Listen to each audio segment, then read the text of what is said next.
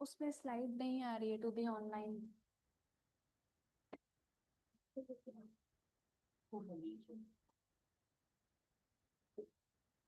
भैया स्लाइड आ नहीं रही है आपके ऑनलाइन उसमें, जल्दी आइए। हाँ हाँ हाँ, एम एम NBV हॉल, अभी आप गए हो यहाँ से, जल्दी आइए। हाँ हेलो। हाँ अभी इंट्रोड्यूस करके उनको चेयर यहाँ पे बुलाए थे पहली बात तो हाँ। अब उनको इंट्रोड्यूस करो और उनको बुलाओ और डॉक्टर थॉमस को बुलाओ। डॉक्टर थॉमस को डॉक्टर और रिक्वेस्ट डॉक्टर थॉमस को काम पसंद तो ये अभी सीक्वेंस सुन लो। पहले इंट्रोड्यूस करो, फिर इनको फैसिलिटेट करने के लिए डॉक्टर थॉमस को बुलाओ, संपूर्ण फैसिलिटेट करने के लिए मुझे बुला देखिए दोनों लोग यहाँ बैठ जाए, फिर प्रेजेंटेशन शुरू। That is the sequence. ये तो हम लोग देख लेंगे। Good morning all. आप तो बायोग्राफ के बारे में बता रहे हो, तो वो हमारे वो आ रहे हैं तो पार्टिसिपेंट को आप सिलेक्ट करके प्रॉपर ठीक, thank you. Okay, once again, good morning, everybody. I warmly welcome all of you for the scientific paper presentation session as a part of this conference.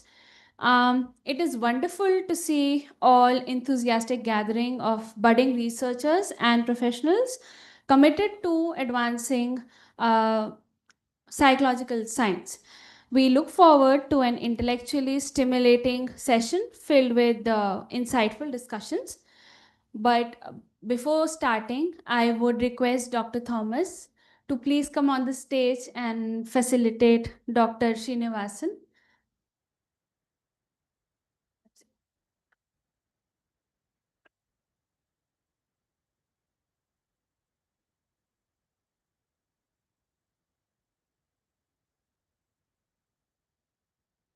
And I would request Dr. Rashmi ma'am to please come and facilitate Sampurna ma'am.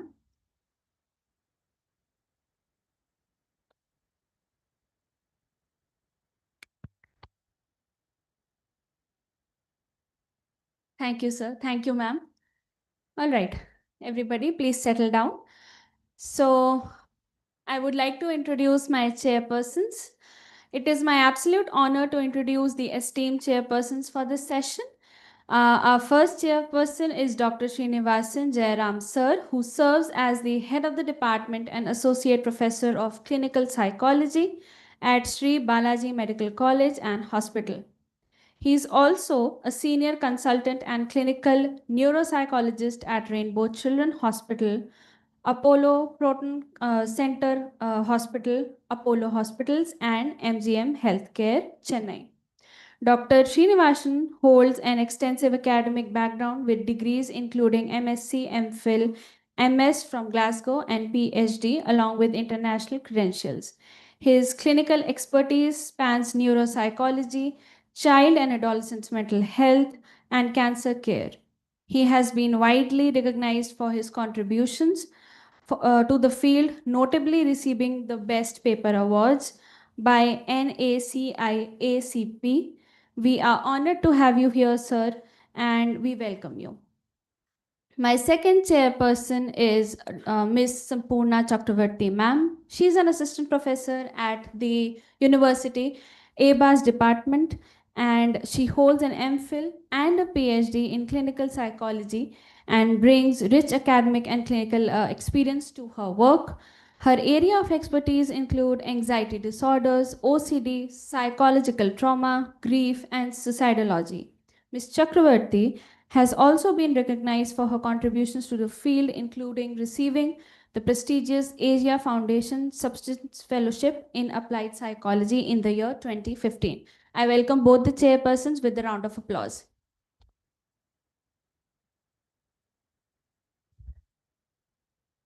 So now I would like to call upon the presenters on this stage.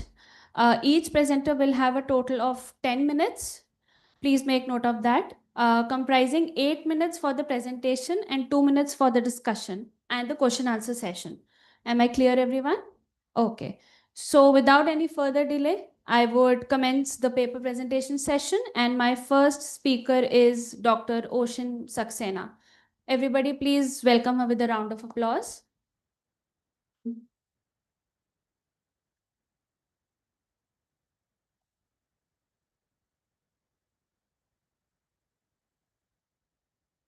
Ocean Saxena. So, yeah.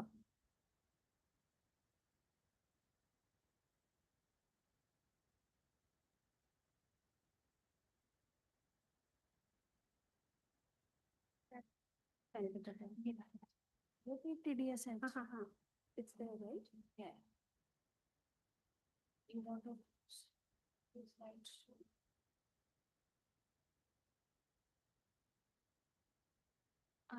should we- इसको download करके run करेंगे.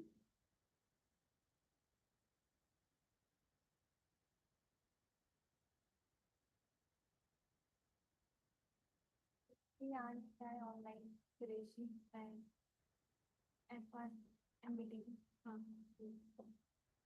Okay, he's here. कौन सा एक एक लग ऊपर पता चलता है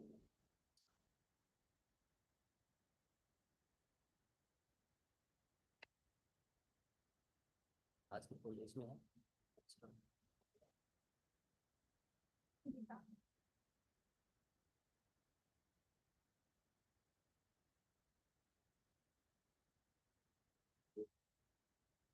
आज से शेयर करना है इसमें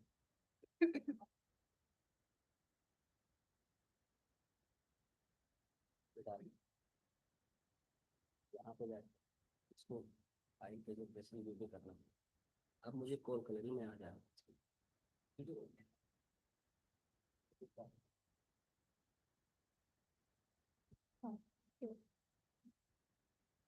Good morning, everyone. I hope I'm audible. My name is Dr. Oshin Saxena, and today I'll be representing a research project that's happening at AIMS, New Delhi. The title of the paper today that I'll be presenting is Clinical Indicators of Risk-Taking and Self-Harm Behavior Among School-Going Adolescents with a History of Trauma in Crime Zones in Delhi NCR, Findings from Draw a Person Test. So it's a long title, but I'll break it down.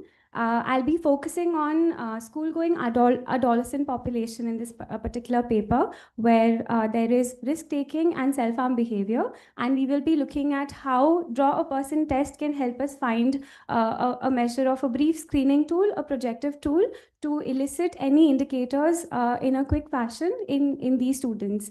Now, we're familiar with what risk-taking behavior is. It's any behavior that can cause a risk of harm or any kind of an injury to the person engaging in it or anybody else, including substance use and self-harm behaviors or any other high-risk behaviors.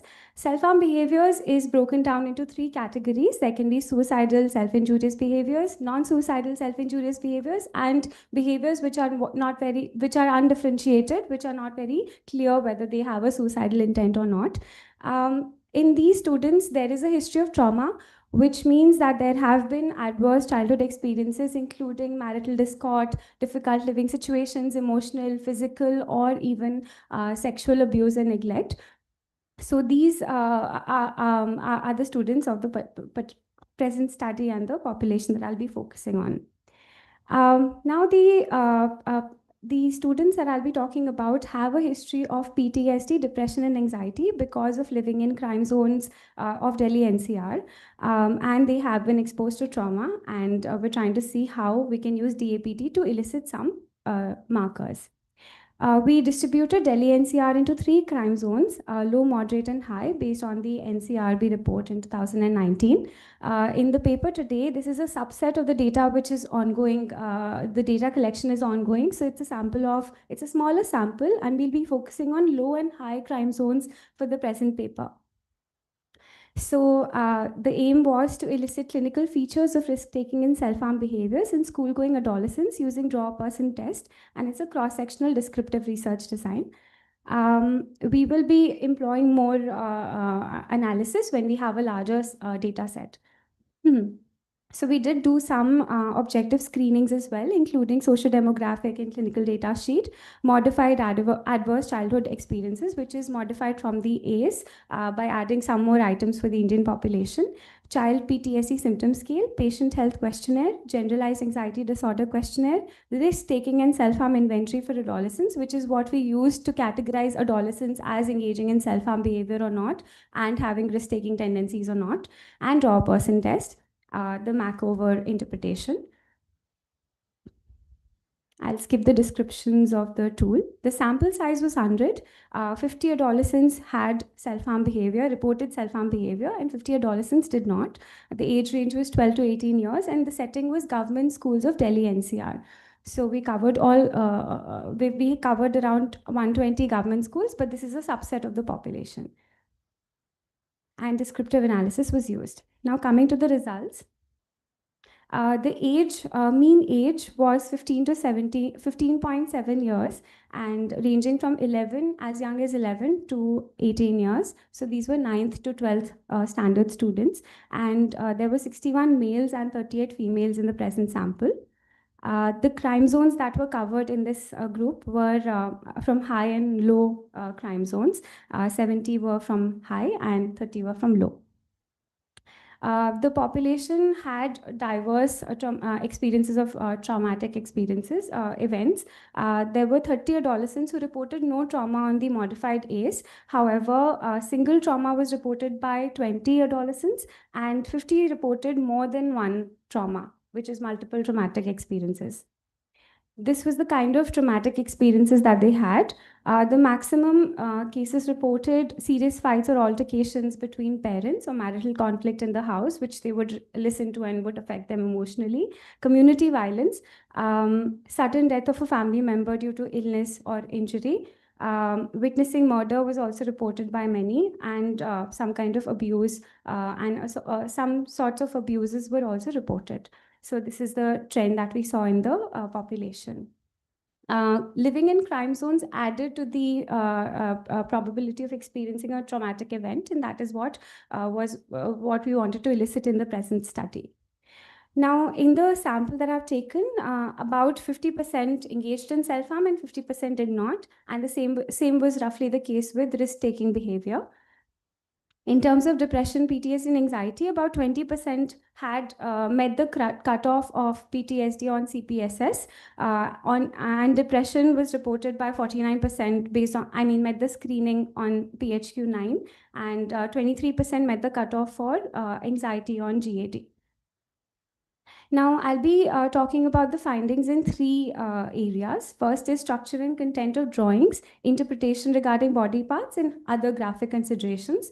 So the first kind of findings that we had, we saw that, so I used descriptive analysis in using pivot tables on Excel, and I'll be doing further analysis. We'll be doing further analysis subsequently. But when we talked about the size of the figure, most of the adolescents who had reported a history of self-harm or risk-taking behavior drew a very tiny figure. And there were some adolescents who also drew large drawings.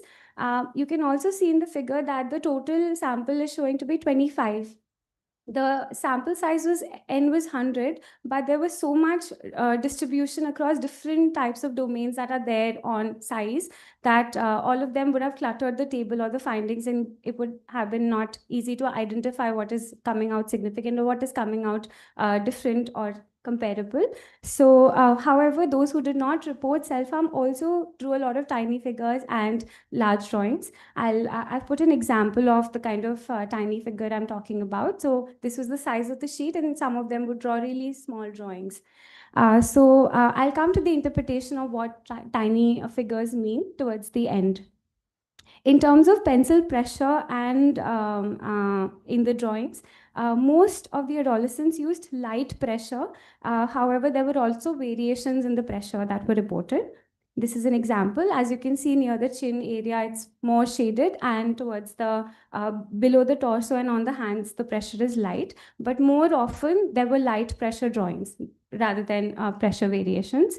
In terms of stroke and line quality, most of them drew short strokes, and some of them also drew straight or uninterrupted strokes. The short strokes were significantly more in those with a history of self-harm and risk-taking behavior. Short strokes indicate anxiety. So this is what we saw in the population who reported self-harm behavior. In terms of distortions, also, there were more distortions in the figures drawn by those with a history of self-harm. This is one example. So the figure is visibly distorted, the hands and the size and the proportions. In terms of ears, a lot of them omitted the ears, but this was also seen in those without a history of self-harm. This is an example. In terms of detailing, how much details would they go into in the figure in terms of the clothing or the body parts or accessories? There were a lack of details in the drawings made by those with self-harm, a history of self-harm. However, in some cases, excessive detailing were also seen, which may indicate perfectionistic tendencies or detail orientation in adolescents who have self-harm behavior. So these are two opposite examples: a lack of detail and excessive details. Both students had a history of self-harm. So there can be a lot of variation, which tells us how diverse the population is who engage in self-harm. It's a very diverse, multifaceted presentation. In terms of shoulders, most of them drew tiny shoulders or absent shoulders. This is an example. Shoulders are not very visible here. In terms of arms, a lot of them had outstretched arms, but more often they would be pressed tightly to the side, which would mean a hesitation in reaching out for social contact, like this.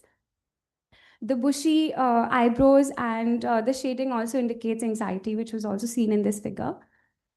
In terms of hands, there were dim or omitted or small hands. You can also see there are teeth.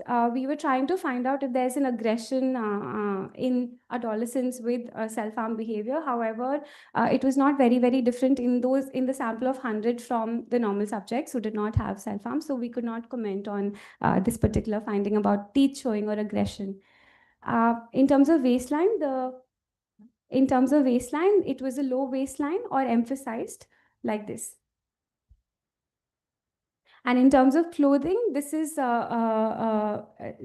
in subjects who did not have self-harm, did more accessories and drawing of headgear, like this. So this child did not have a history of self-harm, which was not seen in cases who did have reported self-harm. And buttons were emphasized, detailed clothing sometimes. And in terms of age or the theme of the figure, more of them drew an older figure, which means that they were striving for some stability, some control, some support, and striving for maturity and control. So most of them draw older figures, but some population, like I've shown in the figure, also drew an older person, a younger person. So that is kind of what we found. So in terms of size, we see that feelings of inadequacy, low self-esteem, and withdrawal is seen. Pencil pressure indicates feelings of depressive features. Strokes indicate impulsive behavior. Distortions indicate conflict or anxiety. Shoulders indicate inferiority feelings. Arms, the kind of findings we had indicate difficulty in social contact, fear of aggressive, impulsive. Then hands indicate feelings of insecurity and helplessness. Waistline indicates sexual concern or conflict. Buttons indicate dependency, immaturity, or inadequacy. And age or theme of the figure shows striving for maturity or control. So there were markers of impulsivity, markers of inadequacy, dependency, features of depression, anxiety, and conflict, interpersonal difficulties, and desire for control. So if we consolidate all of these findings, we see that these are the domains of findings that we found on these drawings, which is also which corresponds to a lot of theories of self-harm behavior and risk-taking behavior, which indicate that interpersonal difficulties or wanting to regulate one's emotions or wanting to express oneself or dealing with feelings of depression and anxiety can result in self-harm and can be a function of self-harm. And these individuals are trying to strive for control over their lives and their emotions. So this is what the overall finding was. Thank you.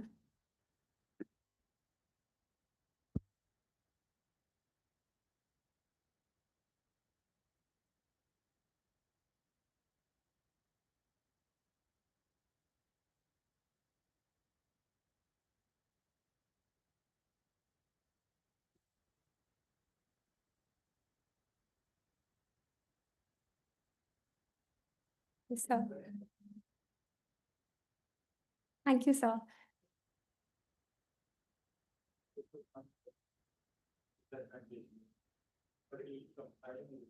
Mhm.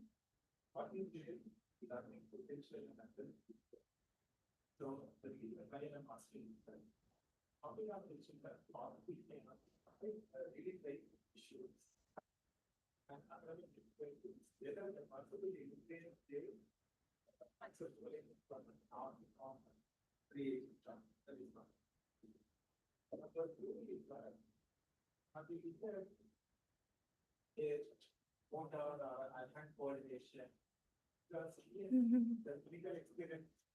See is that many children without any psychopathology, the drawings will be little inadequate. No, Hmm. this limitation will always be there. How do you address these two? Study wise, it's really good, And third point is that how confident you would be if you were to do the reassessment, the same findings will come. So that one of the biggest challenge with the projective techniques is their stability, right? These are the three things I would like to learn from your experience. Thank you. Thank you, sir. Those are very, very relevant questions to kind of bring out something that is useful from the study. So, the first question about academics, they did report a lot of academic difficulties in terms of concentration, not feeling motivated to study. The major issue is that they had a lot of practical challenges and constraints in their lives, and a lot of times they had to also fend for the family in terms of finances. So, they would be working at a stall, a vegetable stall, and then coming to school. So, it significantly impacted their studies, not just their emotional difficulties, but their financial and their current psychosocial stressors that they were undergoing. So studies did come low on the priority. So there were difficulties and other challenges to address that. The second question about hand-eye motor coordination, that is something that we did not really study in the, establish in the present study, but that's a very, very good observation and comment, and we will try to see what we can add from or understand from literature, if not do in the study. And the third point was about, right. Hmm. I think that's also a very relevant point. I'm sure there might be a lot of differences. In fact, when the findings are presented and the interpretation I've been doing for so many days, there's a difference there because the most striking features I remember from my memory were hollow eyes, dot eyes, or pointed nose, but it didn't come in the tables because it was also reported by subjects without a history of self-harm and risk-taking behavior. So it is possible that a lot of features that indicate anxiety are also present in normal subjects and not present here, or vice versa. So I think I'll have to give it a thought of how we can address that question of valid findings and the consistency actually by maybe repeat measures and corroborating with objective measures. So we have some objective measures and maybe corroborating with that would help. Yeah. Thank you, sir. Thank you.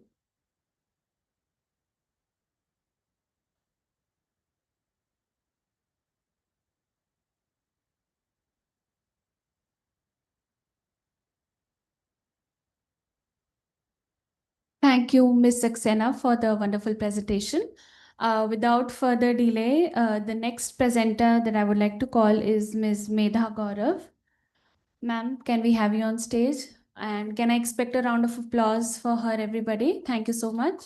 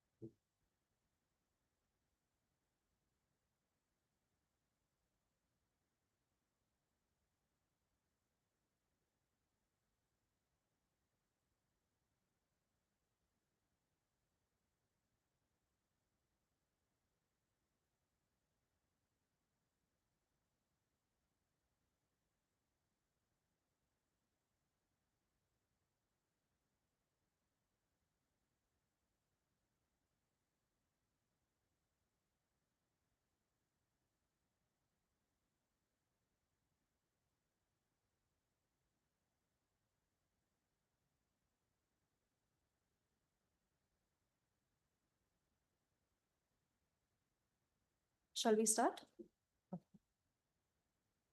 Good morning, everyone.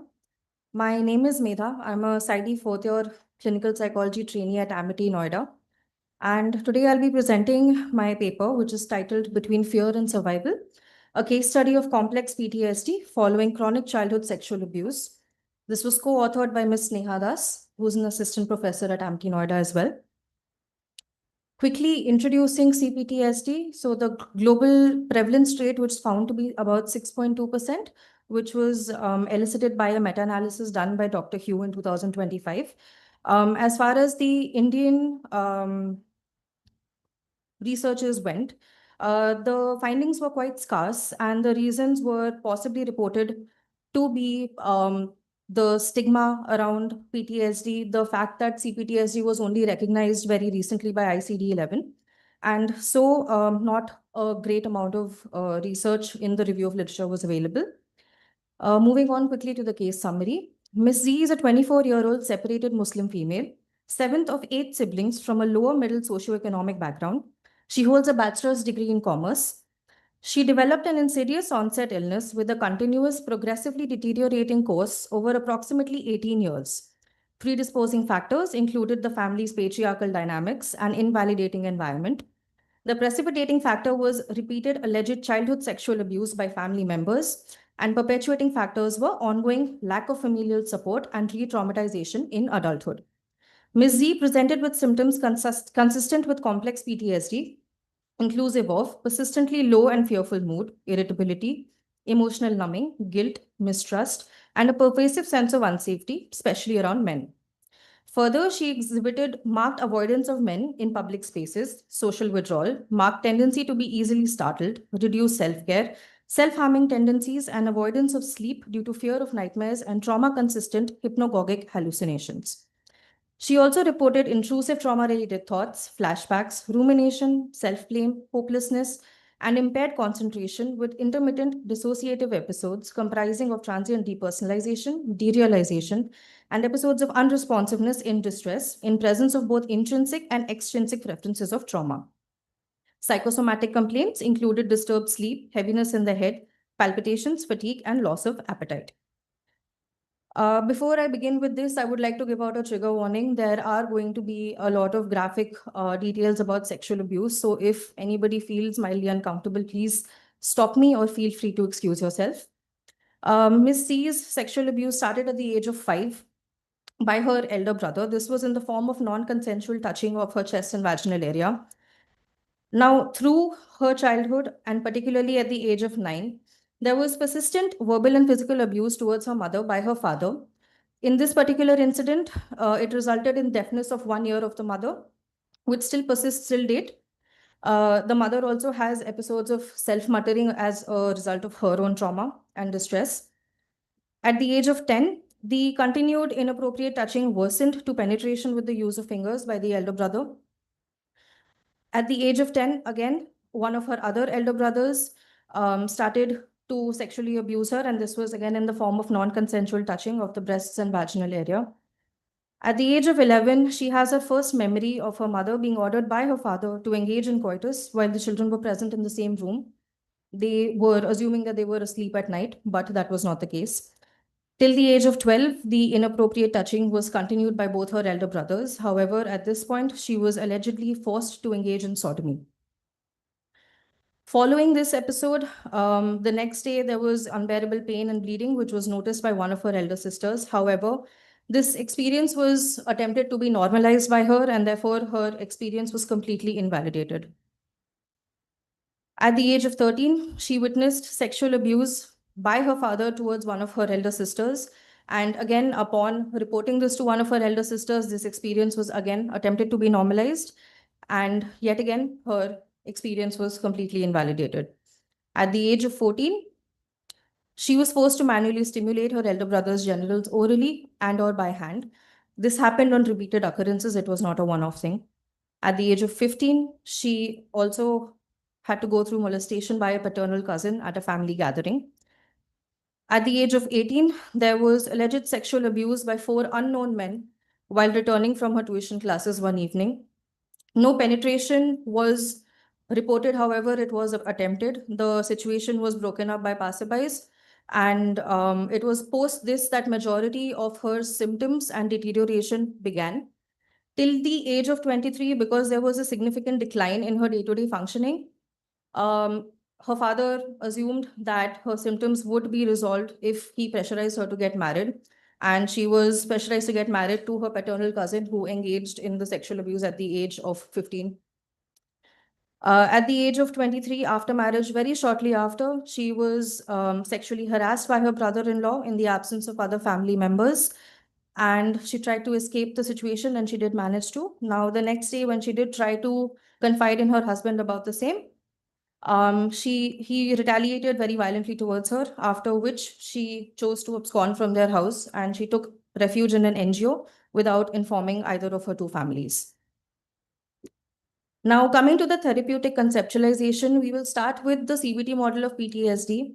However, when we try to convert this and take into account the complex and persistent trauma aspects, you will see the changes of each section as they go ahead. So, chronic interpersonal developmental trauma, in a completely invalidating, unsafe environment, the cognitive processing becomes quite fragmented. The nature of the trauma memory remains sensory, quite emotion driven. And global shame based self critical beliefs are formed, such as I am unsafe, I am unworthy, I am to blame. And they're not just fear appraisals. Now, the threat stays to be persistent and not just current.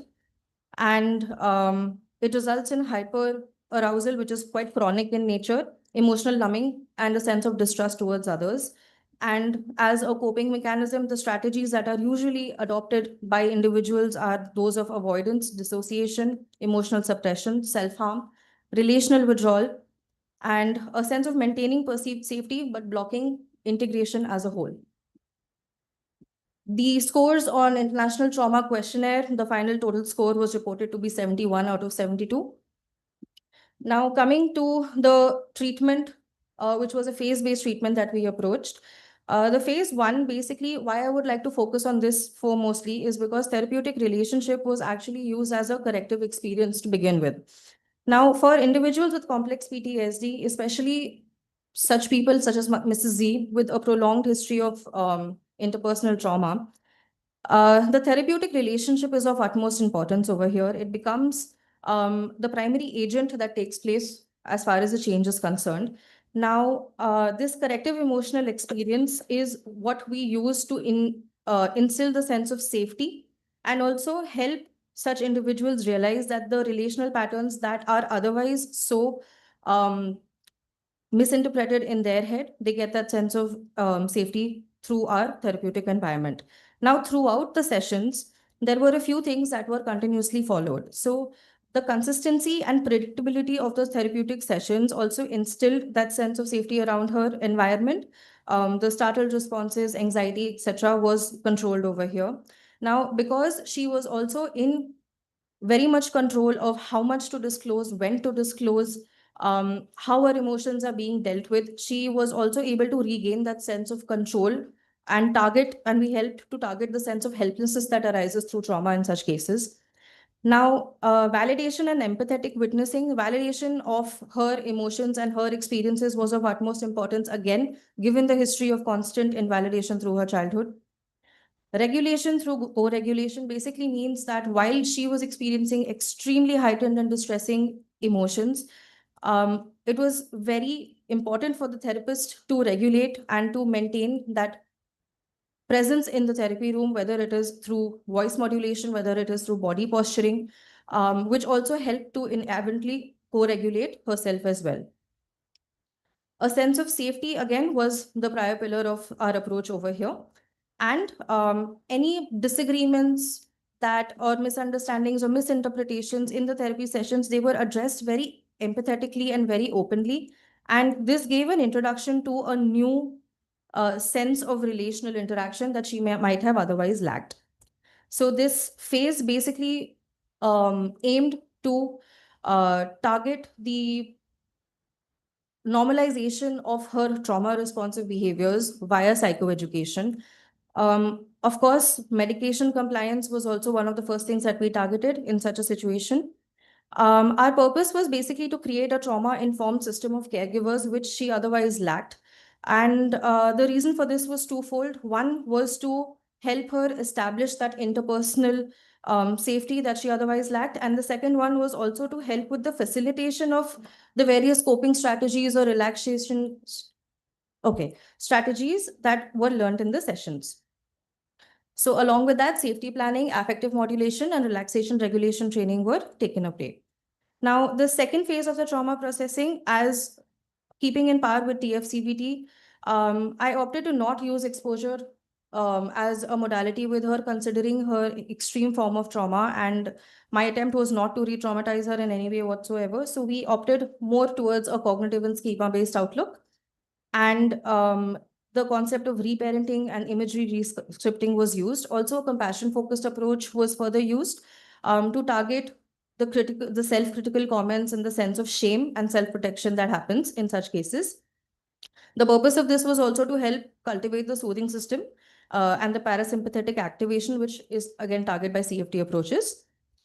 Now, the third part, which is planned for the future, would basically include reintegrating parts of self, attachment repair, and relapse prevention and maintenance. These were the BDI and International Trauma Questionnaire scores across the 3 time points: pre-phase 1, pre-phase 2, and pre-phase 3. As you can see, there is a significant decline. Now, coming to the challenges that I faced personally while taking care or handling such a case, the first and foremost difficulty was that of countertransference. It is incredibly difficult, but perfectly natural to have feelings of protectiveness, anger, or rescuing impulses in such a case. And how do you target that? It was targeted by ongoing supervision, a lot of mindfulness regulation. The second most important aspect that was experienced was that of compassion fatigue. A lot of emotional fatigue or secondary distress was also experienced by the therapist in itself. And again, self-care, peer consultation, supervision was used to target that. Emotional regulation, not just for the client, but also for the therapist, like I said previously, helps engage in that co-regulation aspect in the part of therapy as well. And again, through grounding, pacing, it is all that was achieved. Now, addressing the concept of validation is a little challenging because while we don't want to perpetuate her avoidance behaviors, but at the same time, in perfectly balanced way, incorporate a sense of independence in her. This was quite a challenge for me, but it was targeted with quite, a lot of effort with the help of supervision again. And there was quite a dialectical stance that was needed to be taken in this case. Now, in such cases, what happens with clients is usually that there is a sense of dependency that comes upon the therapist, and that also had to be balanced so that there was a sense of independence which was instilled in her. And during episodes of dissociation, of course, the therapist, I was left feeling quite helpless, and there was that instant rescuing impulse that came in me. But it was very important to maintain and hold my presence and help her through processing her emotions and not just jump at it. Thank you. Any questions? Yeah. Yes.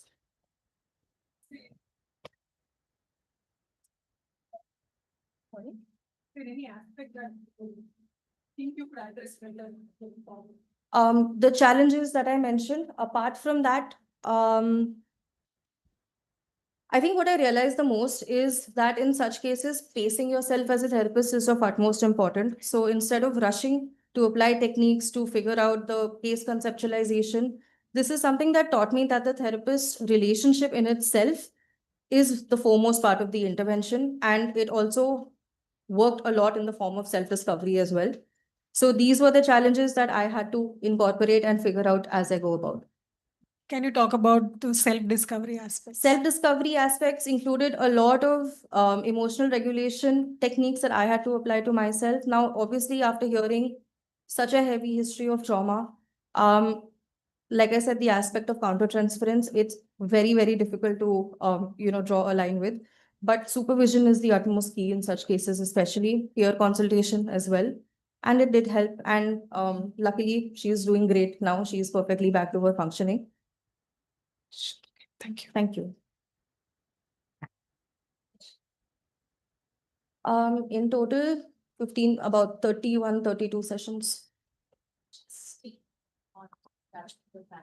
No, she's not. She does get frequent calls from them, which happen to kind of work as triggers for her symptoms as well. But we have worked on that in the maintenance part as well as a part of the relapse prevention plan. She was on medications in the first phase, second phase as well. Initially, the medical compliance was quite poor. The medications were not as effective as well, but there were a few other consultations that happened, and she is not on medications anymore.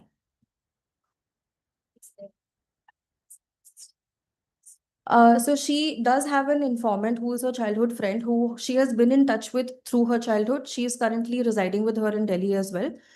She herself has a history of sexual abuse from her parents, so they kind of worked as co-therapists for each other.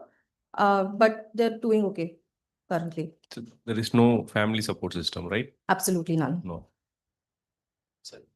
I just ask all my appreciation for presenting such a complex case. My observations are at two level. One is methodological, the other one is therapy related. Yes, You can choose what to answer, what Sure. not to answer. sure, sir.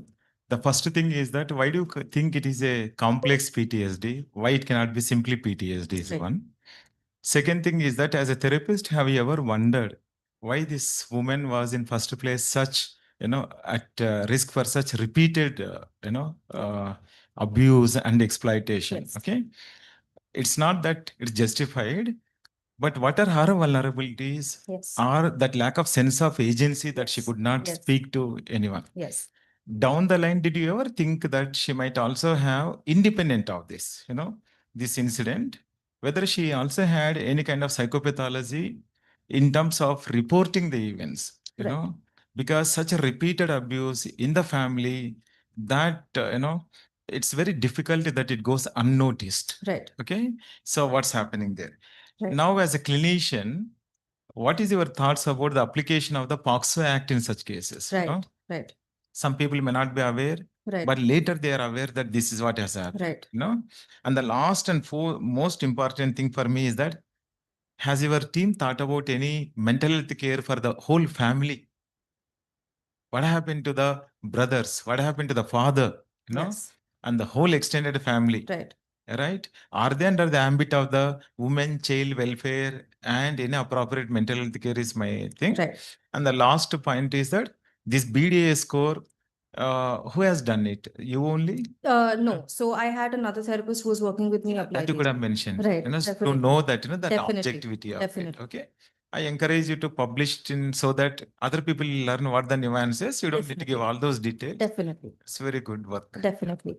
To address your points, the first one is basically why it would not qualify as a PTSD case. There are a few aspects of that. Number one would be the repeated nature of the ongoing trauma, the intensity of it as well. And this inadvertently results in a lot of emotional dysregulation and a disorientation of a sense of self, which is what we classify under complex PTSD as of now. How it is differentiated from PTSD is also key in addressing the management of such cases. So what you would ideally apply in PTSD may or may not apply to such cases. Like I mentioned, TFCBT does incorporate exposure techniques, but in this case, I feel that it would have completely caused her re-traumatization to begin with. Secondly, her own pathologies. So yes, while she was reporting her traumas, thankfully an informant was present. I was able to corroborate all of the information. Her own vulnerabilities kind of really did stem from the lack of familial support. It did not go unnoticed. It was very much noticed. However, the family members did not speak up. They chose to not speak up. After a lot of sessions, I did discover that the upbringing or the ideologies of the families were such where the women were not encouraged to speak up. And even if they were speaking up, as in the case of Miss C, her experiences were very much attempted to be normalized. They said that it's an everyday happening and this is something that you must endure. And as a child who's growing up, as a girl who's growing up, such learnings, when they're embedded into your head, definitely take the form of some or the other psychopathology in adulthood for sure, which are also going to be targeted, keeping a trauma lens in our approach as well. What was your third point, sir? Right, right. So naturally, the part of the clinical setup, our first and foremost approach is to ensure safety and get in touch with the family. In this case, it was not an option. And again, because of the re traumatization, every time the mention of the family would come up, she would go into dissociation completely. Her family members were also not very keen on maintaining contact or concerned rather about her well being. They were quite adamant about the societal norms and the public image that persisted about them. So, any which way, the steps that she chose to take to ensure her safety, they were not very happy about it. So it's on the surface level, no, on the surface level, it's very ideal and appropriate to involve family members, especially in such setups. Realistically, though, I would struggle to understand how possible it actually is, considering the victims in such cases.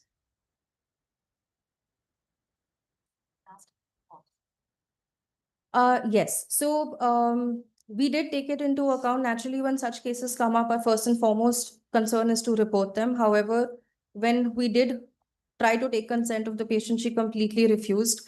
And actually, she was not willing to come for treatment in itself because of the fear of having to revisit her trauma.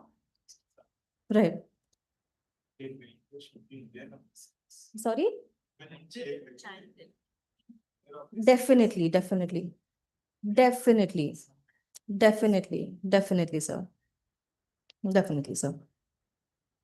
Any other psychopathologists are asked, like, Apart from these mentioned, no. you've done a comprehensive.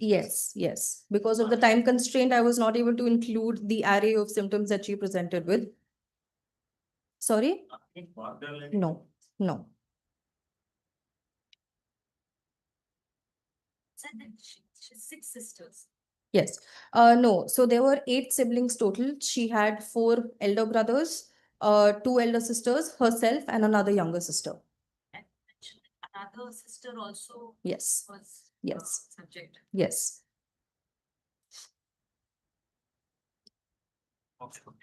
Next question. Thank you.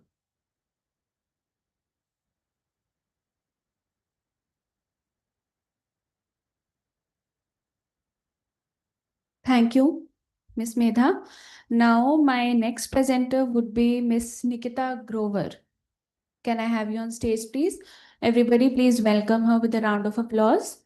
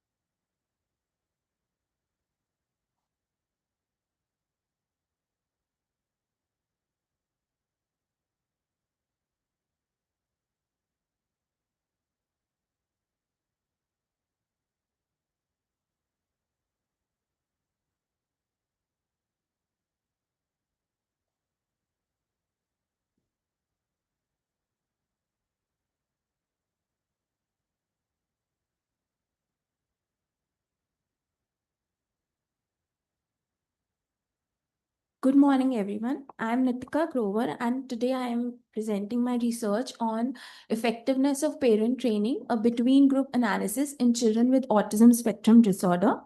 This study was conducted to explore how empowering parents can significantly improve developmental outcomes in children with autism spectrum. So I'm doing my PhD, and this is some small part of it.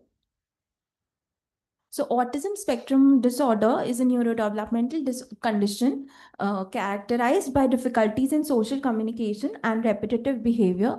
Since the prevalence of autism is increasing at a rapid rate, therapy based intervention are effective, and access is often limited due to cost, therapist availability, and geographical barriers, particularly in India. So, parent mediated intervention has emerged as a sustainable model where parents are trained to apply therapeutic techniques in everyday situation, thereby promoting continuous education for the children.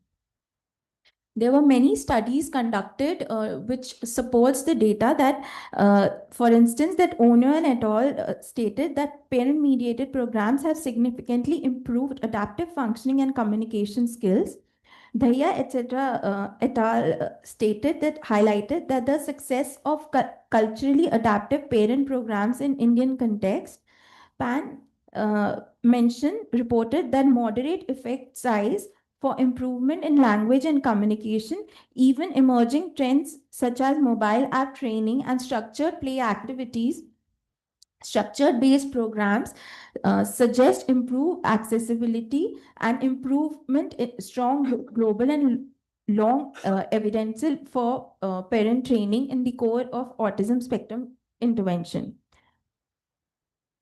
The major aim of the study was to evaluate the effectiveness of parent training by comparing developmental outcomes between children with autism spectrum disorders whose parents received training and those who did not. The main objective was to evaluate the overall developmental progress of children with autism spectrum disorder following parent mediated therapy. Methodology. The study followed pre-test and post-test design with convenient sampling by using standardized tools, that is ESA, VSMS, DST, and CARS-2. There was a sample of 50 children which were taken between the age of 4 to 8 years, and there were 25 children who were parents of which were trained and 25 children whose parents were not trained. There were 32 sessions which were conducted for 45 minutes to 60 minutes each, and the data was collected from Delhi NCR region.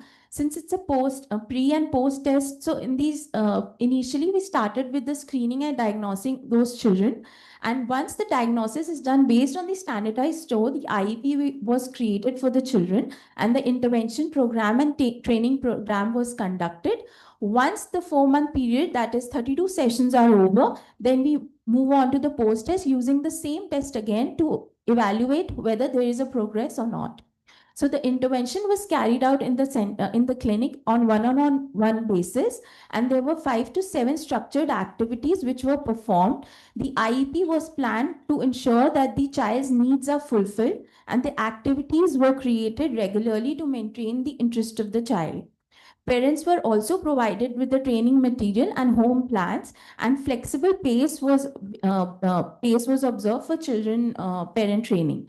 There was a particular structure which was followed for the training of the parents. That is, in the session 1 and 2, they were trained. They were informed about the educating about them about the autism, and there was a pre-test which was conducted in session 3. From session 3 to 7, training was given on communication and language. Session 8 to 12, training was given on cognition. In session 13 to 17, it was more on motor skills. 18 and 22, it was mainly on self-help skills. 23 and 27 till 27, social, emotional, and behavioral skills. 28 to 31, academic skills, and 32, post-test assessment was done. While the structure for training was followed, one-on-one therapy session was given to the child in presence of the parent. Okay.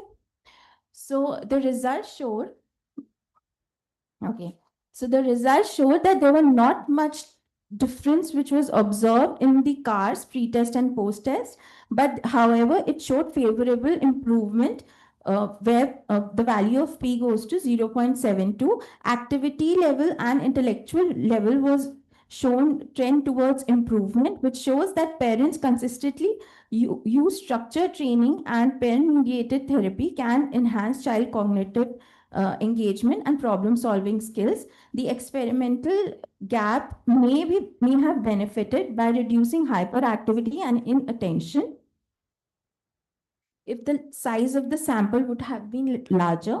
There was significant improvement which was seen in the total score of ESA.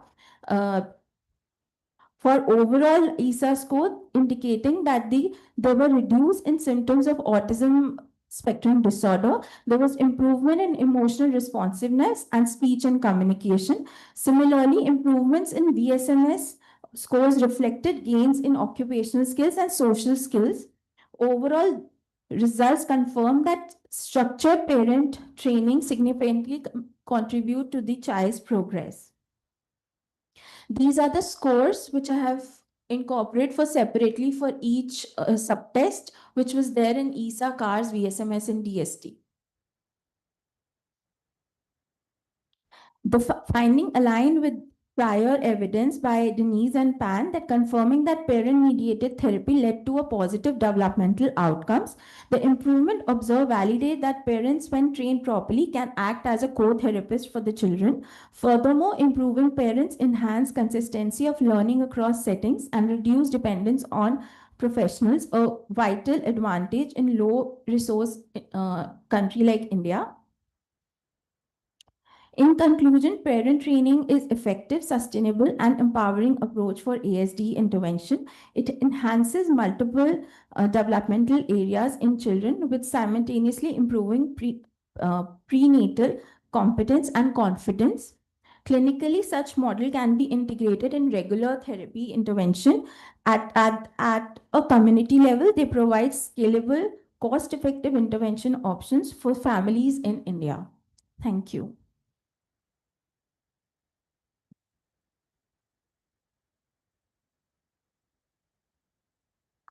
Any question?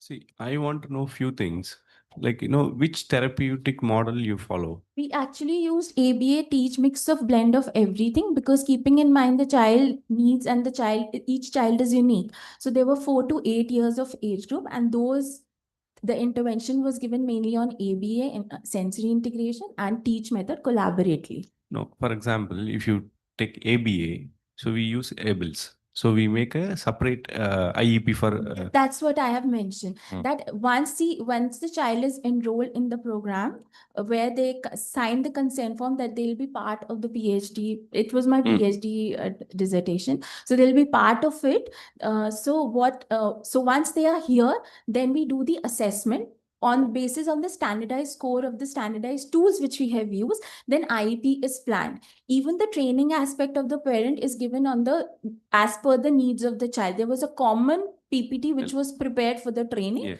and IEP is planned as per the requirements and the needs of the child based on the assessment and the standard score. Based on the VSMS. Yes, based on ESA and VSMS DST. Yes.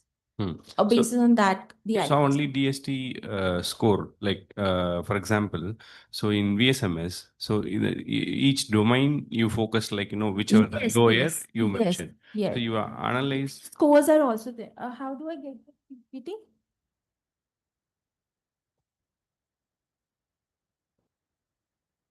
Yes. So here. Like in cars, all the subcategories have been included. Then on ESA, all of it, and then VSMS and DST we included. So you said in cars, the intellectual response activity level and intellectual level they were not very high, but there shows positive trend. It's not something because the data size is just 50. What about the VSMS score? VSMS score, again, the occupational skills improve and communication and occupational and ADL. Occupational skills.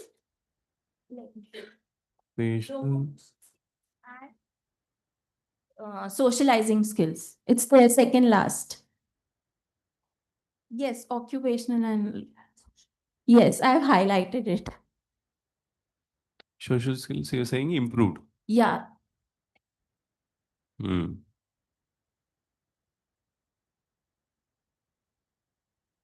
And this was cars. So this is basically a between group analysis, the paper that we have used. Yeah. So it's socialization based, but while in ESA, that's not the. No, but in cars, there were positive level on activity level and intellectual responses.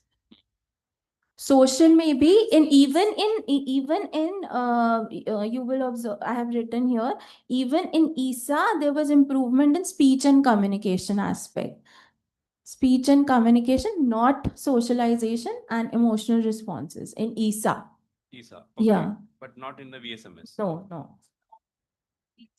Different. Different, yes, because the question, yes, the way each test is designed, the questions are different. So not, but they are showing towards the slight positive trend. Again, for all of this, there were only 50 children for ASD. So if the data would have been higher, it would have been much better. Different areas, how do you explain that? Different areas and different scales are showing different. Different scales is showing. See, autism, ASD was ESA was only typically for autism, and social maturity for social maturity is VSMS. So all the question and areas were different for each. No. See, what she's I did asking. not get. No, what she's asking is, so even socialization in VSMS, socialization in cars and ESA as well. But for example, if you show improvement, you have to show in VSMS, show in cars, show in. That's the score we have That got is what. based on the questions. That's what which we were asked. there. Yeah, based on the question on each test. Is there any rational Rational explanation you can give for how different to subdomains or aspects of these different scales are shown? Yes, no? I mean, it's not a same parity. Yeah. In particular area, there's Slide test, yes. in one, it's an activity level. Another, there's social level. Social level.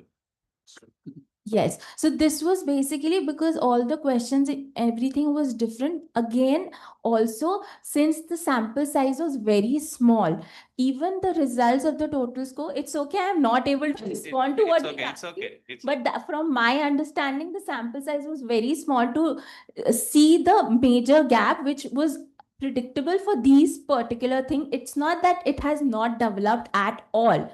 There were positive trends towards it, but again, because the sample size was less, it did not show a very visually easy to identify those aspects. So I want to make one suggestion. Like, what my ideology is, like, you put all the, like, categories in common. Socialization in ESA, this, Yes. cars, Yes. everything put, and then you track of it. Yes. Then it's very easy. Also, like, instead of using DST, you may think about GCPS. We have Okay. subdomains. Like, Okay. till you can compare with VSMS and this scores, like, Honestly how. speaking, for the paper, my research thesis has one more test in it. But for the paper, I have used only these four. There were one more which the data I have not mentioned. That is basically based on the skill and the age of the child that was developed, the questionnaire. And all these forms are filled by the parents and the RCI recognized therapist, not me, but some other therapist. So those forms, because the data, my thesis is huge. It's based on communication, social readiness, emotion, cognitive, all the aspects. So the scale is vast, wherein these aspects were more depicted compared to what has been used for this particular paper only. Yeah.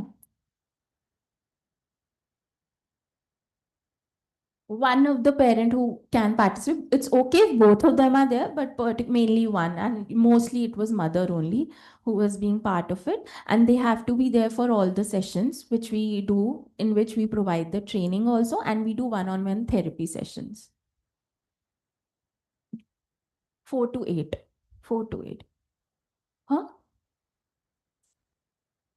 4, 5, majorly those aspects towards the lower end, yes. Mm. Yes.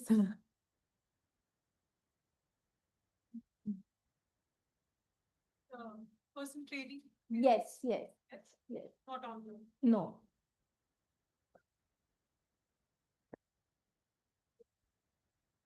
Is not mentioned, speak after the chairperson, with your permission. I really appreciate your passion, the way you are, speaking about your study. Keep it up. Now, that's a very valid point. What they've asked is that why the same domains across the scales are not giving you the consistent result. Your answer also, I agree. Items are different. Okay. Perhaps you can look at the item loading and see. That is one. Sample size, please, all the scholars, young researchers, don't say sample size is small, so this is like that. Then why the other results Are were there, then yes. good? Right? The Yes. same rule should I apply. Don't go there at all. You have given a package of intervention. These are the results. And one of the things that one could have done before is that whether when we talk about the construct validity, what we call is that, are they measuring the same construct? Though the name may be the same, socialization across the same thing. Is it the same construct? They are Yes. different constructs. That's what the chairpersons are Yes. hinting at you. And more valid things from methodology point, I would be interested, Nikita, that you provide details is that what about the comorbidity in them? This population, Yes. ADHD, Actually, don't have to answer me. Their IQ levels, comorbidity, communication levels, parental education, their ability to take this training from you, go back and implement Yes, it, yes. and then the fidelity of the training, like, what they have learned from you, how consistently they were able to Yes. give that. Yes. And between them, how many parents, because your age group is 4 to 8. Yes. So naturally, these parents would have already received some kind of Yes, training, some yes, familiarity. So what yes. is the effect of that on this one? Yes. And second thing is that, very interestingly, you should have highlighted, see, cars per se, you did not see any change. Hmm. Because psychopathology, autism is a permanent condition, Hmm. it will not Not change. Okay. Then ESA is changing because it is disability, functional impairments. Functional impairments have improved with your intervention. Highlight that point, very confidently. Now, the next thing is that you can control for the age, the level of the training, fidelity, comorbidities, and then see what has been done. If at all I had a choice, I would have gone for, I would not have taken any of these indicators as therapy outcome indicators, because it is difficult to change developmental status, adaptive behavior, because they are all ratio between the age and the ability. So the Yes. constancy will be there across the thing. Yes. That is the reason there is a checklist called autism treatment evaluation checklist, Yes. or your team could have identified something else to I cause the just outcome. would like love Otherwise, to it's a answer. very nice study. Keep it up. No, sir, actually, I would like to answer all of your question. The test which sorry. Okay, thank you.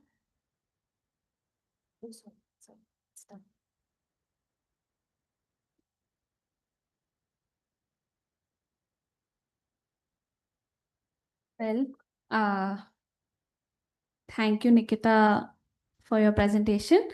Now, my next presenter would be Miss Sneh Doshi. Can I have her on stage, please? A round of applause for her, everybody.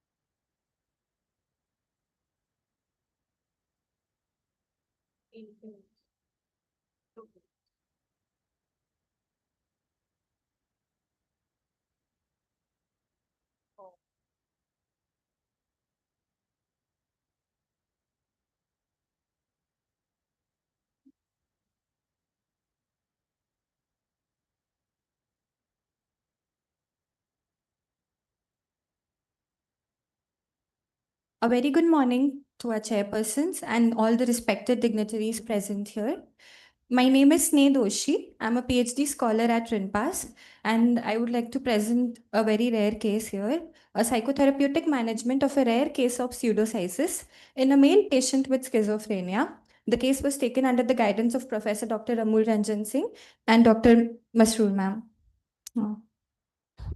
So, what is pseudocyesis? DSM-5 defines it as a false belief of being pregnant that is associated with objective signs, reported symptoms of pregnancy, like abdominal distension, subjective sensations of fetal movement, nausea, breast engorgement and secretions, labor pains, and expected date of delivery. How is it different from delusion of pregnancy? Is that there is an absence of physical signs and symptoms in it.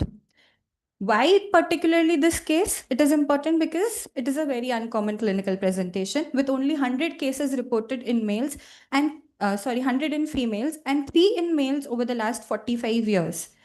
And finding a clinical presentation of a male patient diagnosed with schizophrenia is even more rarer. There is no accepted clinical protocol whatsoever regarding the management of men with pseudocyesis, and the patient we are speaking about here responded to psychotherapeutic treatment.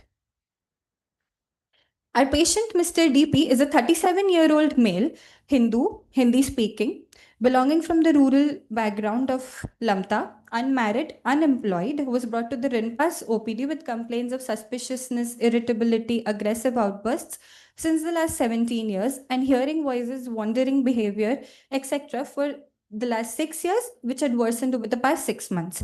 Since January 2024, the patient believes that he's been pregnant with twins since last 2 months and has had complaints of abdominal distension, perceived fetal movements, and perceived breast engorgement. The onset of his illness was insidious, course continuous, and the progress was improving on therapy. To be noted over here is that our patient passed class 10 in his second attempt and class 12 after 5 attempts. He later enrolled in his BSc, but discontinued in his second year due to inclination towards politics. He obtained an ITI certification, but has since remained unemployed due to and has never gained vocational independence due to active psychopathology. What is interesting is that he identifies as both male and female, expressing a desire to marry both a man and a woman. He described occasional cross dressing and enjoys performing female roles in village dramas and temple rituals. Additionally, the patient has an inclination towards dual role transvestism. To form a history, the behavioral disturbances emerged in 2005 to 7 due to repeated failures in class 10 and 12, after which he began wearing saris, performing religious rituals, and there have been multiple episodes where he would wait late into the night to kill his family members, often charging at them with knives and metal rods. In 2019, a very significant event happened after a land dispute with the village head. The patient formed a delusional belief that the village had conspired with the police to seize his property. Here, he started to become suspicious about the fact that his food was being poisoned, etc. He was later admitted at CIP with complaints of decreased sleep, auditory hallucinations, fear of being harmed.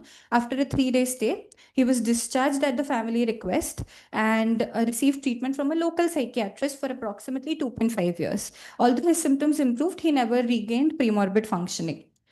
During this period, he also became increasingly inclined towards political activities. Following the derogatory remarks by his brother about his affiliations, his symptoms worsened acutely. Approximately 6 months later, after consulting with the local psychiatrist, he was referred to Rinpas and admitted on 27th March 2023. Since January 2024, the patient started believing that he's pregnant with twins conceived through divine intervention. Predisposing factors include maternal alcohol use and symptoms of psychosis in paternal grandmother. Perpetuating factors including singing, dancing, and cross-dressing in temple rituals and high expressed emotions in the family. Positive findings in MSc, very important, was there was a typical lordotic posture while walking. When inquired, he mentioned that he is pregnant with twins since the last 2 months. Thought content was dominant with delusions of pregnancy, believing a child resides within his womb. He also shows somatic sensations corresponding his delusions like fetal movements, abdominal distension, as mentioned earlier. He sleeps supine, believing this would protect the unborn children. The patient also experiences command hallucinations and extracampine hallucinations. Insight was at grade 1 level. A comprehensive evaluation was conducted encompassing assessment of weight, pulse, blood pressure, fasting blood glucose, HbA1c, fasting lipid profile, serum prolactin levels, thyroid functions, electrolytes, and evaluation of movement disorders. Radiological examinations include CT imaging of the brain and ultrasonography of the abdomen was also taken, all of which revealed unremarkable findings. On psychological test findings on PAN-SS, the patient obtained a score of 40 on positive scale, 17 on negative scale, and 51 on the general psychopathology scale. On draw a person test using the Macover system, we can see that the patient has shrunken ego, a lot of withdrawal tendency, severe pathology, poor judgment, interpersonal maladjustments, sexual insecurity. The female sex has been accorded more social authority, suspiciousness, paranoid tendencies, severe anxiety about sexuality is present, and there are a lot of unsatisfied drives and immaturity in the patient. Moving ahead on MCMI, as per indicated by the validity scales, the profile was valid. He also obtained high scores on paranoid scale and schizotypal scale. On clinical syndromes, high scores were present on thought disorder as well as delusional disorder. On RIBT, Rorschach we can say that the patient has low productivity, impulsivity, poor ego strength, social withdrawal, deterioration in the state of mental health. What is interesting is he rejected card number 4 and card number 6, indicating a conflict with authority figure or traditional male roles, as well as sexual conflict present in the patient. Pharmacological management, tablet risperidone was administered orally, incremental dosage up to 8 mg, which will yield negligible therapeutic benefit. Consequently, a transition was made to amisulpride, which led to therapeutic benefit. The patient currently is on a regimen of amisulpride at 600 mg. The case was conceptualized using the clinical model of schizophrenia by Tyrier. As we can see, there are certain internal biological markers present, like the genetic vulnerability in the patient. There are certain psychological factors, including dual role transvestism and cross-dressing, etc., which were present. There are certain external factors like failing in class 10, class 12, and the land dispute, all of which were a mediating pathway related to the arousal dysregulation and information processing problems, including probabilistic reasoning and source monitoring errors in the patient, which finally led to the positive psychotic symptoms which we see. Upon primary and secondary reappraisal, to give an explanation for it, the short-term consequences were felt, which included the perceived fetal movements, abdominal distension, all of that. 3 sessions were conducted weekly every Monday, Wednesday, and Friday over 2 months, and 2 sessions in the third month with a gap of 15 days in between. All of it included all the assessment and the therapeutic intervention. The techniques, the first was to educate the patient about his family. Elements of the COPSI model was used here. As mentioned over there, the outcome was improved self-understanding and insight in his symptoms. To reduce the degree of conviction and preoccupation with delusional beliefs, to facilitate the patient in designing and carrying out reality experiments, and to collaboratively explore evidence for and against his delusional beliefs. Behavioral experiments were formed and evidence for and against was used. Certain behavioral experiments was, for example, the patient was invited to view the ultrasound reports with a clinical psychologist and psychiatrist. Patient agreed to change the sleeping position. He used to sleep supine, as mentioned earlier. For one night, the therapist encouraged the grandmother. So he had command hallucinations and extra combined hallucinations from his grandmother, and other voices were also present. So the patient was asked to not comply to the voices commanded to him. The patient was also patient identified objective facts that contradict the pregnancy, such as medical tests, etc., encourage cognitive dissonance and gradual insight development in the patient, to challenge the unhelpful and distressing beliefs, reduce perceived power of the voice and automatic obedience, voice profiling, visual analogies of shrinking the voice and growing self, challenging beliefs and dialogue with the voice was used, leading to differentiation between self and the voice, enhanced sense of control, shifting perception from submission to mastery, and decreased automatic obedience in the patient. To enhance awareness and coherence of bodily sensations, body mapping, somatic tracking, etc., was used, leading to a realistic sense of body integration, reduction in physical complaints, such as perceived fetal movements, and enhanced reality orientation. To reduce an hyper reflective stance towards his experience, mindfulness and grounding techniques were employed. To improve the narrative self of the patient, language, ownership, and intentionality exercises were employed, enhancing sense of agency in the patient. And to reduce the auditory hallucinations, somatic complaints, certain culturally adapted techniques were employed. For example, he was asked to wear neutral clothings during temple visit and replace the cross-dressing with devotional singing, temple rituals, or puja ceremonies, enhancing a more emotional and spiritual type of satisfaction without reinforcing imagined pregnancy. And the patient engaged in kirtans, bhajan, etc., all of that, while certain these distraction techniques were used when he was experiencing auditory hallucinations. And for somatic, the patient was referred for daily yoga practice. Medical adherence was poor since cost benefit analysis and scheduled medication routines in part of activity scheduling were incorporated. All planned sessions have been completed. The follow-up was done after 2 months and 4 months. No active psychotic symptoms have been present objectively on the MSc. The case was also referred to a psychiatric social worker for further vocational rehabilitation and community reintegration. As we can see on PAN-SS score, the scores were 40, 17, and 51 in the beginning, which Post intervention was 20, 10, and 30. And in a 2-month follow-up, there was a significant reduction. Again, in a 4-month follow-up, the scores had finally become 10, 8, and 20. A discussion. Consistent with our approach, previous studies have also shown that pseudocyesis often resolves when patients are gently confronted with evidence contradicting their belief of being pregnant. Similarly, as implemented in our case, the following techniques were used to gain control and reduce the influence of command hallucinations. Mindfulness has also been supported by research showing benefits in reducing hyperreflexivity. In line with prior research, intentionality and language ownership exercises have also been used to enhance the patient's sense of agency. Conclusion, the case underscores the importance of culturally sensitive, individualized psychotherapy in managing rare symptom presentations. It further emphasizes the potential of integrative psychological approaches in enhancing insight and promoting recovery in schizophrenia. These are my references. Thank you.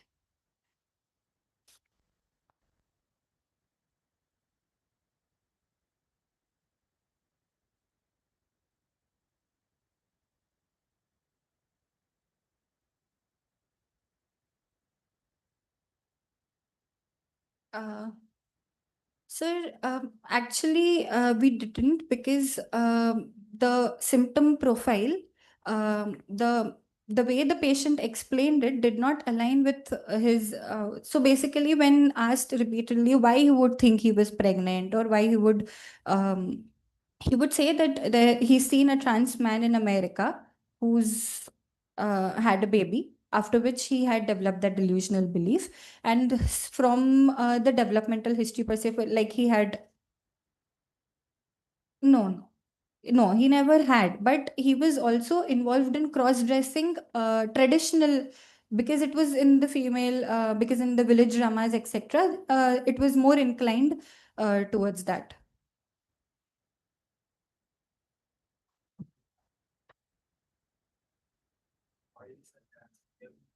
Hmm. Yes, sir, it is culture.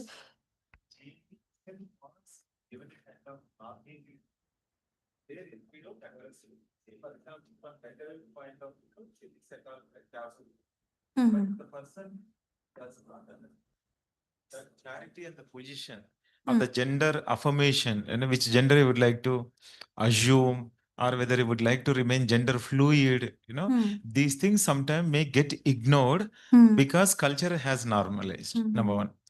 Number two, I also encourage, if this patient is with you, to look at his lived experiences, being in that role, number one. Any kind of trauma, abuse, exploitation, which goes, unspoken. And the third one is that what is his vulnerability again to have either in the area of gender and sexuality, what kind of challenges he may have. Otherwise, I've learned it first time such a word exists and such a kind of novel case. Thank you for that learning. Thank you so much, sir. I'll keep in mind all those and add it.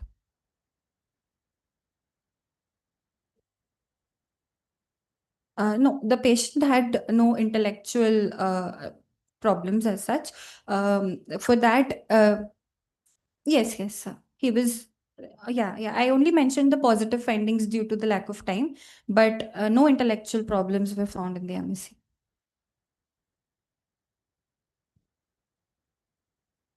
No, sir, only based on MSc. Assessment wasn't done. Okay, sir.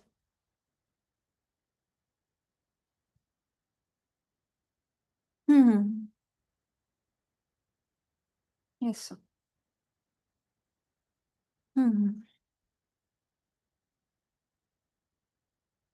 So actually, we also thought of not doing an assessment because the patient was already, he was a BSc honors student in chemistry, and he had left that due to political issues. But before that, yeah, that is also because he had already developed symptoms at that time, thinking that his teachers and his family members were trying to poison him, they wanted to fail him, and all of that had started, because of which he refused going to school again and again. And that is why he kept on failing, which was not clear. Sorry, sir. So that is why we thought that since the patient is already a BSc honors, but as mentioned by you, we would incorporate that. Duration of illness 17 years. It is a very chronic case. Yeah, that is fine. I can incorporate. Thank you, ma'am.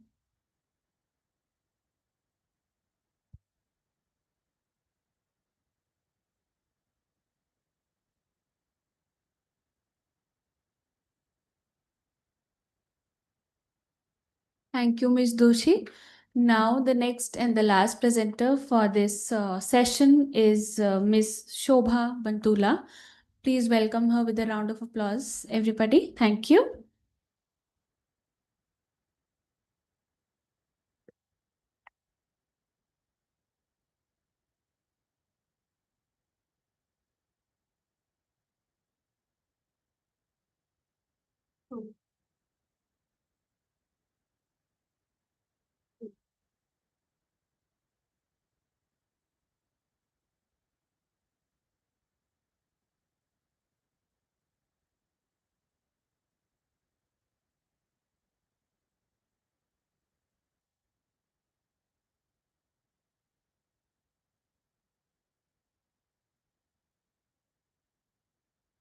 Download, video. Yes.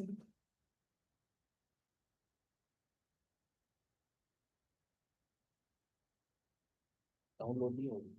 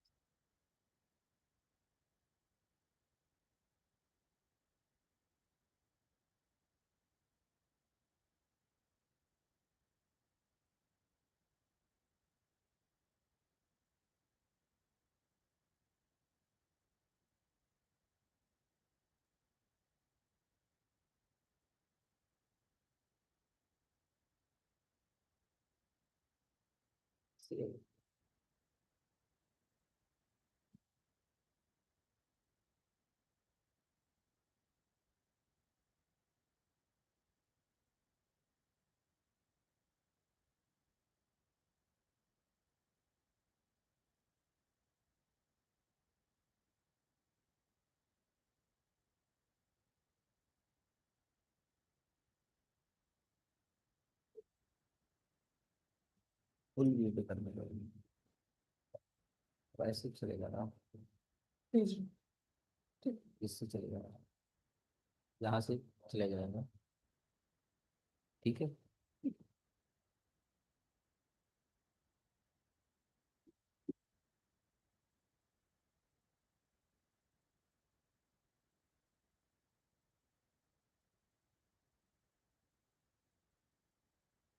Shall I start? Good morning, everyone.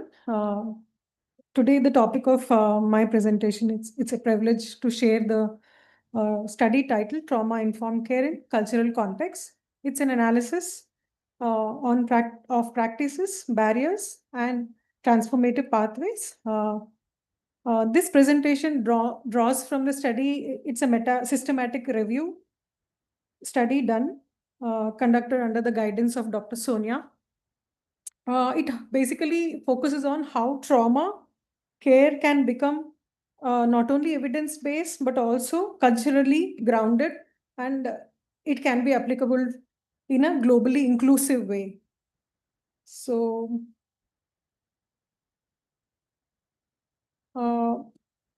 as we all know, post-traumatic stress disorder is a significant, now recognized as a global condition. It's a global mental health challenge, which is cutting across the genders and across all classes and geography, irrespective of geography. But the way it is understood is or expressed is different and varies profoundly across the cultures. Most trauma models were built on the Western, thought, Western settings, and Western thought process has been involved. Yet, in many non-Western societies, that how the trauma is perceived is mostly, but in actuality also it is perceived collectively in other ways. It is sometimes spiritual also, like in our countries. And it is sometimes embodied. Now, hence understanding PTSD through cultural frameworks is essential for developing culturally relevant and effective care. That's the reason for taking up this meta-analysis, so as to make us clear about how does it impact. If it does impact, then what are the factors which are coming as a barriers, and how can we go forward?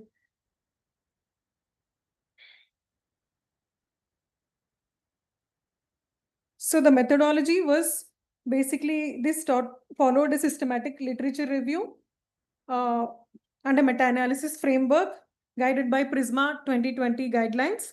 We examined evidence from 2016 to 2025 across 5 databases: PubMed, Embase, PsycInfo, Scopus, and Web of Science, and also reviewed grey literature from WHO and SAMHSA guidelines. Out of 1246 records, after rigorous screening and quality appraisal, 18 studies were identified, together representing 9,860 participants across the 5 continents.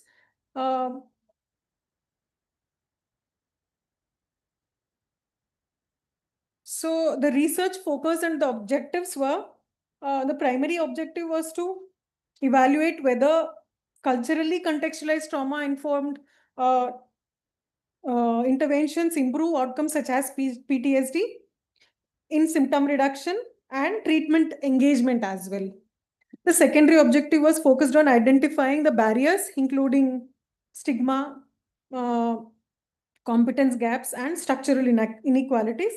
Finally, the tertiary objective was to integrate, to understand, synthesize what kind of emerging approaches are suitable for sustainable recovery. The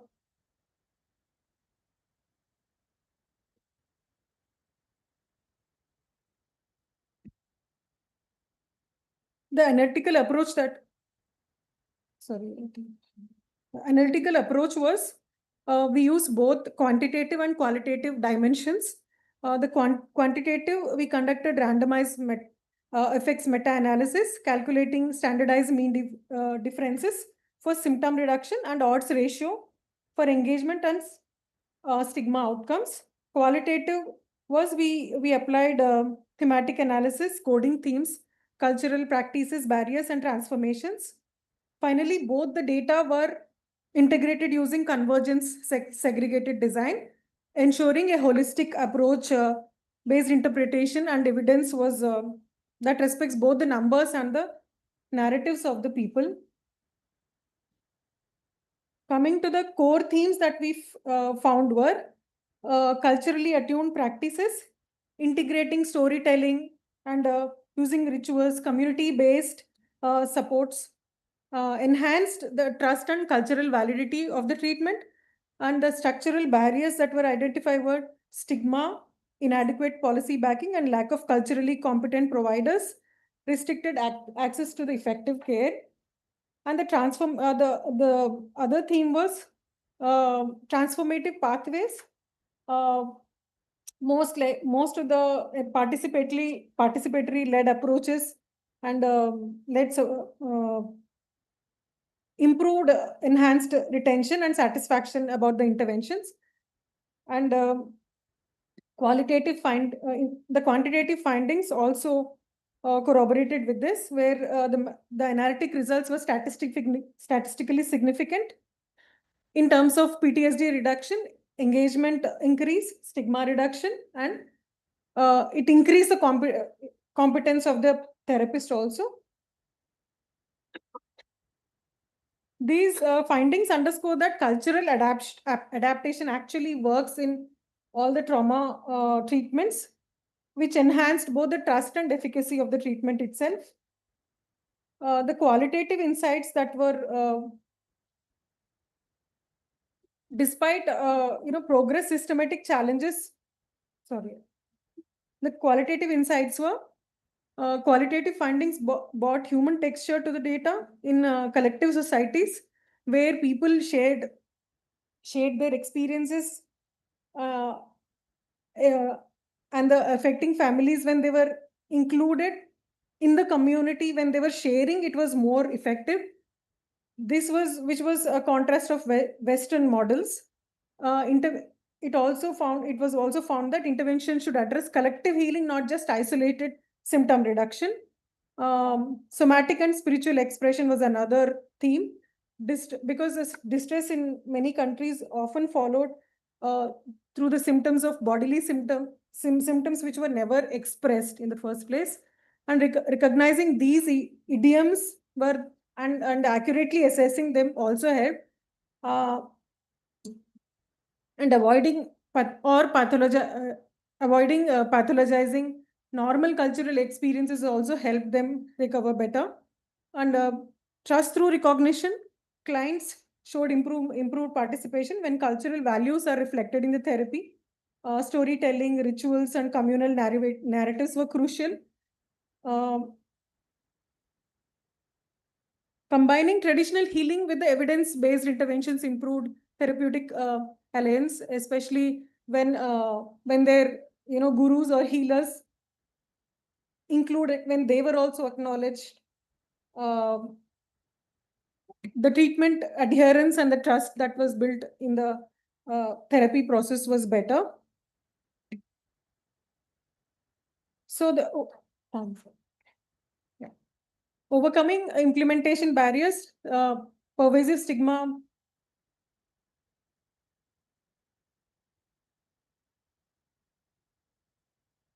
So the barriers were predominantly stigma and shame, provider competence, diagnostic misalignment, and resource constraints. Actionable strategies for equitable mental health was embedding cultural responsiveness in the policy, strengthening workforce capacity, advancing community partnerships, and allocate resources equitably were the actionable strategies. And immediate transformation could be co-designing interventions with communities to ensure cultural validity, and long-term vision could be examining intersectionality and sustainable outcomes. So the key insights were culturally responsive, contextualized trauma-informed care is not peripheral, but very central to the clinical effectiveness and the trust and the sustained recovery. And it has proved in many studies. Um, so these are the references. Thank you. Open to questions.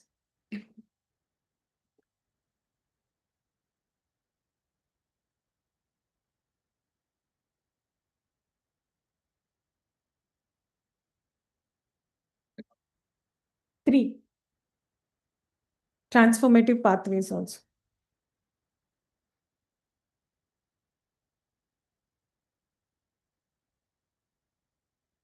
Analyzing what were the practices and what were the barriers coming in the way of delivering.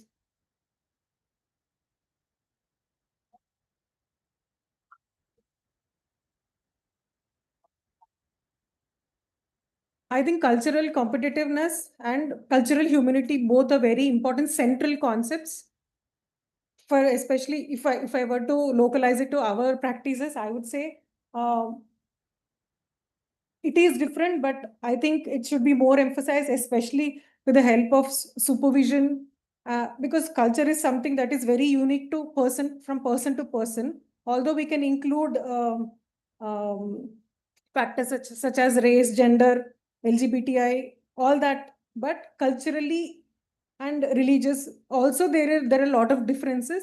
In those cases, I feel taking supervision and including those modules also will help understand what are the barriers and how to address them.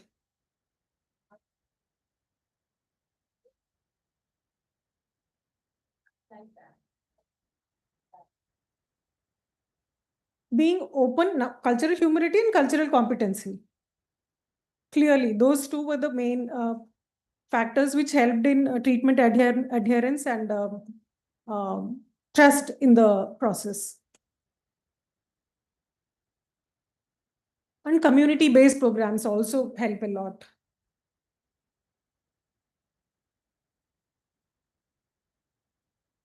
This should be probably seen as something as a training the trainer level, not as just a therapy, because we might not know many cultural narratives in the society, and training them will help more engage, because they are working with the people who are going through trauma every day in and day out. So if it is applied in those manner, I think it will be, they should be trained. People who are coming in the first contact with the PTSD diagnosed clients, I think they should be trained and systematically and institutionally applied.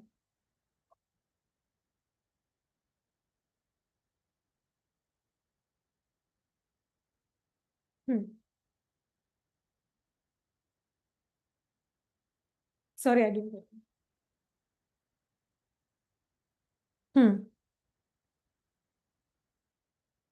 There's a lot of research that needs to go into it. Yeah, clearly. That area is, but through supervision, at least some insight can be drawn. Or cultural humility helps us, but there has to be a lot of work to be done in that area.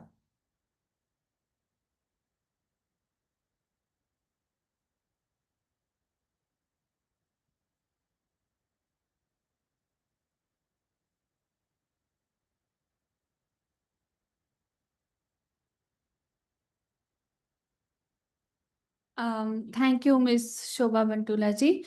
Now, the session has been done already for the facilitation, but nonetheless, I would like to thank everyone present here, and my heartfelt thanks to the chairpersons as well, and to all the speakers for their thoughtful and inspiring presentations.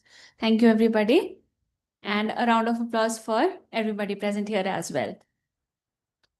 Thank you.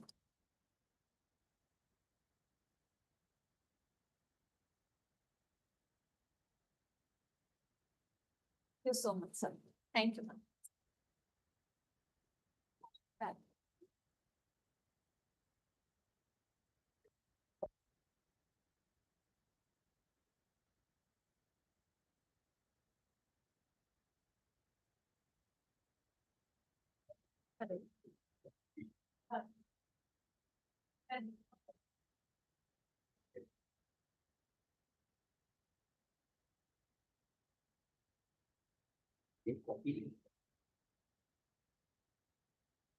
ये diary किसकी है? My please say.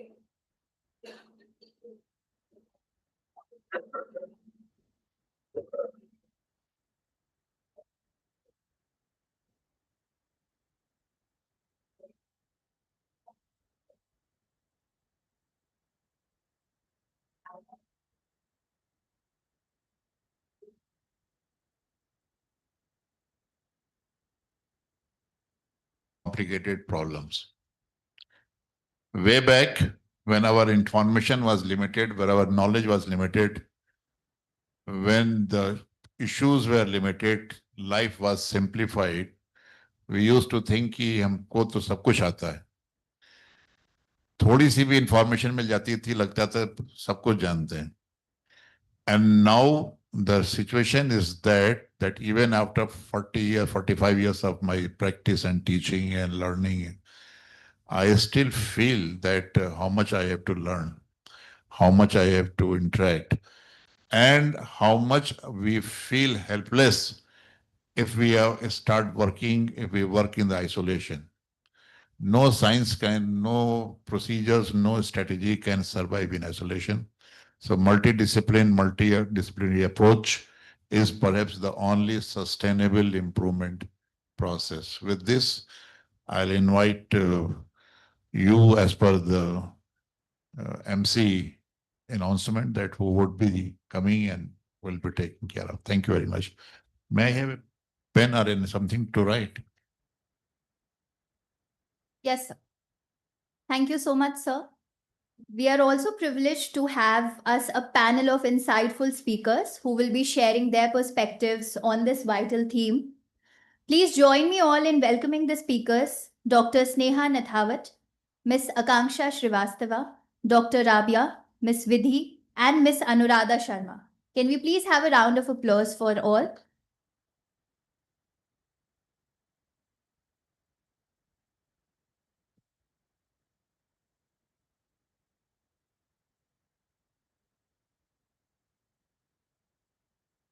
A very good afternoon to everyone, respected chairperson, sir, and the audience present here.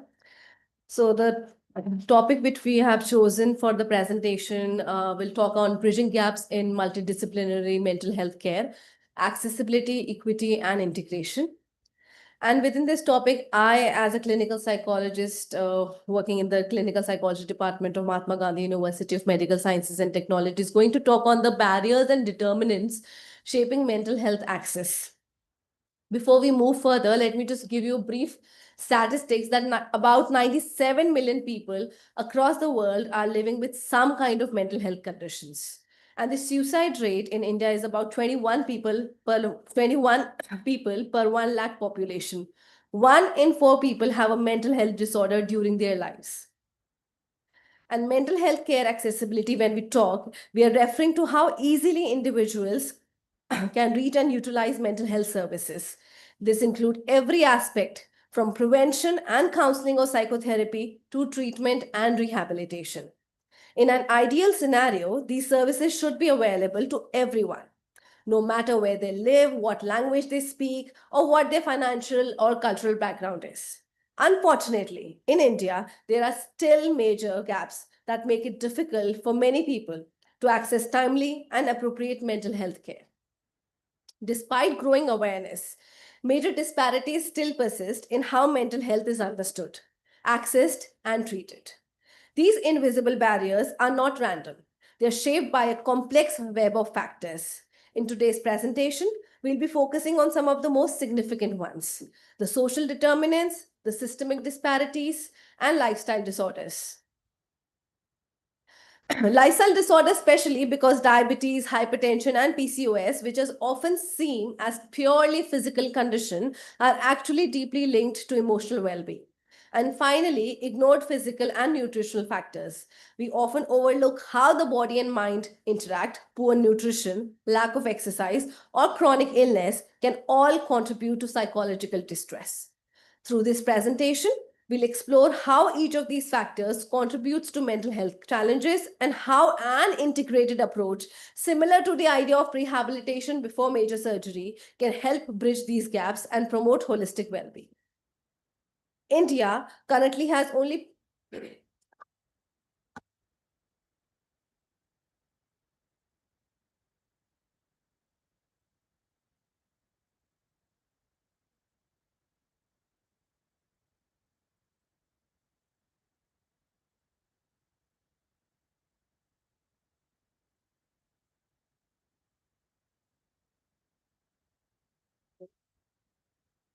India has currently only 0.75 psychiatrists per 100,000 people, far below the WHO recommendation of 3. Services are urban-centric, while rural areas continue to face shortage in manpower and facilities. Stigma, poor awareness, and cultural beliefs further restrict help seeking. Financial barriers add to the problem. Less than 1% of the total health insurance claims cover mental health treatment, and counseling or psychotherapy are often excluded. So despite increasing awareness, systemic and social-cultural factors still limit access to mental health care, especially in hospital settings. Social factors strongly shape mental health in India. People with severe mental illness face higher poverty influenced by gender, caste, and employment inequalities. Older adults from lower wealth groups experience more distress due to poor education and weak social support. Urbanization and migration brings added stress from poor housing, transport issues, and work pressure, often regarded as urban stressors. Additionally, LGBTQ plus individuals are marginalized, face stigma, discrimination, and social exclusion, which significantly heightens their mental health challenges. Overall, social inequalities and marginalization increase psychological vulnerability across these groups. Talking about the systemic disparities continue to limit the reach and quality of mental health care in India. The distribution of professionals is highly uneven. For instance, in Madhya Pradesh, there are only 0.2121 psychiatrists per 100,000 people, and nearly half of the districts have none at all. The system also shows an overemphasis on medication-based treatment, while psychotherapy remains underutilized, mainly due to the limited training and supervision. Moreover, there is a lack of integration between psychiatry and psychology departments. Many postgraduate programs still lack structured psychotherapy training, supervision, and clear clinical guidelines. Together, these gaps show how structural and educational barriers weaken the overall effectiveness of mental health care in India. Talking about the lifestyle disorders, the non-communicable diseases like diabetes, hypertension, and heart disease often coexist with mental health disorders, creating a dual burden. Indian studies report anxiety rates between 3.9 and 44% and depression between 8% and 44% among people with non-communicable diseases, especially diabetes. This overlap greatly increases overall morbidity, mortality, highlighting the need for integrated healthcare, where physical and mental health screening and management go hand in hand. Depression and diabetes share a two-way relationship driven by genetic, lifestyle, and psychological factors. Integrated care, combining medical and psychological treatment, improves outcome and adherence. The review urges multidisciplinary collaboration, patient education, and long-term research to address stigma and clarify the causality. A large study of 63,000 people with type 2 diabetes found that 19% also had a mental health condition, most often depression. These comorbidities led to the higher mortality, hospitalization, and emergency visits, especially in those with substance use disorder or schizophrenia. The study underscores the importance of early detection and integrated mental health care within diabetes management and other lifestyle disorders as well. Talking about the physical and nutritional factors. Even as mental health professionals, we often lack collaborative efforts with other disciplines. Working closely with physiotherapists and dietitians or giving timely referrals can lead to much better overall health outcomes, yet this remains a major gap in implementation. Supporting this, a meta-analysis of 30 studies involving over 27,000 participants found that physical activities significantly improve mental health in children and adolescents, with strongest effects on stress reduction, social competence, and self-esteem, particularly among male and secondary school students. However, evidence quality remains low, emphasizing the need for rigorous trials and integrating physical activity into school and community mental health programs. A review of 3,600 studies found that physical therapy benefits people with depression, anxiety, schizophrenia, and trauma-related disorder, mainly through exercises-based interventions, and improve the mood functioning. Yet evidence is still limited, especially on cost effectiveness, patient experience, and how physiotherapy fits in the mainstream mental health care. Specialized physiotherapists often show greater confidence and knowledge than those in general practices. So review highlights the need of integrated, interdisciplinary education and collaboration to strengthen mental health outcomes through physiotherapy. A similar study has been done in Africa as well, showing the similar results. Talking about the nutritional factors. The study from 5 private mental health facilities in Pune assessed 100 patients with mild to moderate disorders and found major nutritional gaps. 68% were overnourished and only 32% received vitamin B supplements and 72 had drug-induced gastric issues. Diet quality and hygiene were related only medium in most institutions. These findings highlight a clear lack of nutritional assessment and dietetic support within psychiatric area settings. The large scale on older adults aged 60 and above found that those from lower wealth groups and with limited social support showed significantly higher psychological distress and depression. It also highlighted a dual burden of undernutrition and overnutrition, both closely linked to chronic illness and mental health well-being. Another study shows an Indian evidence that healthy diets rich in fruits, vegetables, and legumes are linked to lower depression, while processed foods increase the distress. Experts recommend dietary counseling within psychotherapy. The Economic Survey of 2024 notes that 10.6% of adults face mental disorders, urging the integration of nutrition and lifestyle interventions into national mental health programs. Talking about the surgical aspects and also working in the hospital setting, we often face these kind of issues that talks about the prehabilitation and rehabilitation in the surgical settings. Psychological support is essential in surgical care, adding patient in managing anxiety, building coping skills, and improving recovery during rehabilitation. It enhances motivation and prevents depression or fear of re-injury. A study of 392 patients show higher depression and anxiety with longer hospital stays, especially among females and those lacking family and financial support, underscoring the need for routine psychological care in surgery.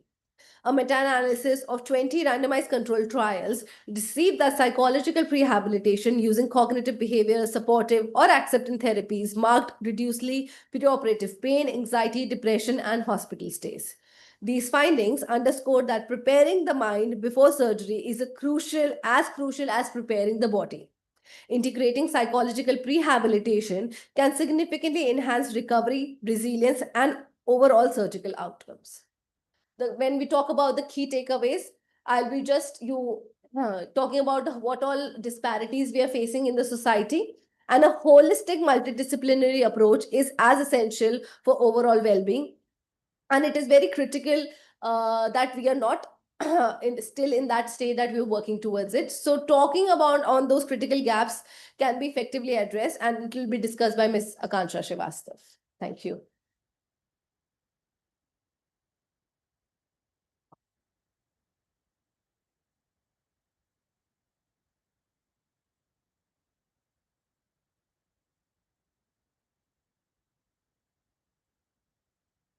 Thank you, Dr. Sneha, for making us aware about the disparities and barriers in access to mental health services. Good afternoon, everyone. My name is Ms. Akanksha Srivastava, and I am an RCI licensed clinical psychologist and an assistant professor in Mahatma Gandhi Hospital and Medical College. So I'll be talking about developing the integrated and scalable solutions for the disparities that Dr. Sneha has highlighted. So solutions to mental health care accessibility referring to the ease with which individuals can obtain quality, affordability, appropriateness, and timely psychological and psychiatric services, wherein the quality of service provided by the system should become integrated rather than scattered. Collaborative care and integrated care with multidisciplinary teams should be cost effective and affordable. The treatment provided should be appropriately designed, which meets the unique needs of the clients. And there should be time-to-time assessments and follow-up sessions in each domains and assessment follow-ups as well. So this includes prevention, counseling, psychotherapy, treatment, and rehabilitation in India, regardless of geographic location, socioeconomic status, culture, or language.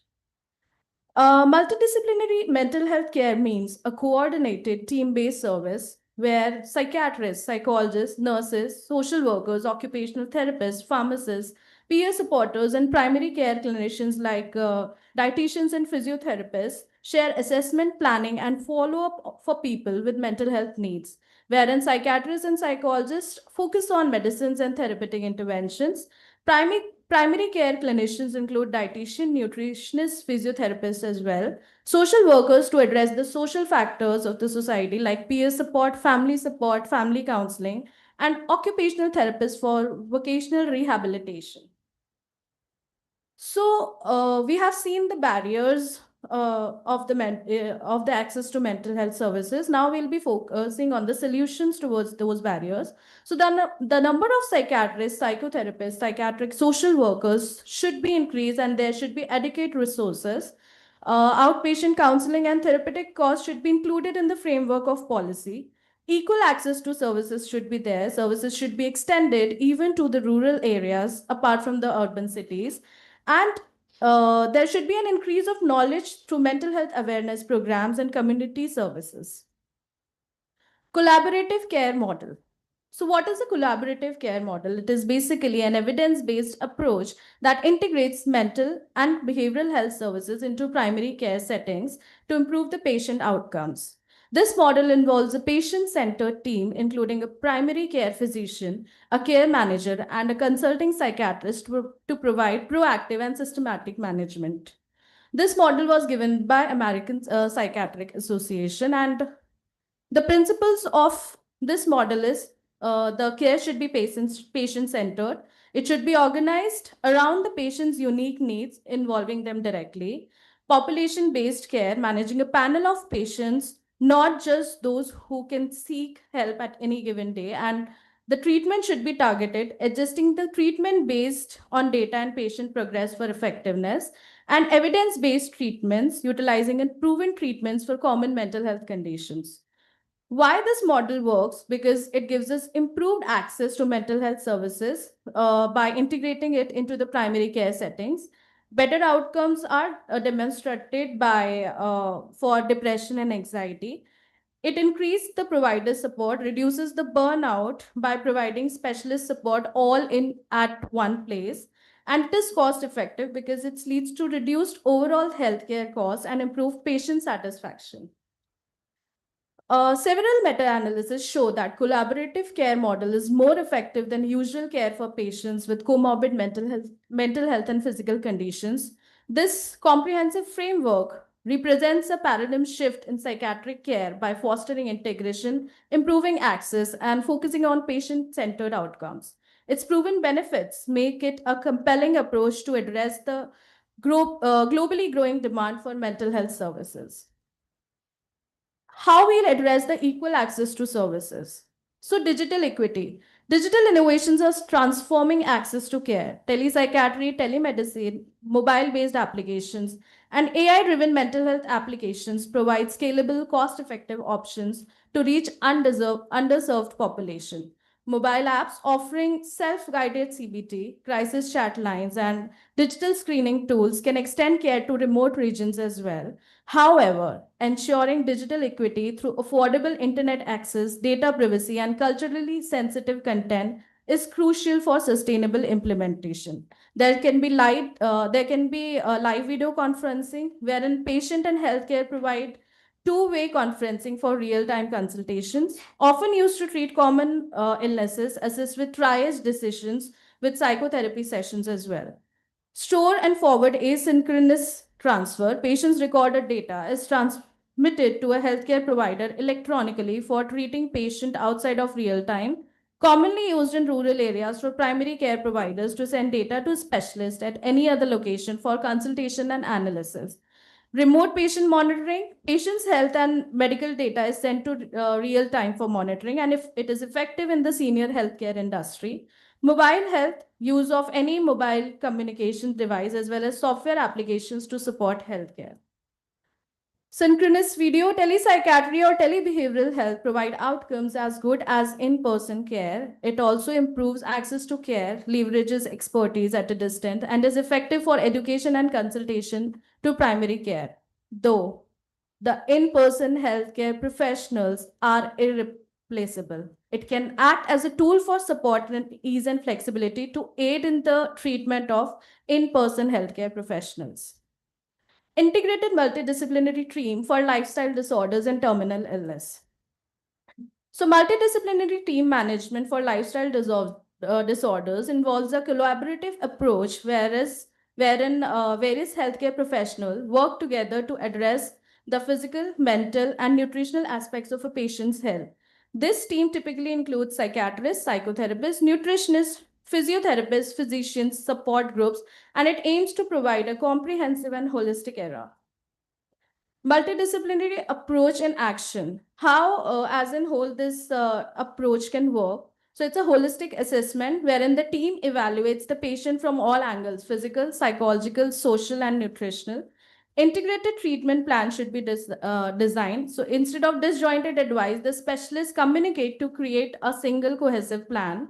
Improved adherence and outcomes. So patients are more likely to stick with their treatment plan and achieve long-term lifestyle changes if we provide integrated support and prevention and management. So this approach not only manages the existing lifestyle disorder, but it also helps in preventing their progression and development of new complications.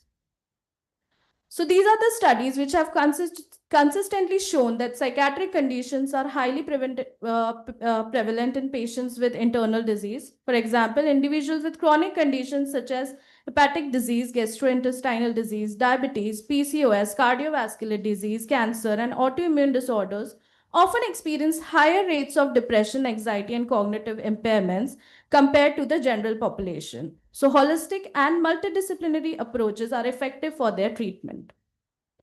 Thank you. So now I'll hand over the podium to Dr. Vidhi to talk about the physiotherapy aspects.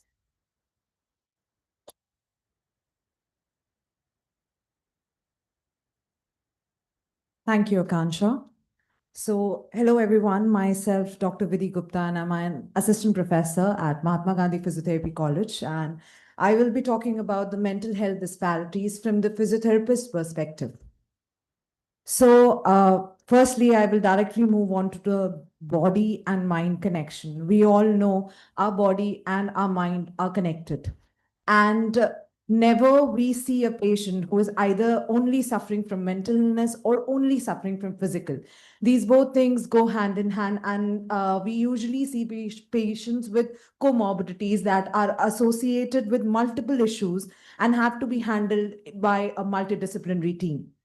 So it is a very good statement that says the mind and the body heal together. And when one is ignored, the recovery slows. So there are many patients that as a physiotherapist, we see like stroke and who have gone through surgeries or having some injuries or lifestyle diseases who usually go into depression and go into loss of confidence because of the disability, the physical disability and the pain and the associated illness, physical illness that are there. And if we treat them with the help of physiotherapy as well as the psychology and the psychiatrist and the nutritional part, the exercises can play a part as an antidepressant and can promote endorphins release and reduce stress, and of course improve sleep. But a gap still exists, and that's what we are talking here. We need an integrated team of physiotherapists, psychologists, nutritionists, psychiatrists, physicians, so that we create a holistic approach for our patients. So when I talk about physical rehabilitation, the most common patients that I see are the stroke patients, the most common neurological condition. And among 1/3 of the stroke survivors develop depression. And the reason is dependence. The patients are not independent by themselves, and that causes a load of demotivation and depression among them. So physiotherapy, through which we can promote their gait activities, their walking patterns, we can give them some task-specific exercises, improve their functional independence, can help them to gain back to the community. And when they go back to the community, when they are able to do their stuff, their things by themselves, automatic motivation comes up. So this is how a group rehab, a community-based exercises program, a psychologist motivation can help and improve the social interaction and motivation. The next thing that we also see is injury rehabilitation, that is especially in the athletes, the sports person. So exercise psychology plays a very, very important role in the sports section, as any player who goes through an injury and after which they develop a fear of injury and because of which the game do deteriorate. And that deterioration leads to an identity crisis because that is what their main aim is, that is what their main domain is. So gradual physiotherapy reduces those fear avoidance behaviors and can restore confidence, sense of control, and participation in the social and the occupational roles. Another thing that we talk about is the post-surgical rehabilitation. So many surgeries that have been happening nowadays. Maybe we talk about the cancer resection surgeries, cardiac surgeries, bypass surgery, or we talk about the joint replacement surgeries, liver transplant, kidney transplant, and so many. Now, these patients are many a times kept in isolation. These patients many a times are having a lot of pain, and they feel that whether they will recover or not.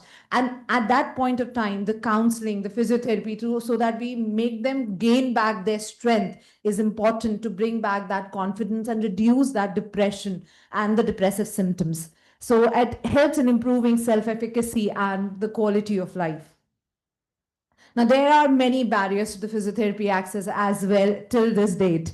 So, of course, the first barrier that we all face, and those are the cost and the financial constraints, because still today we are not getting physiotherapy into insurance pays and can be costly for the low and middle class families, and because it is not just single day treatment. Physiotherapy is a long term treatment and requires it is a high out of pocket expense. Next thing that is there is the geographical barrier. Still in the rural areas, there are no specialists and there are pseudo physiotherapists, I must say, that we are going through, and that causes a problem because wrong information can be more devastating than the right one, as we all know. So, and because of the rural areas, many of the people do not travel much. Because of this, the treatment discontinues and the urban areas are filled with the long waiting lists. Then family and community awareness. Okay, when we talk about exercise, people are like, it is just exercise. We can do it by ourselves. Now, this, the acceptance that a supervised physiotherapist, a therapist who is supervised in training those exercises is important so that you can gain your complete recovery. And because of these lack of awareness, many a times the physiotherapy access is restricted among these areas. Now, every restriction or every such thing causes a recovery delay. And that recovery delay causes a psychosocial impact. Among the most common psychosocial impacts are the emotional consequences, social isolation, and one more thing which is very important, that is family and caregiver burden. We usually skip this, and we usually do not pay more attention towards the caregiver's burden as well as the quality of life of a patient. The quantity just do not matter, the quality also matters. If you're on the bed, the number of days won't count. It requires a quality of life as well.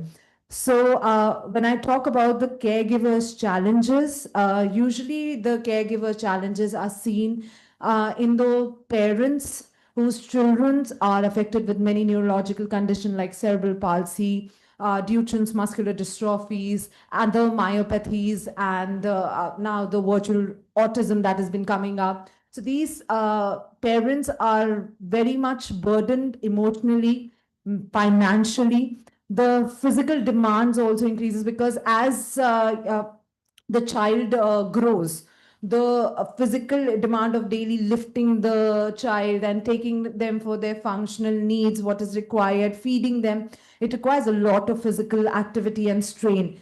As well as social isolation comes because the time engagement is so much there for the parents that they have to take care of their child throughout the 24 hours. That causes social isolations.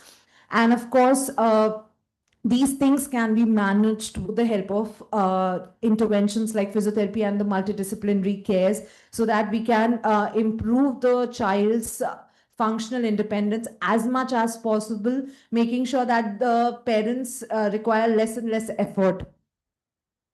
So these are again the unique challenges. And the last challenge, that is the anticipatory grief. When I talk about this, it is the most devastating one, as because in some condition, in some neurological condition, you know the life expectancy. And you know at an age of 16 or 20 years, that is the maximum life expectancy of a child, it is in a certain condition. And that grief and that anticipation that something could happen any day is also a unique challenge for the caregivers, for the parents. At this point of time, I think it requires a support of every individual, every medical professional, so that a person can get out of this grief.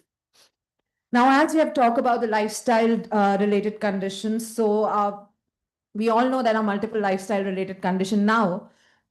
These conditions happens, and because of which the mental illness starts, right? When we talk about obesity, PCOD, PCOS, diabetes, joint and back pains. So because of some physical restraint, because of some physical deformity, because of some pain or some disability, and an individual is not able to work as proficiently as they were before, these causes some mental illnesses. And if we can treat them with the help of some exercises, some nutrition, it can help in overall mental well-being of that patient.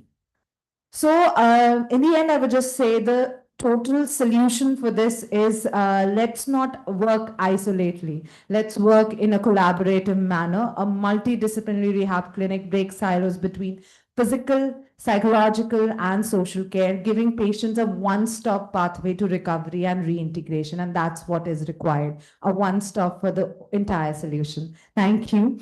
I would now like to request dietitian Anuradha Sharma, and she'll be talking about the nutritional aspect. Thank you.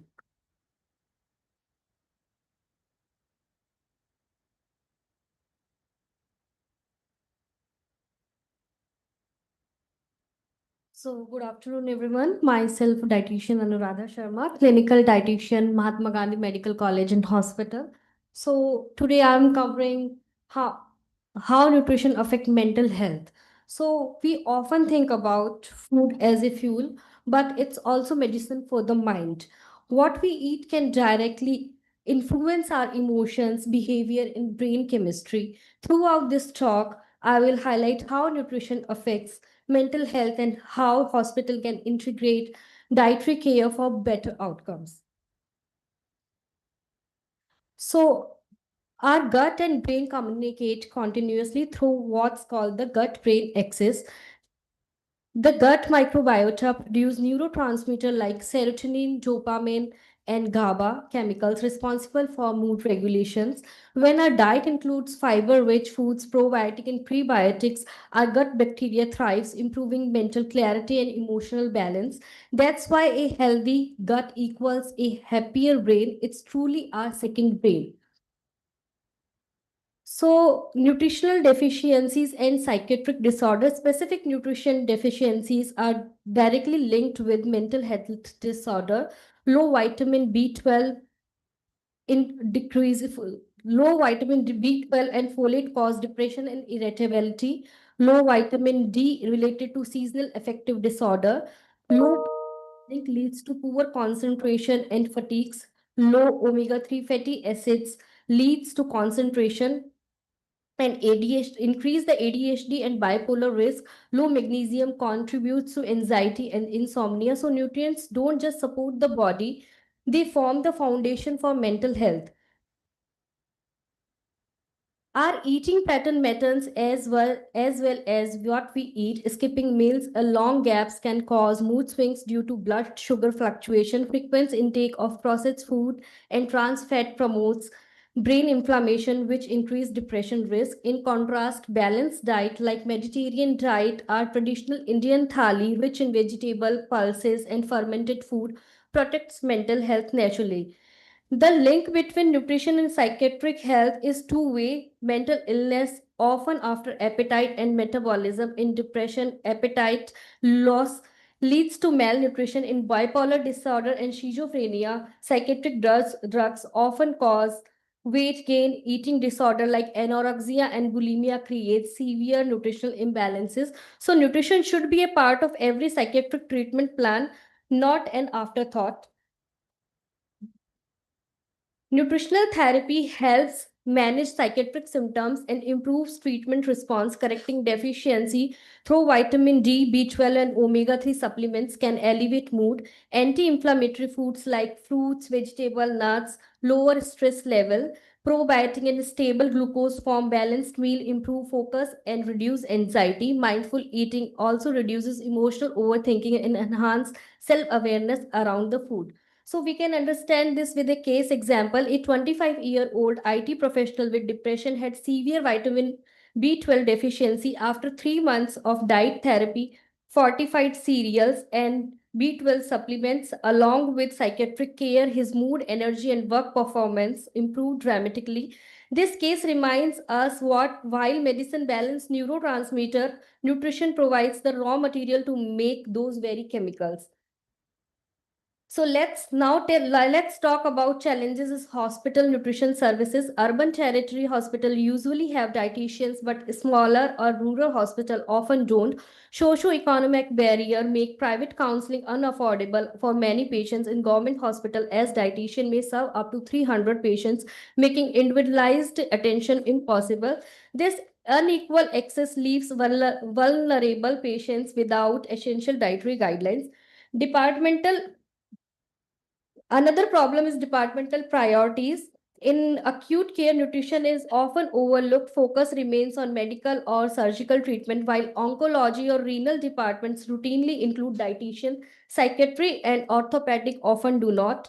Also, many clinicians don't refer patients for diet counseling due to lack of awareness about its benefit. The gap affects recovery and long-term outcomes. So why nutrition matters post-surgery? Post-surgery, the body enters a catabolic state, protein and energy needs increase sharply. Malnutrition at this stage delayed wound healing and increases infection risk. Key nutrients includes protein, omega-3 fatty acids, zinc, vitamin C and D, iron, and vitamin B12. Study shows that the early enteral feeding within 24 hours reduces complication and hospital stay. Many hospitals still delay feeding due to outdated practices or lack of trained dietitians.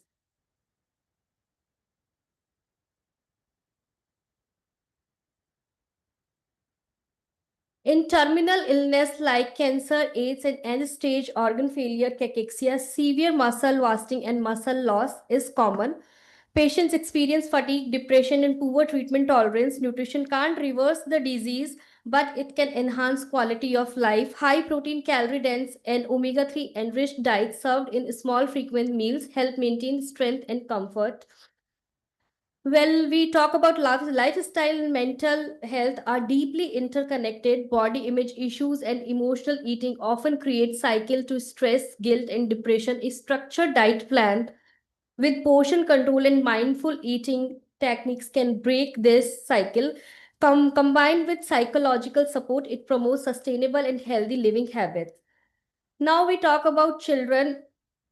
Among children and adolescents, both malnutrition and obesity are major public health concern. NFHS 5 shows that 35% of Indian children under 5 are stunted, while urban obesity is rising. Adolescent PCOD is also linked to poor diet and insulin resistance. Balanced meal rich in fruits, vegetables, and proteins, and limiting processed food are essential.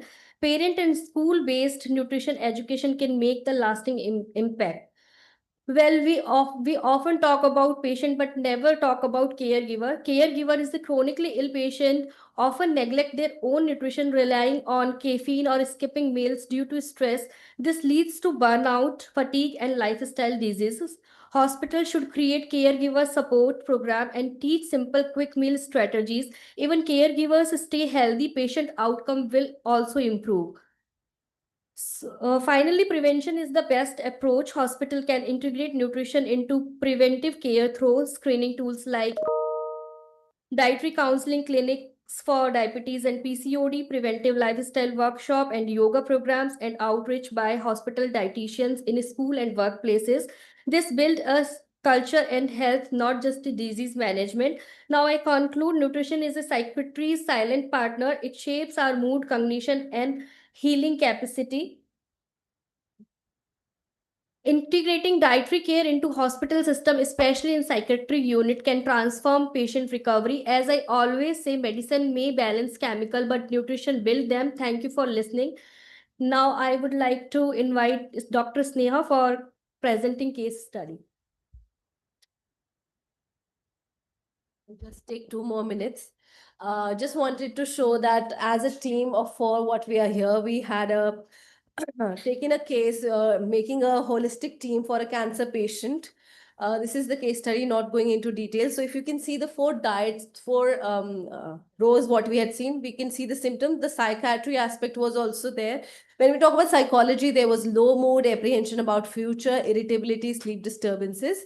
And if you see the second row, you see the post-surgery day 1 and 2, we started with psychoeducation and family support in the psychology domain. You can also see the physiotherapy and dietary aspects as well. Day 3 to 12, we started involving family involvement and supportive counseling.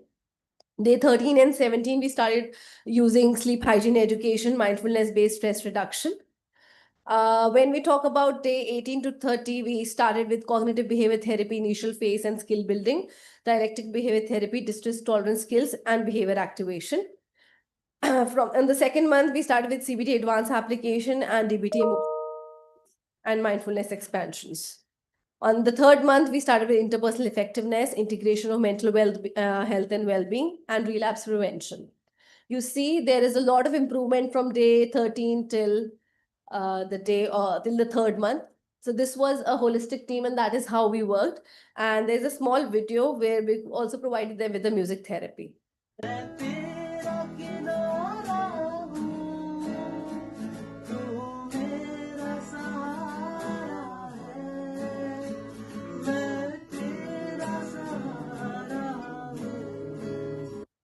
Thank you. And I would just like to say, together we can and we will make a difference. It's just the team that matters. Thank you so much.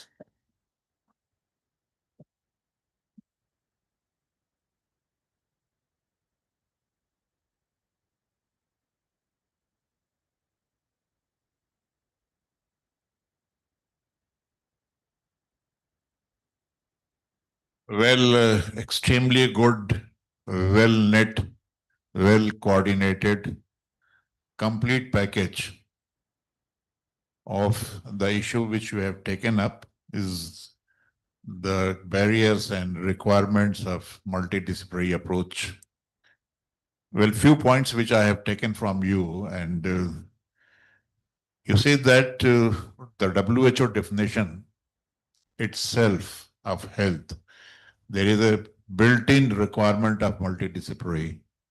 WHO definition says that health is a state of physical, mental, and social well-being. And in Indian setup, it is a spiritual well-being and not only the absence of disease. It means that we have to have, if we have to assure, deliver the health which is human rights, which is one of the basic rights, we have to take care of physical requirements, psychological requirements, social requirement, spiritual requirement. And that is why your topic presentation is very, very relevant and very much required. But still, there are few issues which I have noticed, which I have noted from you only. This everybody would agree, nobody, no sensible person would disagree that we should have multidisciplinary approach. But what about the cost effectiveness? I mean, someone has very categorically mentioned that cost effectiveness, because in our setup, in Indian scenario, we do not have a national health scheme type of things where every citizen is fully covered. Physiotherapy is such an important system of treatment, is not reimbursable. When we are at this stage of condition, so the cost effectiveness is very, very important, and we have to work on that how the services could be cost effectiveness, particularly in the rural area, the remote area. Urbanization of treatment and the remote community society. So we have to involve community setup, community support in making this system cost effective. And we have to develop some indigenous system that where the person and patient can afford to have. The link with this is the integrated approach. Ask the patient that whether he would like to be investigated by integrated assessment system. Ask the patient, one who has come for having some problem with chest pain and all these things, and stomach pain and all these things, or pain, simple pain, chronic pain, whether he would like to be assessed by psychiatrist, by neurologist, by clinical psychologist, by social worker, by dietitian, by all these things. So this means that we still lack the health education system. I mean, no matter even if there is a charitable hospital, when not much money is involved, he will feel not as blessed, but as a harassed. So another barrier which you have to handle, because you are the new generation professional having the very long century to and contribute your national builder, you have to take care of this attitude of the individual, that it is not to harass you, it is not to fulfill just a protocol, but it is for your comfort and to your long-term requirement and maintenance recovery. The sports fear of injury, very, very important. And that involves the psychologist support, and that is why psychologist working in sports specialty are doing good job. We reached to that, we are famous for this, that we reached to the goal point in the hockey and football. But at that time, the conversion of the kick into the goal is very, very difficult task. Because at that point of time, they start trembling. The confidence, the coordination, the concentration. So that is very, very important. And that is fear that if I will, it's not a fear of injury in that case, fear of failure. That if at all, and the public audience pressure, so much intensive that the person, one point of time, is started thinking that he is in a vacuum. What he's going to face all about. So this is something which is another very important thing. Anticipatory grief, very important thing, particularly in the long-term disease process. And we know that how to share the grief and where the certainty in converting into possibility, converting to certainty is very important, and how to share these things.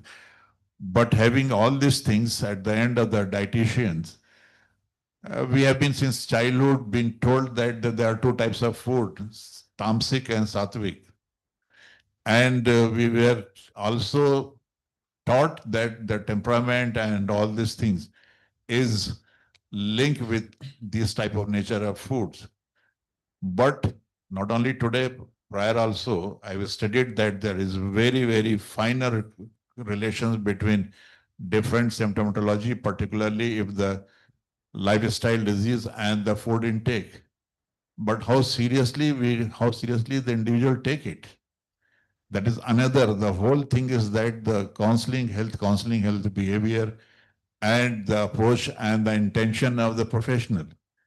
If you refer the case from one point to another point, the patient would, as I told you, the patient and the caregiver will take it harassed. And we have been talking about the caregiver. But what about we professional who are providing the support day and night? How much care we should take for ourselves? How much periodical checkup we should go for ourselves? And that not only includes our blood pressure and the routine checkup, diabetic for blood, for our mental health issues, for mental health, our dietary support, dietary check. So I'm sure that these points which you have said, you have presented, is a very good, very consolidated presentation. I congratulate you, and I'm very happy that you are coming from the place which is most favorite to me. I've been to Jaipur for many years when I was in government service, living in the Vidyadhar Nagar, one of the best place, beautiful place. And I know your medical college, it is nearer to the airport, if it is the same.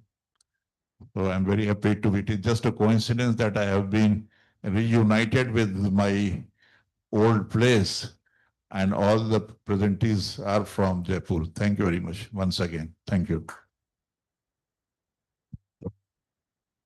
Thank you, sir. And thank you, everyone, for such an enriching symposium and insightful discussion. Thank you, sir, for your time, warmth, as well as insightful discussions that have made the symposium even more enriching for all of us. I request Ms. Sampurna ma'am to please felicitate Dr. Zaidi sir for his time and his insightful discussions. Can we please have a round of applause?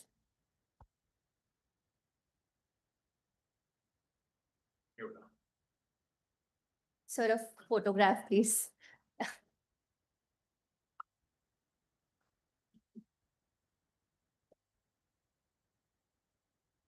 I would also like to request Dr. Zaidi to please felicitate the speakers with mementos.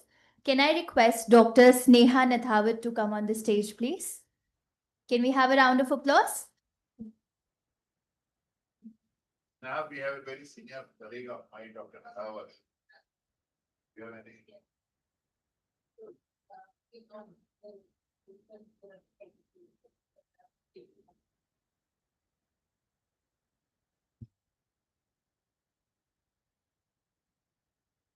Ms. Akanksha Srivastava.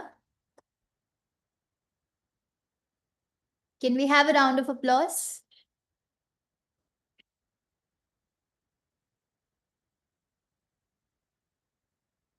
Miss Vidhi Gupta.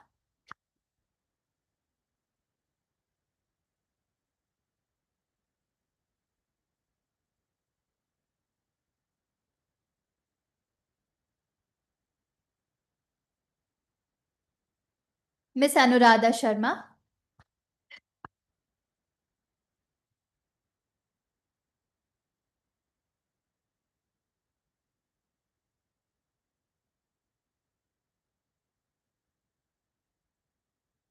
On behalf of everyone, I extend my gratitude and thanks to you, sir, for chairing the session. Thank you for the audience as well. Thank you.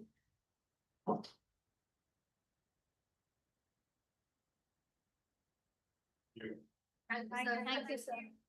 Thank you, sir.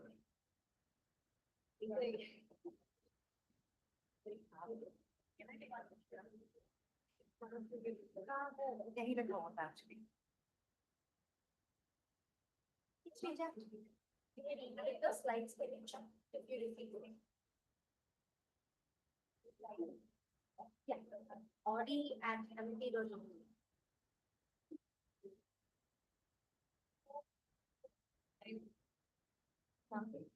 By what name? Yes. First I sent it without any recording.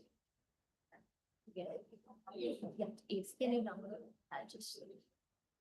Can we like reduce the fall temperature? Okay, during the presentation, I can have the coat on when I'm doing the work. It's like quite cool today. It's a PDF that you've shared. PDF? Yes. What a PDF.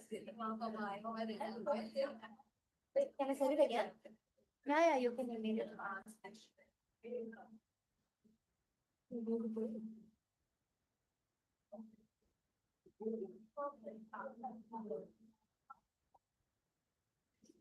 Yes.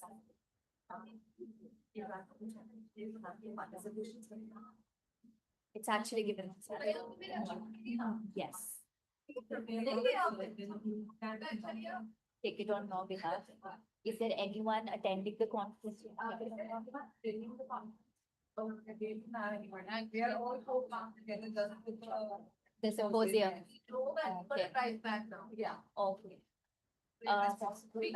Let me just check and come back to you here itself. Just give me that.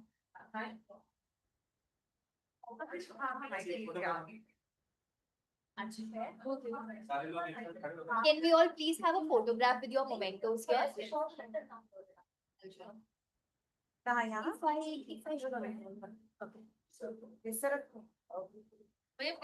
हमारा लगा देंगे backdrop लगा सकते हैं Amity को हमारा लगा जो पे दिखाओ ये हाँ हमारे लगा दो प्लास्टिक लास्ट वाले first page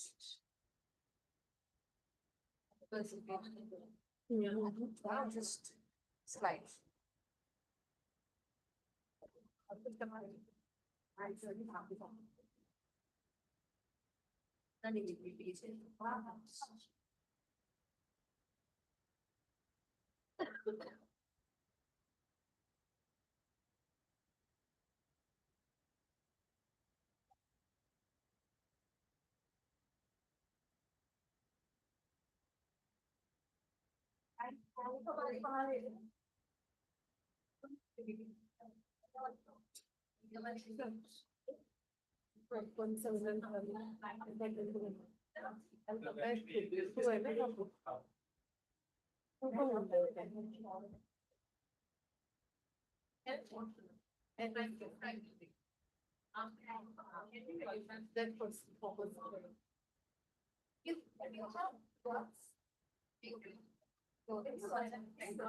like the PP, we have the mail. No, no, one second.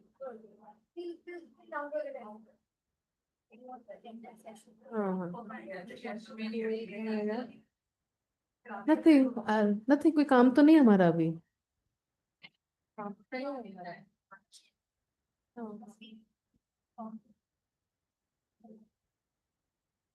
Tisha, can you check?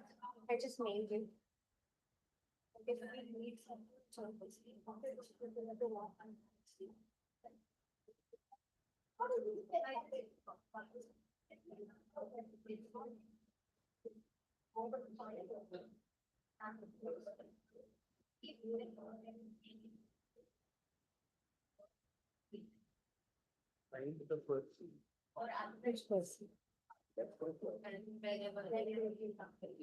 You guys sent? No?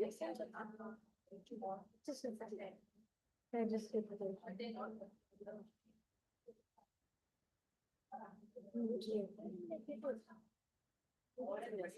क्या होता है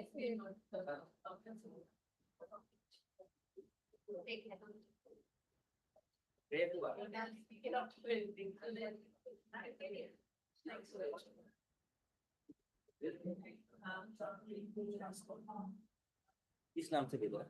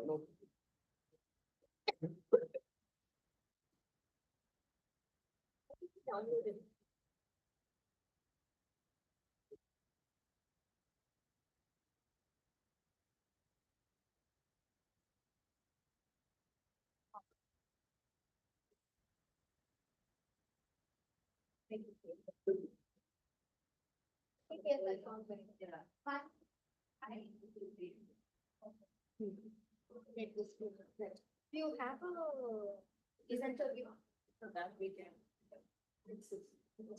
Your session is actually there. It will be like this. We keep it like this.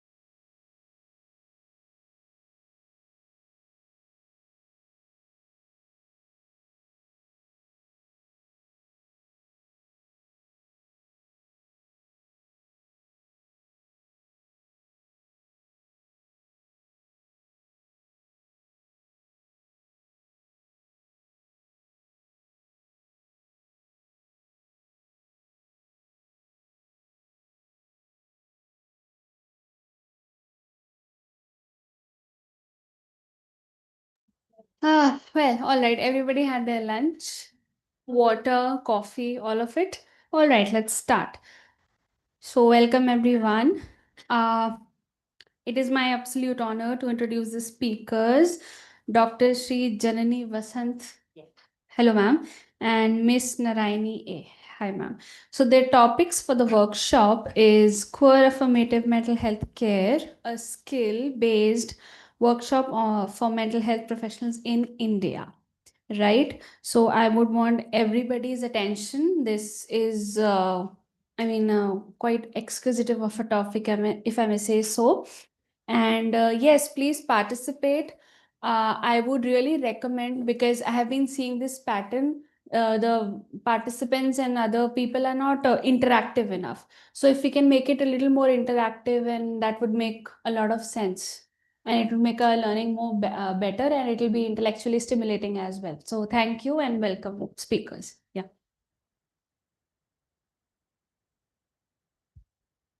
Yeah. Hi, you guys can hear me? I feel like I'm playing cricket in my home ground. I have a lot of familiar faces, and thank you everyone for being here. I'm Dr. Janne Vasant. My pronouns are she and her. And this is my co-speaker, Miss Narayani. Her pronouns are she and her as well. I know we're a small group, so let's take a little bit more time. We're here to not only talk about inclusivity and equity, we're trying to look at how we can bring inclusivity in our therapy practice, right? And you're in a room with some others who are here to, of course, support us, but also who have the same concerns, wanting to be more present for our queer clients. So before we start, what comes to mind when we say queer affirmative? It could be a value, it could be a belief, a question or a challenge. What comes to your mind when we say queer affirmative?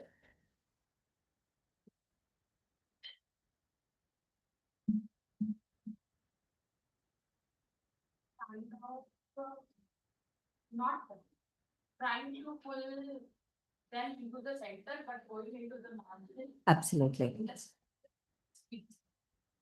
Absolutely. So by think of it as concentric circles. So by looking at the outer circles, we're automatically including those in the center, right? So because this lecture or workshop may include a little bit of reflexivity, may include us touching on factors like identity, our own cultures. It may feel a little uncomfortable at times, and it's okay. So feel comfortable to share, right? How comfortable or confident do you feel working with queer clients so far?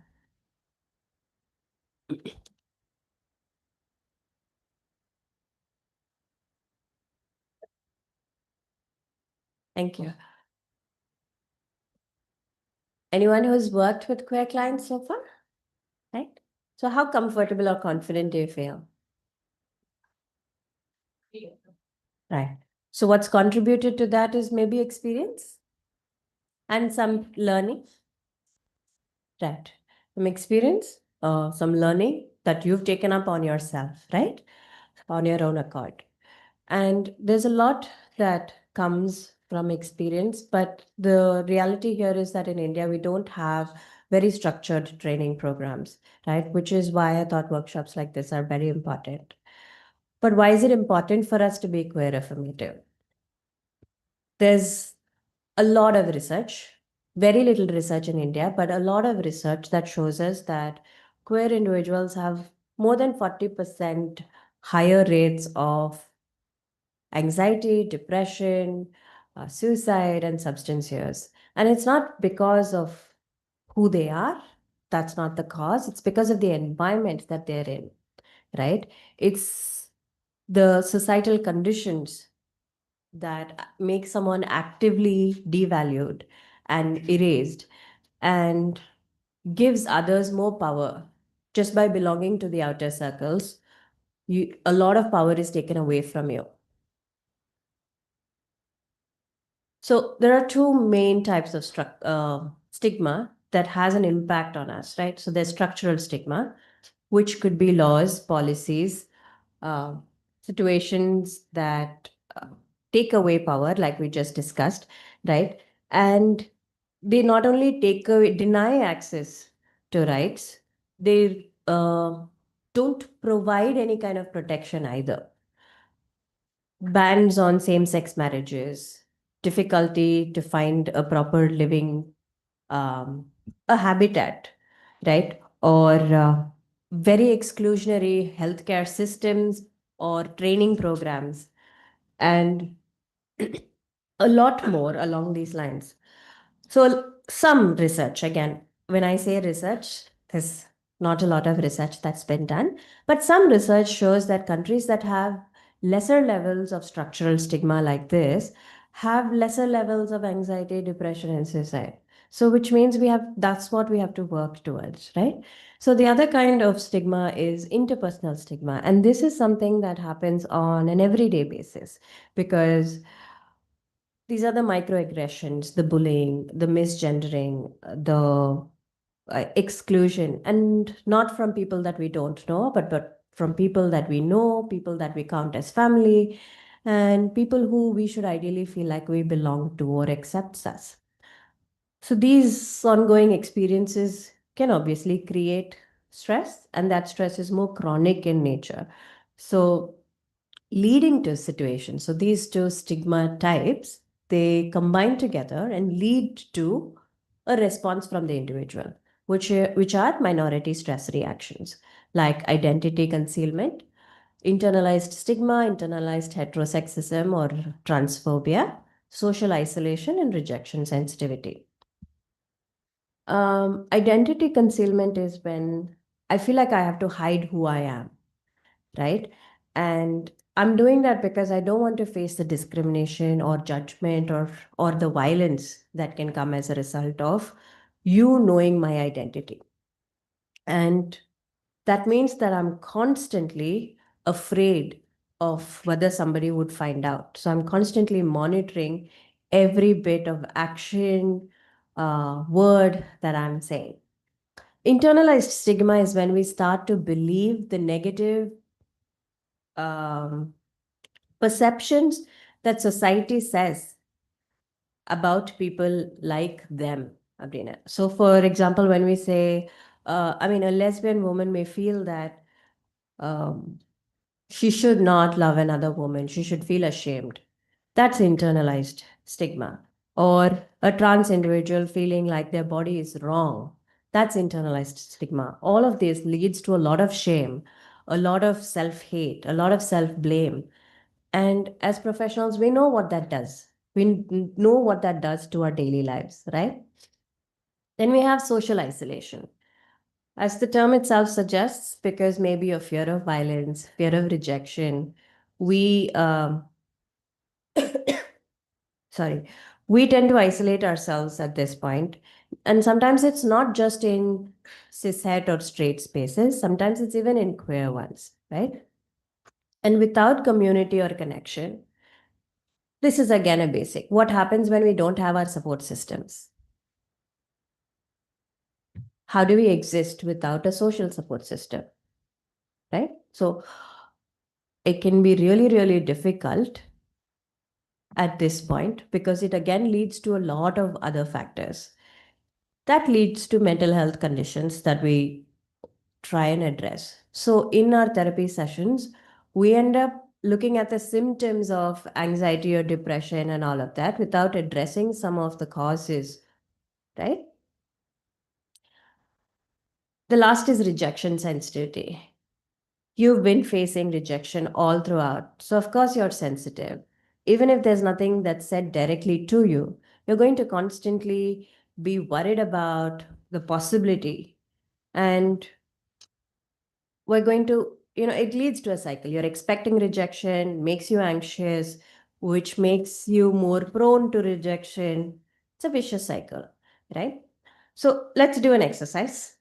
Thank you all. I feel like you've been all listening to me already, so I'm grateful for that. Let's do an exercise. I have a couple of case scenarios here, and maybe one of you could read. I think we can use the mic. Can we use the mic? Yeah. So I'd like you guys to, maybe someone could read the case scenario. Would you like to read? Don't worry, it's not something you have to do as an individual. You can just read it. And as a group, we'll try and identify what minority stress reactions you see in this case. Yes. Scenario 1, I just don't talk about that stuff. Client name, Rohan, age 29, occupation senior analyst at a multinational company. Presenting concerns are work stress, irritability, and difficulty sleeping. Scenario, Rohan attends therapy reluctantly, referred by a psychiatrist for stress related insomnia. He presents as polished, professional, and polite. When asked about relationships or social support, he says, I'm a private person. I don't really get into that stuff with anyone. He avoids eye contact and quickly moves topics when the conversation touches on his personal life. After a few sessions, he casually mentions that he's not close to his parents anymore. They think I'm too Western, too soft. We have had our differences. He shrugs and adds, it's fine. I've learned not to expect too much. He often uses humor or sarcasm when things feel emotionally close. What's the point of opening up anyway? People are nosy, no one really cares. Despite being high functioning, Rohan reports feeling numb and disconnected most of the time. Thank you. Thank you. What are some of the minority stress reactions that you could identify in this? So identity concealment, yes. Isolation, yes. Rejection sensitivity. Yeah, there is some amount of internalized stigma as well.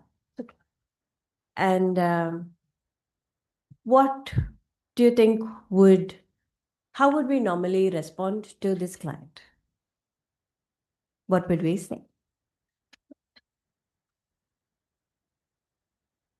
Maybe we'd say a non-affirming response would be something like, don't take distance, don't maintain any distance from your family. They're supposed to be your support system. You have to make amends. We could say that. We're meaning well, we're well-intentioned clinicians, right? But it's causing more harm when we're not understanding the structure that's there. Okay. Do you want to do another case? Anyone?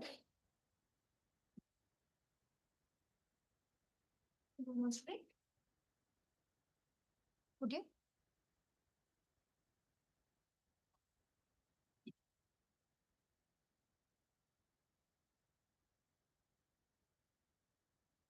I'll start reading. It says, Scenario 2, I know something's wrong with me. Client name Zoya, age 24, occupation freelancer writer. Presenting concerns are anxiety, intrusive thoughts, and self-doubt. The scenario is, Zoya is a bright, articulate, and open to a point. She talks about anxiety and overthinking, everything, especially in romantic contexts. She shares, whenever I get too close to a woman, I feel this wave of shame, like I'm doing something wrong. She identifies as bisexual on paper, but quickly adds, I don't like labels. Maybe I'm just confused. My friends say bisexuals are just experimenting, and maybe they're right. She's dated both men and women, but finds it hard to feel safe with women. I keep thinking they leave when they find out I'm not gay enough or too much. I can't win then. Zoya avoids telling her parents anything about her relationships. They raised me well, so I shouldn't be like this. That's it. Thank you. What do we see? What are the minority stress reactions that we see? Sorry.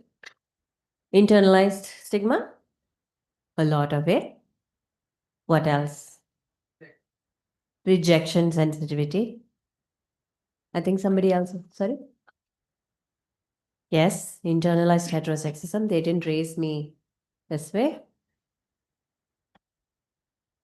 Anything else? There's a bit of identity confusion as well, right? Maybe as a coping mechanism, saying that this is how I should be, striving to be something that they're not. Great. So, would you like to do one more or move on? One more? Great. Who wants to go? We could just read the scenarios, the short para. Anyone?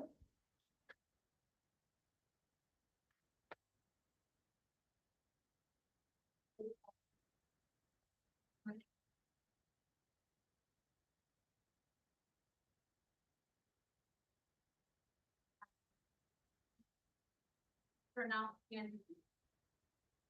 start with the scenario. Okay. Harish relocated from a small town in Gujarat to Bangalore for work. He says he's adjusting but describes feeling isolated. Work is fine. I come home, watch something, sleep. Weekends are boring. When asked about friendships or hobbies, he hesitates. I used to go out more, but now everyone's either married or busy, and I don't really fit into gay scene here. It's all partying and hookup, not my thing. He does not mention past partner and avoids any discussion about romantic life. When asked about family, he responds flatly, they know enough. I don't talk about that side of things. Thank you.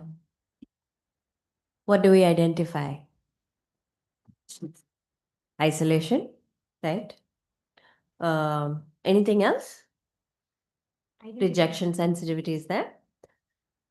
Concealment? Yes? Yes. Right? So, the reason we're doing this exercise is to help us also identify when a client presents to us. They may be saying these things that we're hearing other clients also talk to us about, right? But we need to be open and understand that these stigmas should be playing a role, and this is how it transpires in our clinical space, right? So, what is queer affirmative therapy or an approach? We've seen that a lifetime of stigma, discrimination, and rejection puts someone at risk for puts someone at a greater risk for mental health concerns, right? So they should be seeking more mental health support, but that's not the case. Why? Because it's also a discriminatory system that we have. Healthcare, medical and mental health care, the system itself is discriminatory, right? And our training programs are discriminatory. So we don't have access or options. And so what affirmative therapy does is it helps us. It's very simple. Forget the definitions, right? It's something that helps you accept and positively look at all identities and actively fight against all that you saw previously, all the minority stress reactions previously, right? The definitions, of course, if you were writing an exam, I would have gone into that. But this is what we need to do. So just, it's a simple definition that we can remember. So when we're in our clinical spaces also, let's try to just look at that. Am I actively affirming this clinical space that I'm creating for the individual? And am I actively looking at what stress reactions this individual is facing, right? All right. So for us to understand this approach better, we have to look at something that we did very, very early on. Three very distinct categories, but we have assumed it to all be one, and we've made a lot of assumptions about it. So I'll ask Miss Narayani to take over from here, and I'll come back. Don't miss me too much. Hi everyone, good afternoon. Are we all alert after that scrumptious lunch that we had? Yeah? So, I understand that it's the afternoon, but we're just going to go into few basic concepts that are very important for us to understand and demarcate, just so we can understand queer affirmative practices a little better. I know that these are some things that we all know about already, but it doesn't harm to go through it a little bit more, right? So let's keep it a little interactive so that it's easier on all of us. I'm just going to ask a few questions along the way. Make sure you answer and participate. Yeah? Okay. So, who wants to tell me what is sex? Yeah.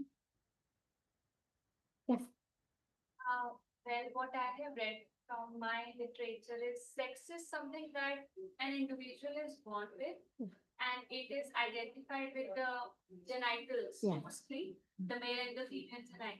Yeah. I think that is what that is the basic definition of sex. Right.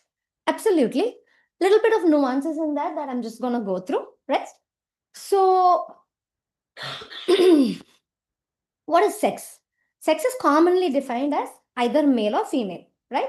Based specifically on our physical traits, especially like our reproductive organs, hormones, chromosomes, and secondary sexual characteristics. We've all learned what are secondary sexual characteristics, right? What are they?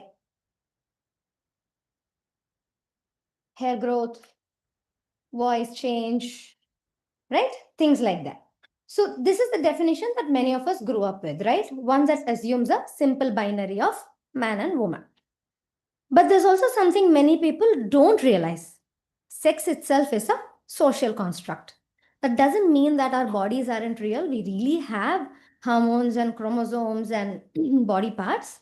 But the meaning we assign to them, that is what is considered a male and what is considered a female, is typically a social construct. We are taught to sort people into male and female based on things like chromosomes, like how XX and XY is there, and then based on reproductive organs like uterus and testis, and other physical traits like facial hair and voice depth. But bodies are diverse, right? Not everyone neatly fit into these categories.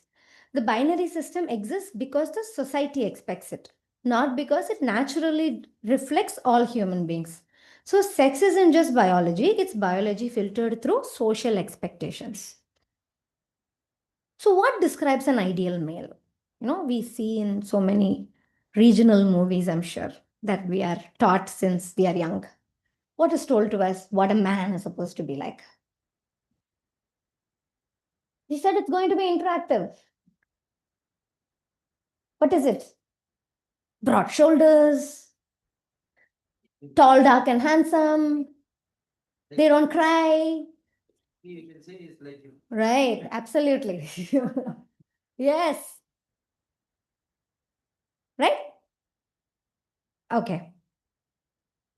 Describe what an ideal female looks like. Wow, thank you. Pretty, beautiful, shy, also, reproductive organs, different organs, dainty, petite. Aren't we told all these things? Slender, yes, God forbid you're a little big.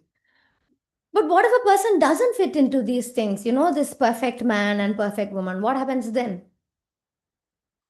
Right, good. We'll come to that. I think many of us can think of at least a few people in our lives who are not like this. We know of men with not much facial hair, or women who have facial hair perhaps, or a female with who's a little broader with broader shoulders, or even a man who has breasts or no production of sperm, right? We have seen or heard of people like this. We need to understand that while there are biological patterns, they are not rules, like ma'am just said. However, we often talk about sex and gender as though they are rules. Rules that if one does not follow, they deem you to be inferior or strange, right? This is something that we need to start changing and challenging. So, how would you identify this person? Based on whatever you're seeing there. Is there some identity that you can give this person?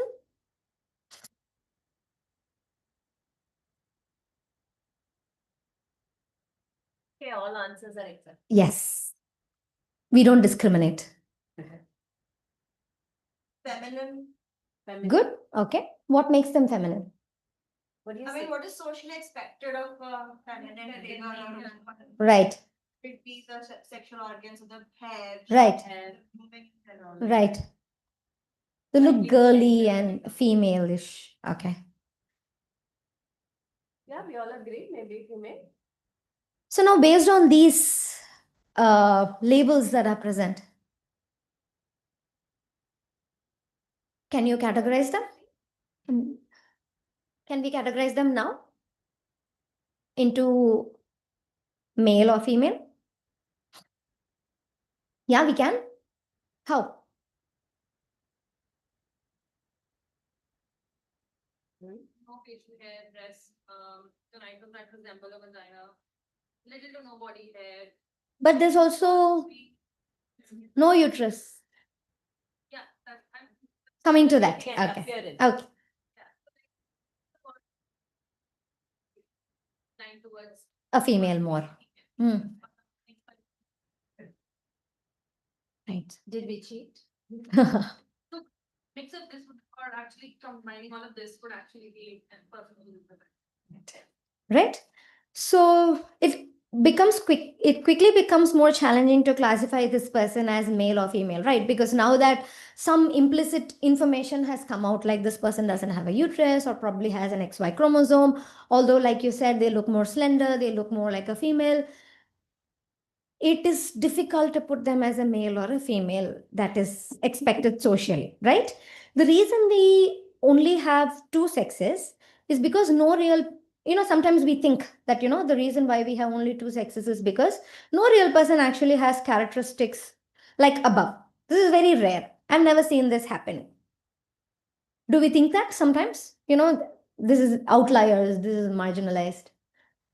In fact, studies show that 1 in 200 people are actually intersex. So there are more people like this that, we have to be more accepting of.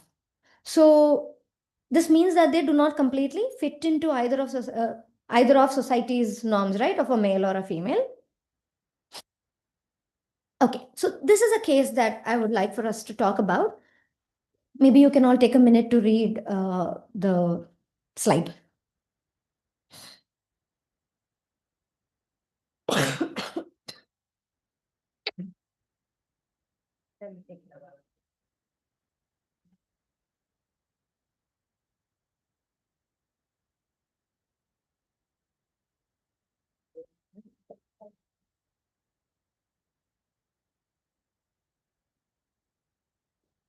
Hmm.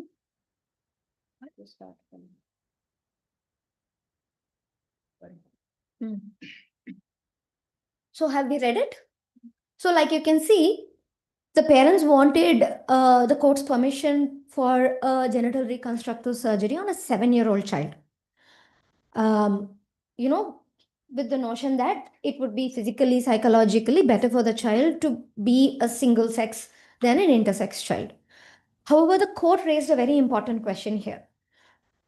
The court asked, can we assign a gender through surgery even before a child is old enough to express their identity?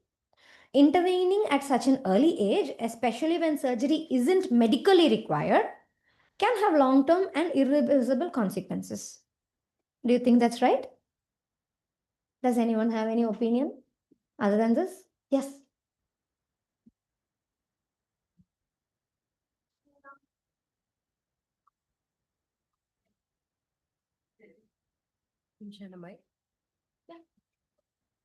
I'm sorry, just a minute.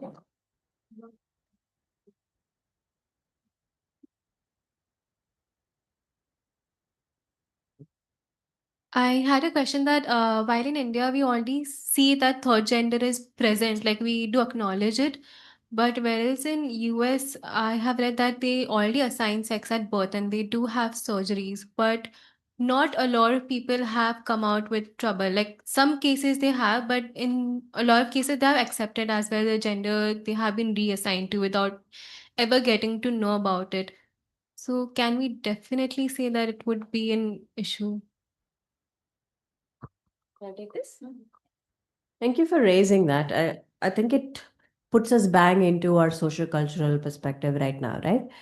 It's a very important question. There are a lot of perspectives that we have in this space. Um, what is our social cultural perspective in India? Okay, so when you said third gender, that's different from intersex, firstly.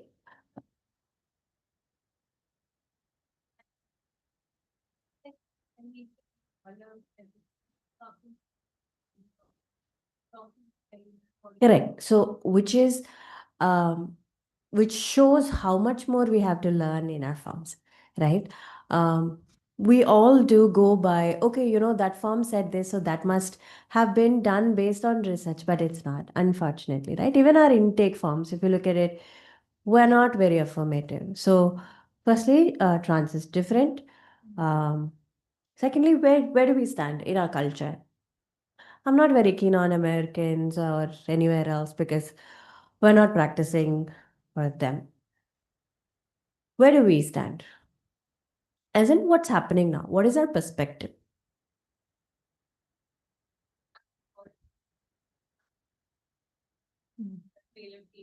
We're very binary.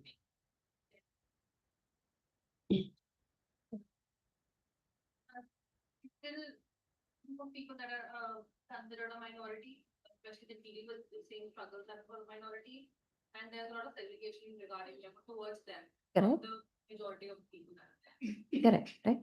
So this can bring up concepts of norm and normative, right? So I don't know if the fad still exists. I may be a little slow, but you know how all of us were wearing white sneakers with everything? Yeah. Right? For almost everything. It was cool. I don't know if it still is. Correct me if I'm outdated. Also, I'm not that old, but still, right? Um, was it wrong for us to wear other colored shoes? No, it wasn't, right? But it was just that a majority of people were doing it. So we felt extra cool when we did it too, right? So that's what it means to be in the norm. Norm means that a majority of people are doing it. It's different from normal, right? But what we do is base our values, our social beliefs based on what exists, what we see as norm, what the majority does. So the majority does this, so this must be normal. Like how they said, you know, everybody jumps in the well. Yes, I'll jump in the well because a parent, right? So does that help you understand the response? I mean, your question? No, not so much. Okay. Yes. Would you like to respond? Yes. Can forcefully had surgery done with liver tumor. Right, that was second question. People who are undergoing surgery by themselves of their own choice because because in America there's actually a movement intersex people who were forcefully had surgeries done on them when they were children actually have undergone psychological trauma when they grow up.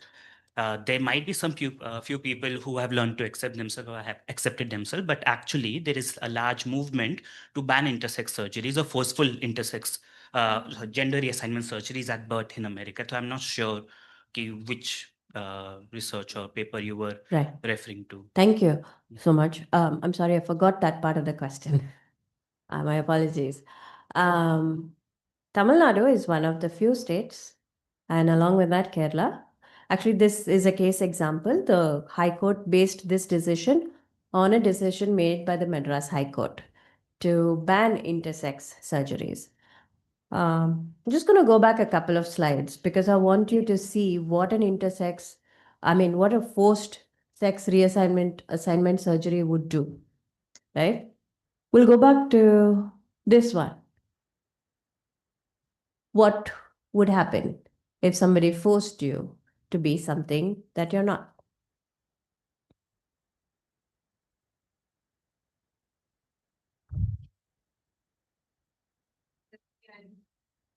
Yes, there would be identity concealment. There'll be everything, right?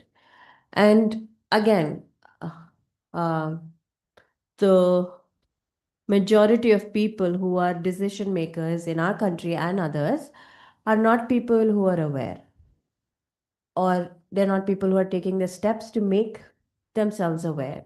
Fortunately for Tamil Nadu, we have a judge who took the steps, did the learning, and then brought about a lot of changes. So Tamil Nadu is really good with the policies. I'm not so sure about the action implementation of it just yet. Kerala's following, Maharashtra's gotten a lot better too, right? So I also understand your question. A lot of the times it comes from, hey, people abroad are doing this, so it must be right, or they must have a lot more research backed reasons for doing these things. Unfortunately, no, right? The real reason we're not able to talk about the impact as such is because of lack of research. There hasn't been long-term, longitudinal research that's been done on the effects of the forced reassignment surgeries that have been done, right? But this is what it leads to. And once we see this, we know that that's bound to happen. So how well they do the identity concealment, it's up to us to now give them the space to figure out how can we move from there, right? Any other questions? That was a really good question. Thank you. Any other questions? We can move back. We're done with that. Yeah. Okay, here's another example. Now I request you all to take a minute to read the slide.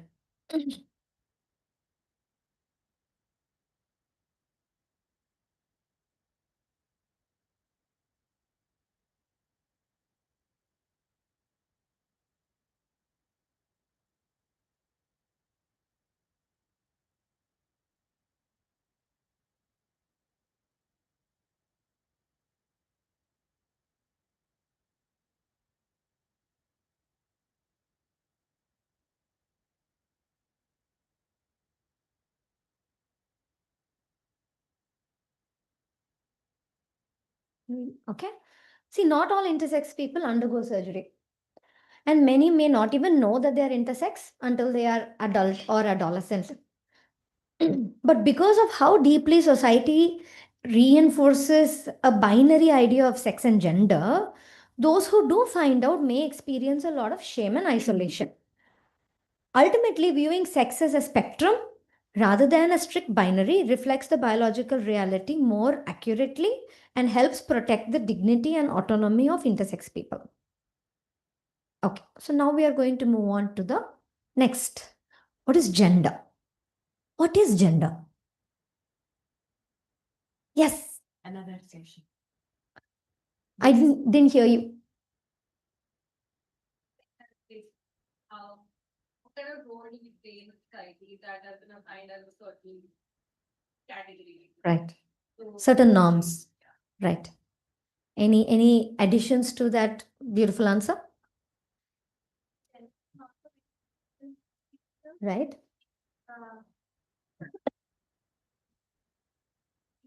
There is definitely a debate between your real self and the ideal self. Right.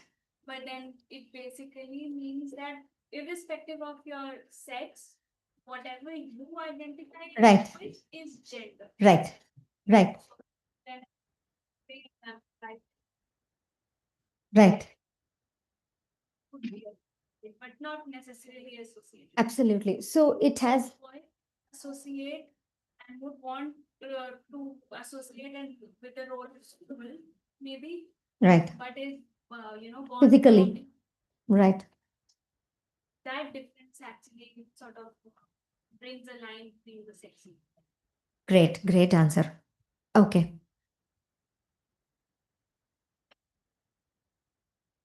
Our understanding of gender is constantly evolving, right? Every person forms their own idea of what gender means. And there's no single correct definition.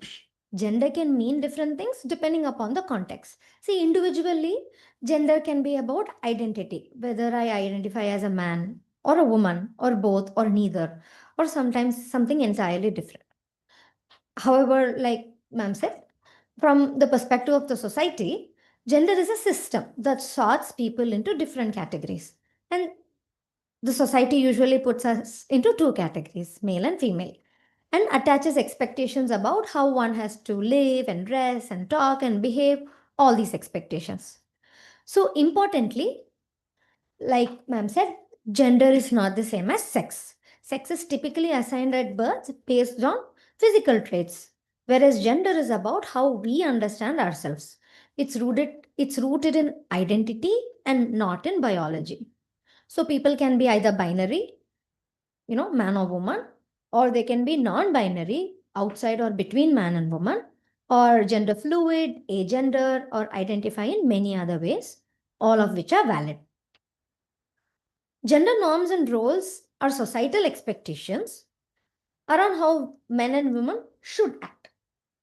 Who earns money? Who nurtures? How we dress? And what we are interested in. These roles are learned from a very early age and it's reinforced everywhere, starting from which restrooms we use or how when we go shopping and how the clothes stores are arranged. Even if we personally reject gender binary as a person, we still live in a society that pushes it. And that's not a failure, it's rather the result of very deep conditioning. We're all conditioned from a very young age to look at gender as a very binary thing, right? Understanding gender as personal and diverse allows us to support people more authentically, both in life and in our work. Okay, let's talk a little bit about the gender-bread person. Would anyone like to talk about the gender-bread person, or can I? Okay. When we talk about gender, it's helpful to understand three components, all of which exist on a spectrum and can change over time. First thing that we would talk about is gender identity. A person's identity is very internal. It's a sense of who they are. It can be a man or a woman or neither. Gender expression is how someone shows their gender outwardly, through the way they behave, the way they dress, the way they talk. It can reflect cultural ideas of masculinity, femininity, or androgyny. The third concept is gender role. So these are typically society's expectations placed on people based on gender. What is seen as masculine and what is seen as feminine can vary across culture and time. So we can use a very helpful visual to understand these things. So identity is something that's in the brain, what we think internally. Gender expression is in the appearance on the outside, how we present ourselves. So that's why there's a line on the outside. Biological sex is anatomy, it's our body. And sexual orientation is in the heart. It's what the heart wants.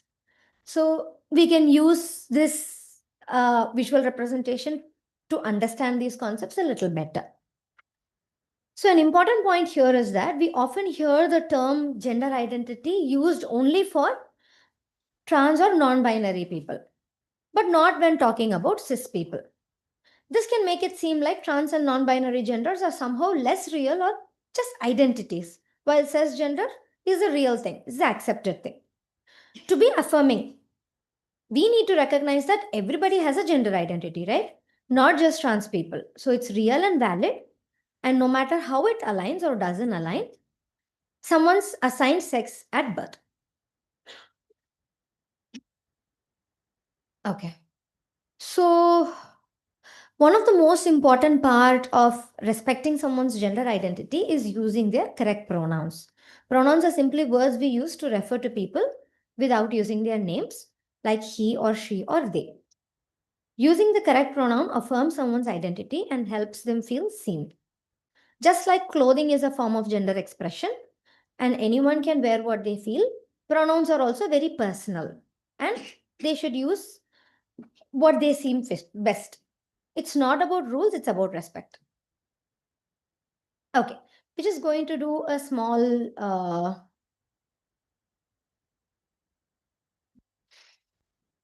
can we do the example first?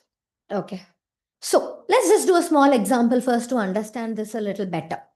Just read through Ria's example and then we can discuss those two questions.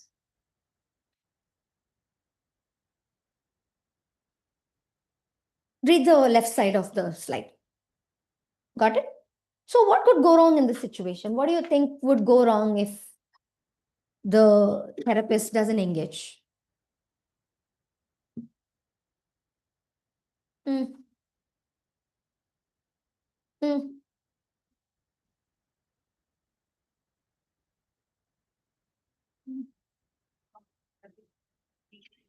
Great. And what can we do to be more affirmative in this situation? Absolutely, right? Like what she mentioned, not acknowledging or not mentioning the person by their preferred pronouns can make them feel very invalidated, disrespected.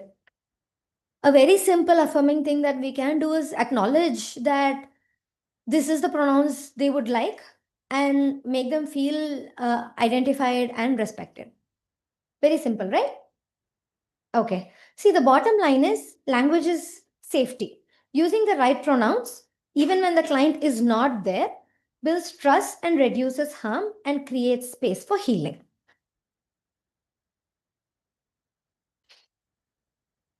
Last one. What is sexual orientation? Yes. Great. Anything else? Any other explanation? Sexual and emotional. Great, great. Okay, I think that makes my job much easier.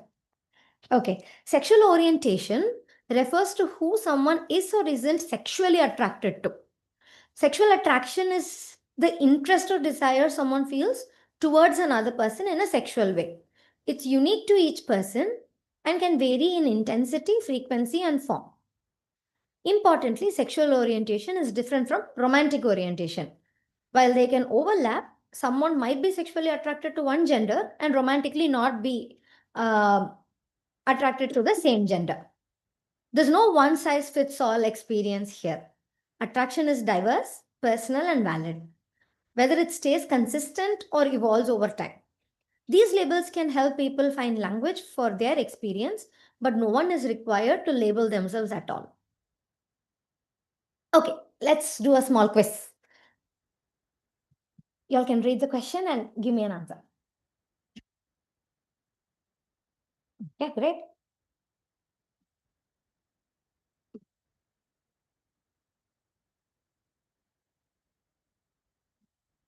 Intersex?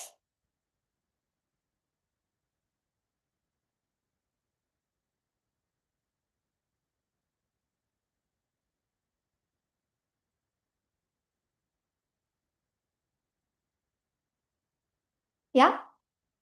Seems ridiculous to ask which bathroom they go to, right? Okay.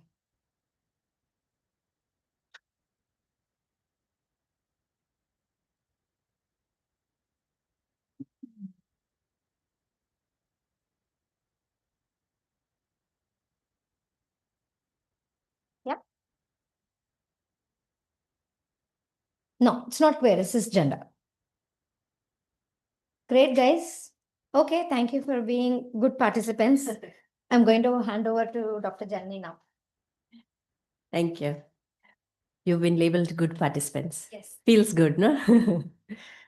Right. Do you want to know why it's not queer and why it's cisgender? I'm sorry, yeah. Clarified? Okay. All right. So this is where the, yes.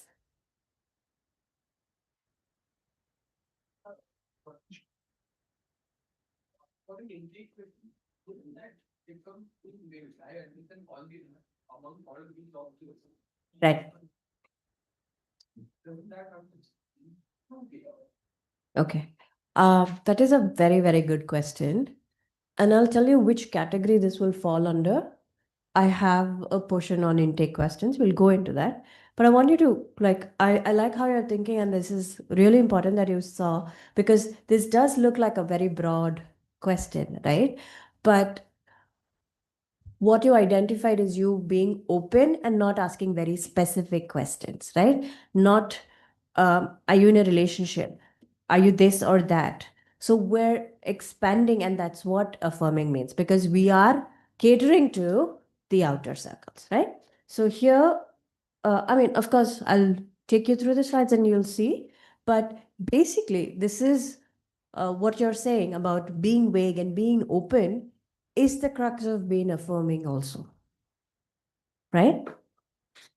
Because when, think of a dartboard, by asking a very specific question, you're only looking at that centermost person, right? Or people who belong in that center circle. But by asking a very open, or for us, it feels very open because we're so used to asking, hey, who's this for you, right? So by attending and by being open, we are in the outer circles, and then we can narrow it down. But this is a great place to start. The outer margins are a great place to start, right? Oops, yeah. So let's look at some of the core principles, the crux of why we're here, right? These 5 things, let's try and keep them in mind. So to be queer affirmative, we need to be affirmative in practice. So that means that we're going beyond tolerance and we're going beyond, hey, okay, I'm accepting of who you are, and that's about it. right? So from moving from that space, we have to actively say your identity is valid, or what the experience that you're going through is normal, right? Or actively using their pronouns like she discussed. So affirmation is um, explicitly validating an individual's identity. And then we spoke about minority stress framework, right? Thank you. We have to place the individual in this framework to understand what it means for the individual. So keeping the structural and interpersonal factors that can have stigma that can have an impact on this individual. Keeping an eye out for that is very important. So look at the individual in from the minority stress framework as well. The third is intersectionality, which means that we don't have just one identity. Our identities are overlapping all the time, right? We're not just this. We are diverse and overlapping in terms of caste, class, religion, geography, and any other factor that you could take. So any individual is an amalgamation of all of that. So taking the individual out of it and just looking at them as a queer individual will be causing more harm than we want to, right? So each identity interacts with the other and leads to like a unique experience of marginalization and privilege in some concerns as well. Therapist reflexivity, which is examining for ourselves where does our privilege come in, where does our bias come in, and how is it playing a role in the space that I'm trying to create for my client, right? So it's not something that happens just one time and then you're done. It's something that happens with every session, right? Just because I feel like, let's say I feel like marriage is one of the life milestones that everyone should have. And my client says, my parents are forcing me to get married. I'm gay, but I don't want to. And you say, so just get married, no, fulfill your parents' wishes, right? That's where your bias comes in. Your bias of, oh, you have to fulfill your parents' wishes because that's what a good offspring would do. And also, you have to get married. It's an ideal step in your life. So we're making a lot of such assumptions. And then structural awareness, which is an understanding of all the structural stigma that can happen in the client's environment. So if the client says, hey, at work, I constantly have to conceal myself. You can't tell the client, no, just be confident. And I'm sorry, could you please close the door? Thanks. You can't tell the client, just be confident, everybody will accept you. We can't. We're telling the client to put themselves in danger, right? So being aware of any and all structural stigma that the client would face. Let's look at this. I think I already did this in my example, the one on the right. So let's do the one on the left. Sorry. Anamika, a 25-year-old trans woman says, I went to a doctor for stomach pain, but the doctor kept asking me invasive questions about my transition. I felt humiliated and walked out without getting treatment. What would a non-affirming response be?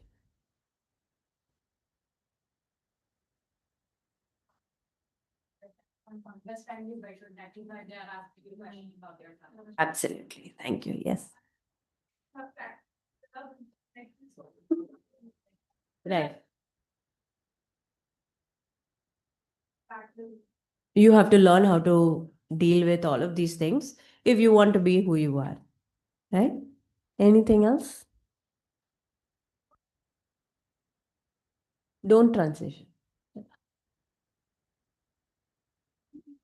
Okay, so you have transitioned, so the responsibility is on you also to.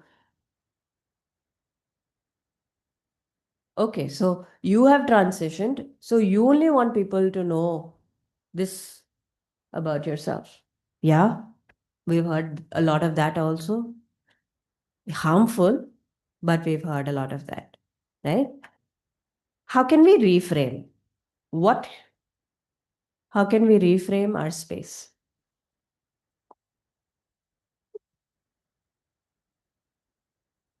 What can we say to this client who comes and says this? What would an affirming response be? Absolutely. Yes.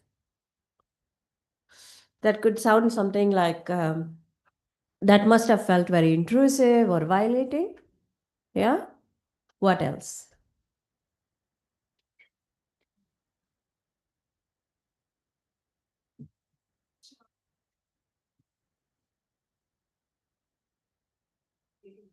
Right? Right? Right. Okay, so 1 second, let's just go back here. So we've looked at affirming, right? An affirming response. And then what would the structural awareness here be? Yes?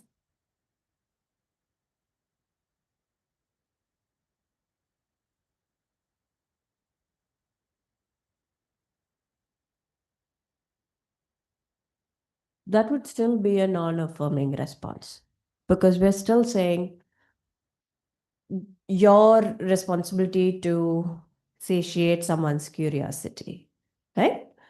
There's a lot of structural awareness that's playing a role here, which is the medical system that's exclusive, right? And the lack of training.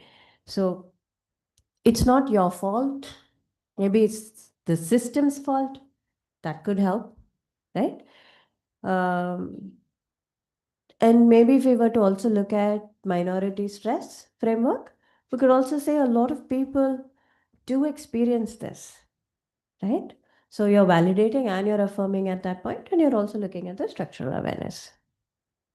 Okay, so let's look at clinical skills. I would like you to take a picture maybe of these slides. These are intake questions that we normally ask. This slide and the next, if you could take pictures, it'll be helpful for you as we do a couple of role plays. Let me know when I can go to the next slide.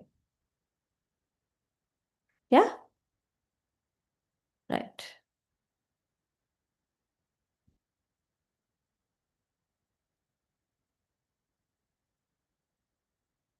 So that question that you had asked earlier, it would come under family, family history maybe, right? Right. Right. All right. Ready? We can go on? Okay. So beyond intake, we're going to look at 5 things I want you to keep in mind, right? Because it's not about just asking the right questions, it's also about how you are in session, right? It's about how we validate, it's about how we look at the strengths of our clients rather than, of course, we've moved a little from pathologizing. I hope everyone here in the room has moved from that space, and that's why you're here. But also, it is to provide strength for our clients just by identifying, not by saying, oh, you're the one giving them strength, by helping them identify their own strengths, right? So the first scale is micro affirmations, and that means what we just said, right?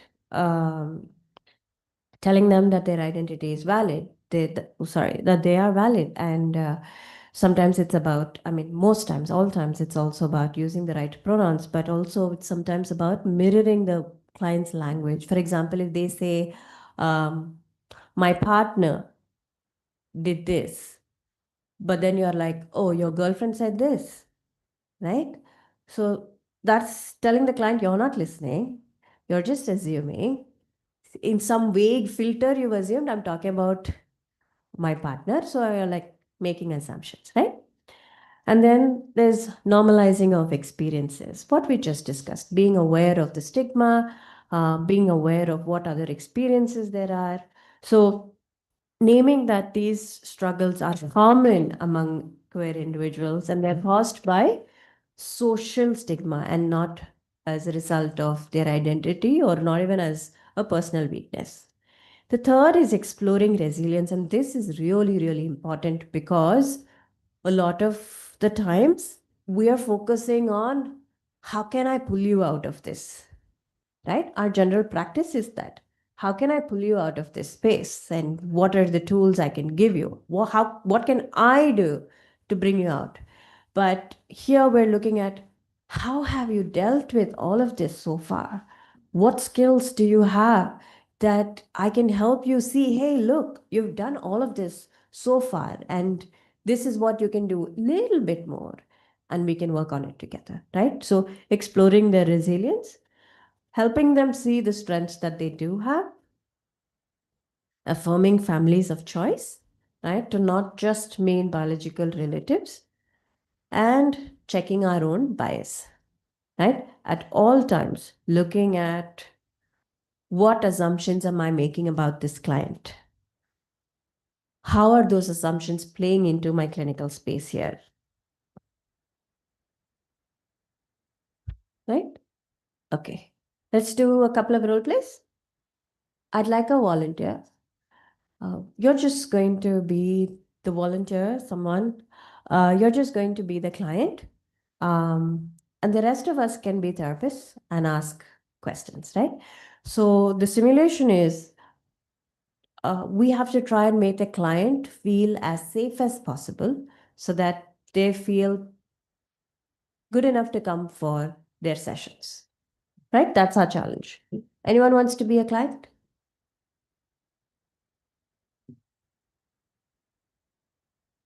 Thanks.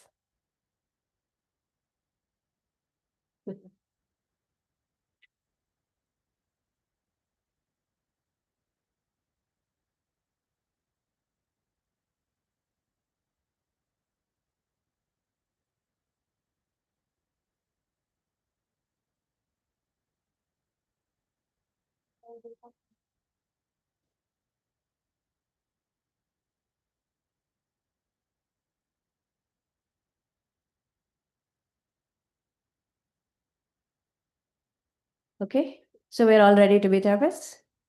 All right. So we're doing an intake session, okay?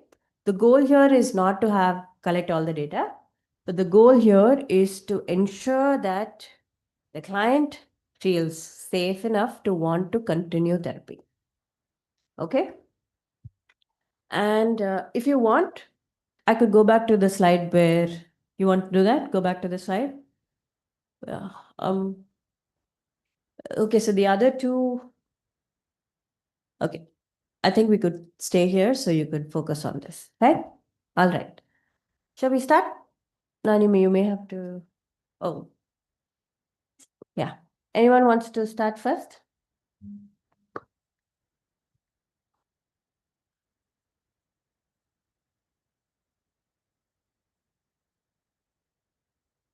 Yes. Hi, I'm Neeraj. I have been thinking about starting therapy for a while, but I wasn't sure if it would help. I have mostly been feeling really flat, like I'm going through the motions at work but not really present.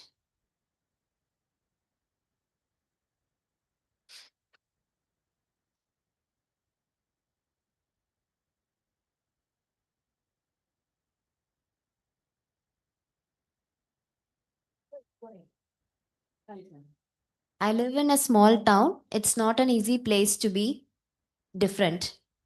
I don't really feel like I can talk to anyone there about things that matter. People are very friendly, but it's all very normal. I can't be myself. I usually use he or him pronouns. That's what everyone expects. But I have been reading and learning, and they feels closer to how I feel. I'm not sure yet. I haven't told anyone that except maybe one online friend. Growing up, I never saw people like me. Not on TV, not in books, not around me. Even now, I still don't have the words for some things I feel. Sometimes I wonder if I'm just being dramatic or confused.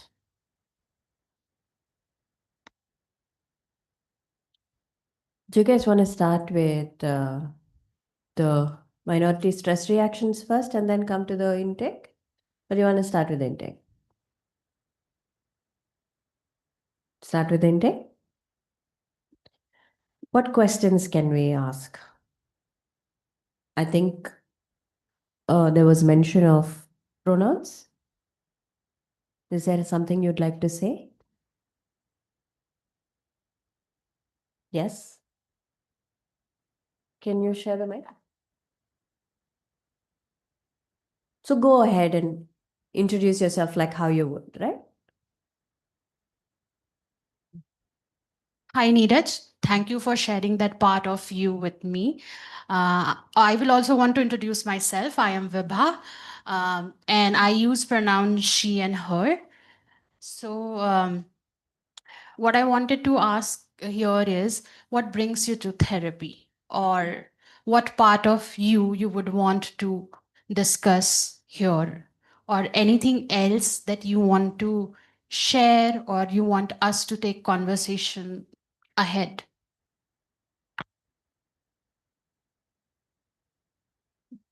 Yeah, go ahead and answer. You can pick one of the paragraphs from there and Yeah. I'm not very sure. Maybe I am still confused or I'm just being dramatic. So I wanted to talk with someone to clarify that. It's okay not to know everything at once. And this is the space where you and me can kind of explore what that feelings look like for you. And that feeling, sometimes we grew up in an environment where we have to label the feeling that we are feeling, and without labeling, the feeling does not make sense for us.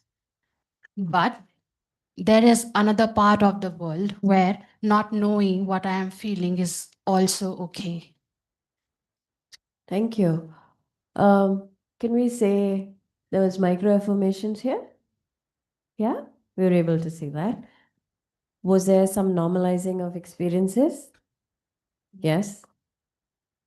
We've not come to exploring resilience yet, but what would that look like? How could we explore this individual's resilience? Anyone? Can you pass the mic, please? Thank you. We could ask some more questions about what got her thinking about therapy in the first place. Yes.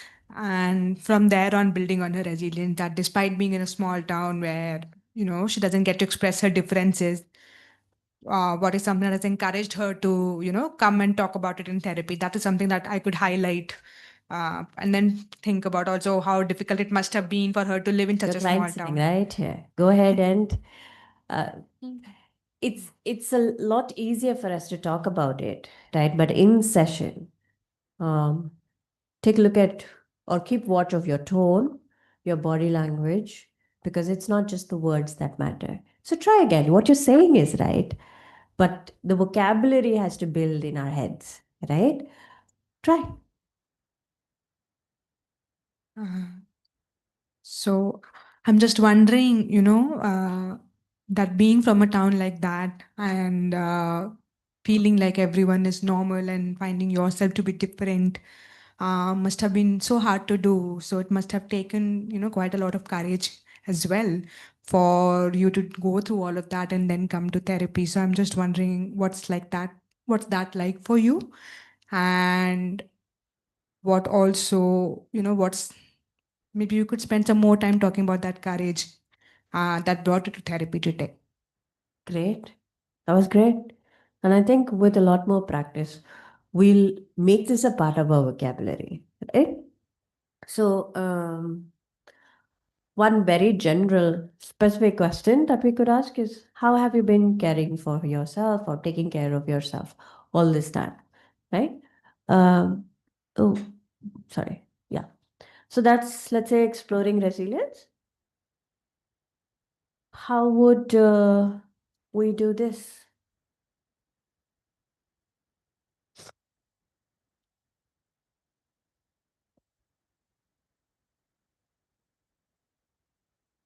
how would we do affirming families of choice? Because there was some mention of a support system that this client said. Just use that question that you had. What kind of support system do you have? Yes. I think they had mentioned something about an online support system. So you could explore that specifically. What helped them, share their pronouns with someone online, things like that. And what's the bias that you would check? What's coming up for you? Are we afraid? Did we forget what pronouns the client mentioned? Yes. Yeah. Are we afraid of a lot of the times, some of our experiences are that when someone talks about their pronouns, we're like, okay, so then that must mean they somehow belong to the queer community. And I'm not sure if I'm equipped enough for this client, right? I don't know if I can do what is right by the client. And then we're a lot in our heads. We're thinking too much, right? And we're not able to provide that space. So, how are you feeling? Not you, I'll ask you in a bit. But how are the clinicians or therapists feeling so far?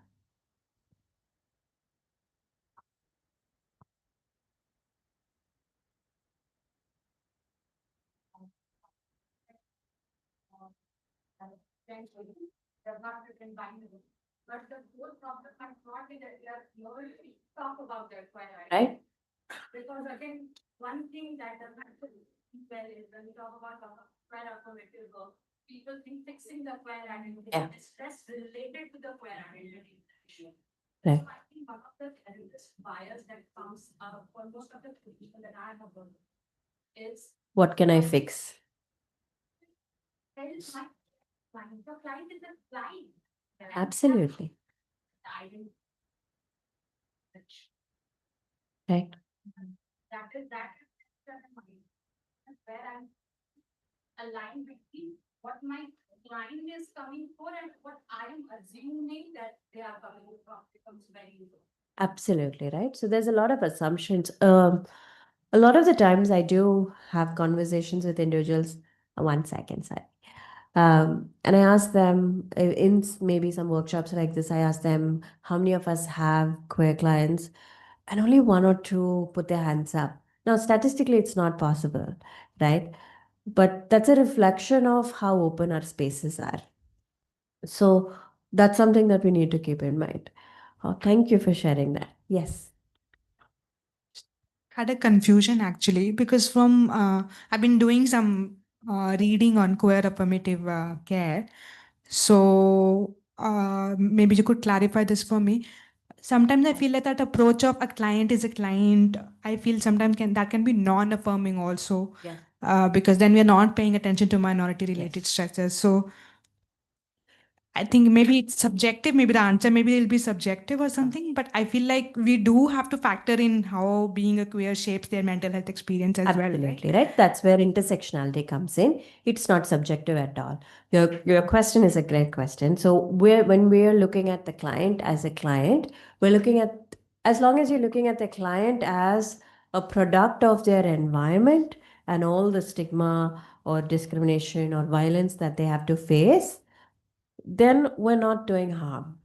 But if we say, yes, you have anxiety, so I'm going to address your anxiety, but I'm ignoring the person that you are as a result of everything that you faced, then that's harmful.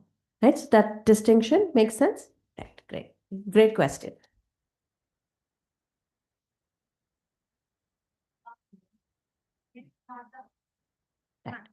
Being aware of this is being mindful that when you are using an intersectional lens, you keep that part also in mind that your client comes from or identify themselves from your computer. But maybe not that part needs to be worked on, the other part will be. So, like we discussed, it is not that your client is having these concerns because they're queer, right? So that's something we need to keep in mind. We're not saying, oh, you're queer, so of course you'll have all of these other things also. We're not doing that.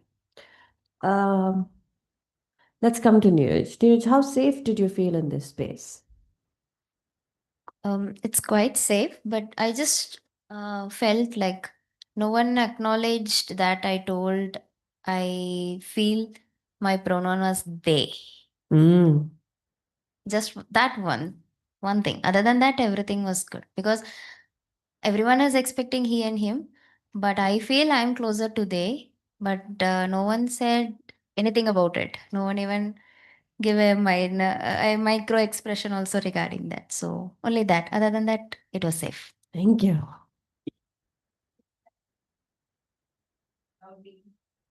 Mm-hmm.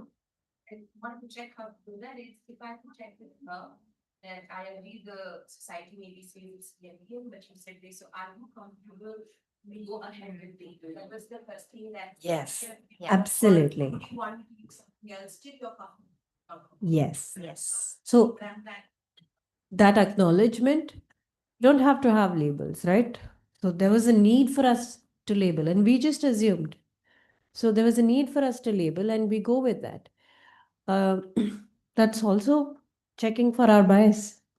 But just that validation would have made this client feel a lot safer. Yes, 1 second. I'm so sorry. But oh, okay. Yes, go ahead.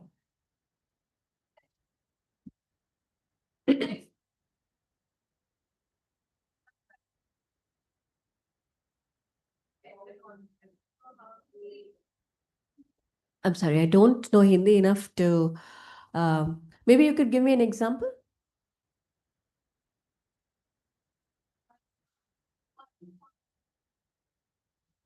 When we are looking for in Hindi, when we are looking for a gender, we use a tone because with tone, क्या तुम जा रहे हो, क्या तुम आ रहे हो, किस रहे हो and not रही क्या रही हो. So that, yeah, I know, but when you tone, it automatically can be used like a gender. It's more gender. आप जा रहे हैं. I think the आपने क्या रहे पार्टनर ने क्या बोला आप काम because तुम again तुम तेरी मेरी वाला types Like very common and yeah, I just like shared it from my own experience. Absolutely. But not, let's say, were non-binary. Right. So they were very much okay with me using tone Right. instead of and ready for raha hai wala scene. Since the gender is in the safer way. But also, what's one way to solve for this, guys? Ask them, right?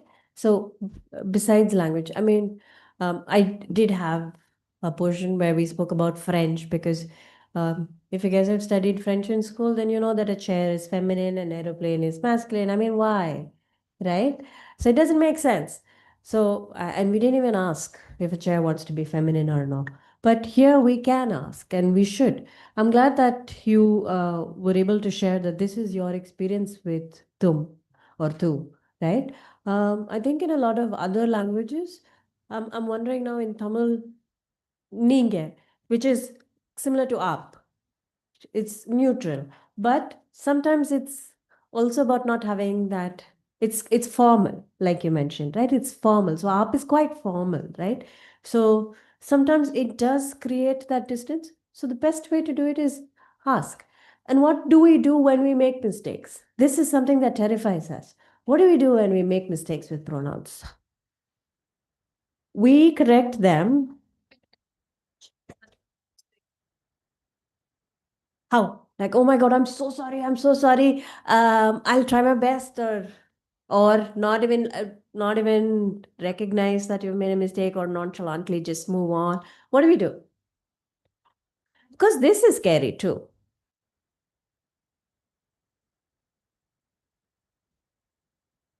on my lap of practice, I have not been, it's not in my usual practice. So it takes me some time to get used to it. And while I'm seeing this, I want you to just communicate.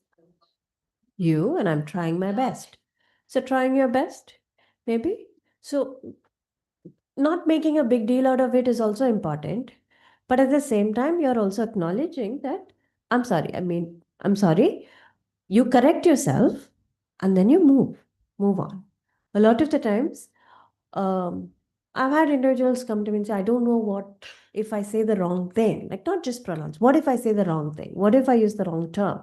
And that's scary too. It prevents us from connecting with people who could be the best of people in our lives, right? But we're so afraid because our language and vocabulary, even in terms of, our vocabulary in terms of language, thought, is not something that is inclusive.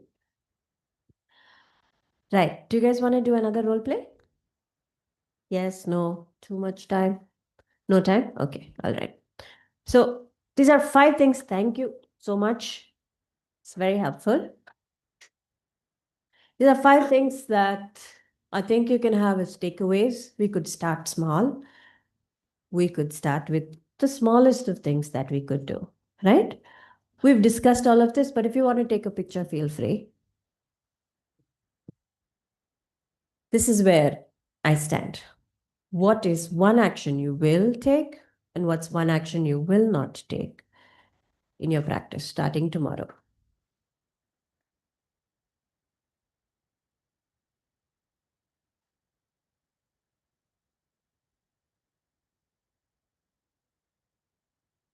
Yes. When we're working, I find form of counselors with home staff. And what I personally feel that it's not just for clients who come from maybe is on the sheets they very often mark he and or she and her, whichever. But I feel it comes from a place of oh, this would be better to maybe push. And when I start the session, because I read it, I kind of go with that. It's mentioned the demographics are mentioned, but I think and start reiterating and checking with them. Absolutely. Sound good to you for me to use that. Fantastic. Or is there Right? any other pronouncing? Yeah, I think I've always rechecked with all the other details that you said was the informed date, etc., etc. But I don't know, I think age and pronounce is mentioned. We just go ahead. Yeah. Thank you so much.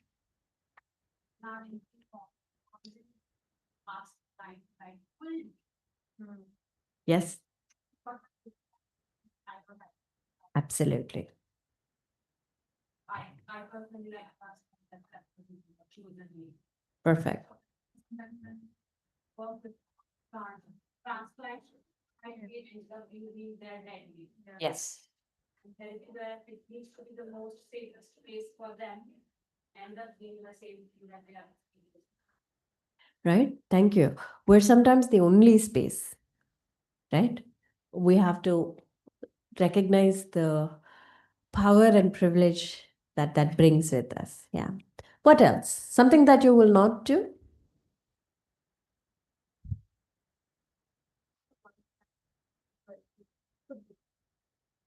Not avoid a client because we're afraid that they could be queer. Yeah. Anything else? Anybody else?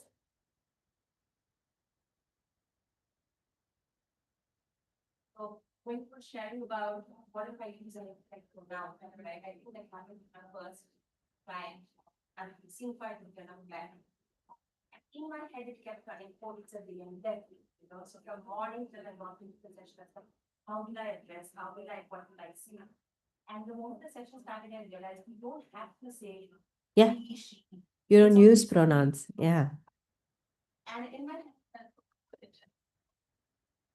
the entire process so much. Absolutely. With the first. So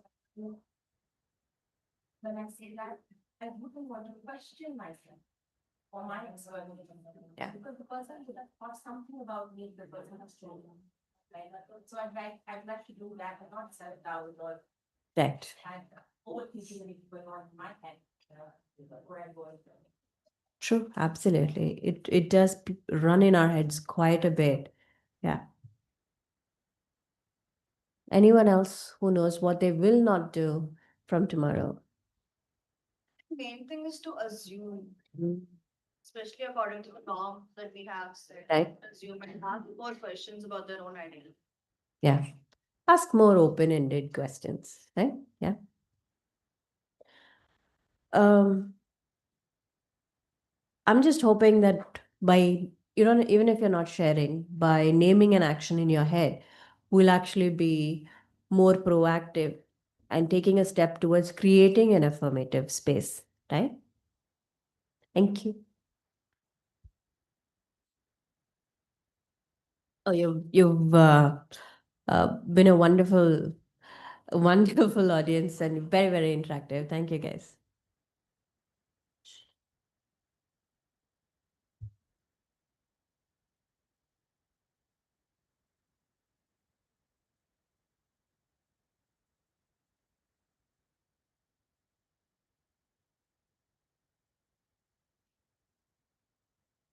Okay, so thank you everyone.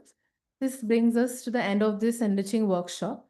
So now we would like to begin the memento distribution ceremony, and we request our dignitaries to kindly come forward and present the token. Okay. Okay. Okay, Dr. Shri Janani Vasant Madar. Okay.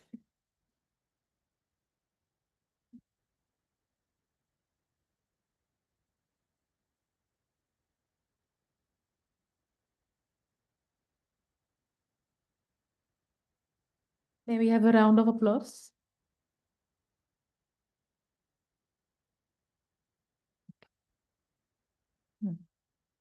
Miss Narayani.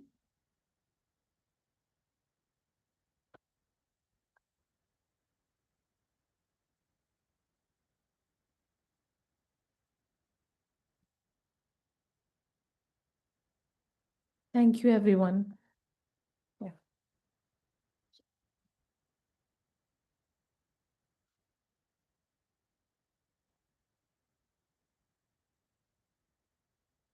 Thank you so much for your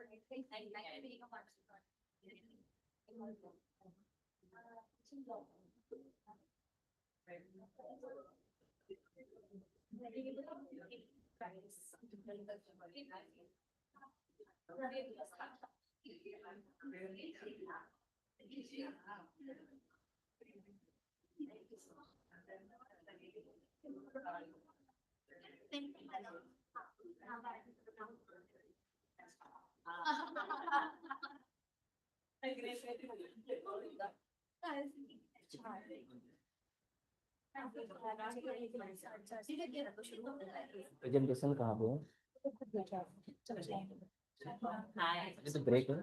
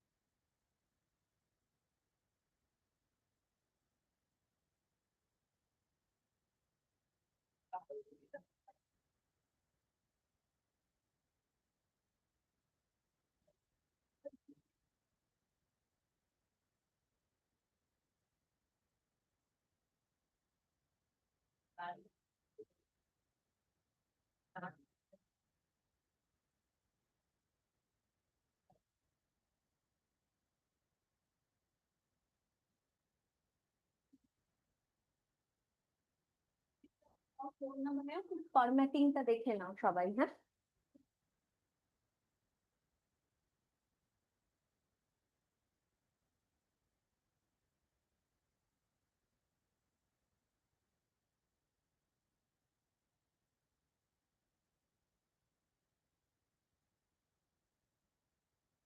You want anything?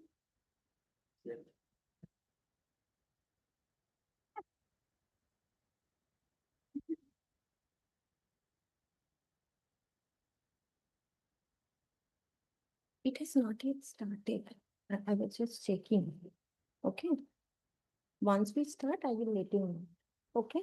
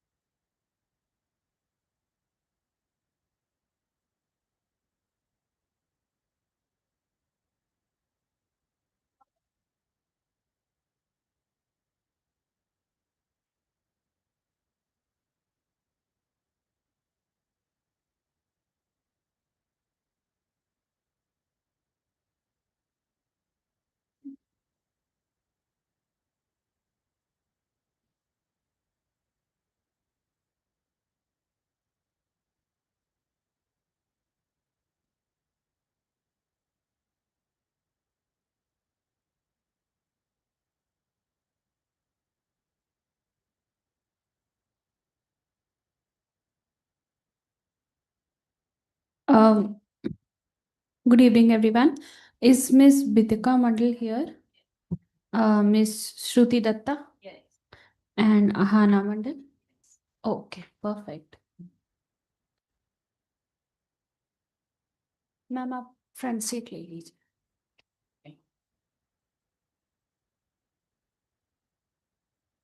Ma'am.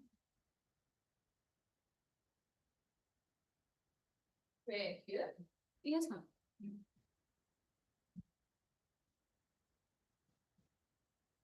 Should we sit here?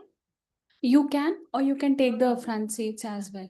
If you want to sit, you can sit there comfortably. That would be much better. Well, good evening, everyone. I hope everybody have had their tea and feeling better now, awakened. All right. A very warm welcome to all present here. I see we are still short of audience, but nonetheless, we are hoping more of them coming here. We are delighted to have you with us for the symposium titled Triumph over the Scourge of Agony, Evolution of the Concept of Suffering from the Lens of Vulnerable Community.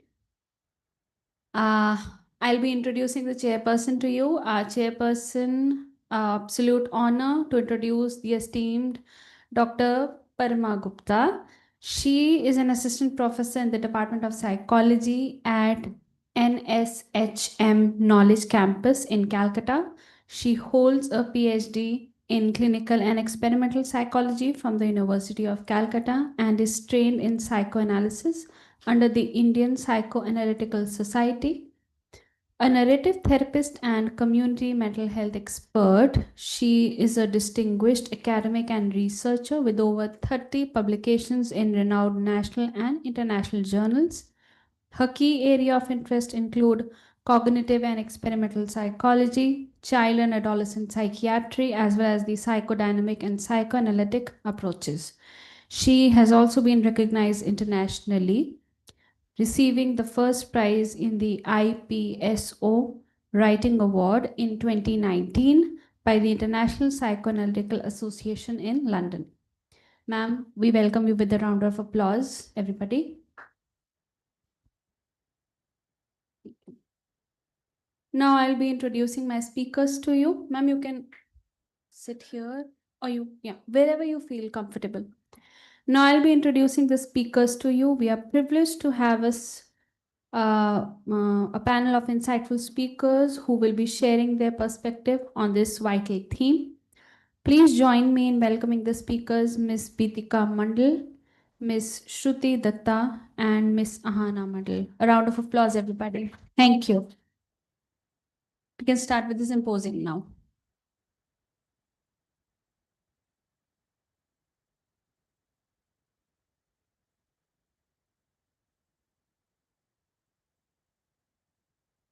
Afternoon.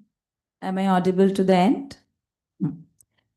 So, myself, Paroma, and I have my three speakers, Vithika, Shruti, and Ahuna with me. We will be taking you through a ride over our symposium topic, Triumph over the Scourge of Agony, Evolution of the Concept of Suffering from the Lens of Vulnerable Communities. Before my speakers take up the three research papers from our lab, I would like to take you through some concepts and the understanding of those concepts from our perspective. So this will be the roadmap of the symposium.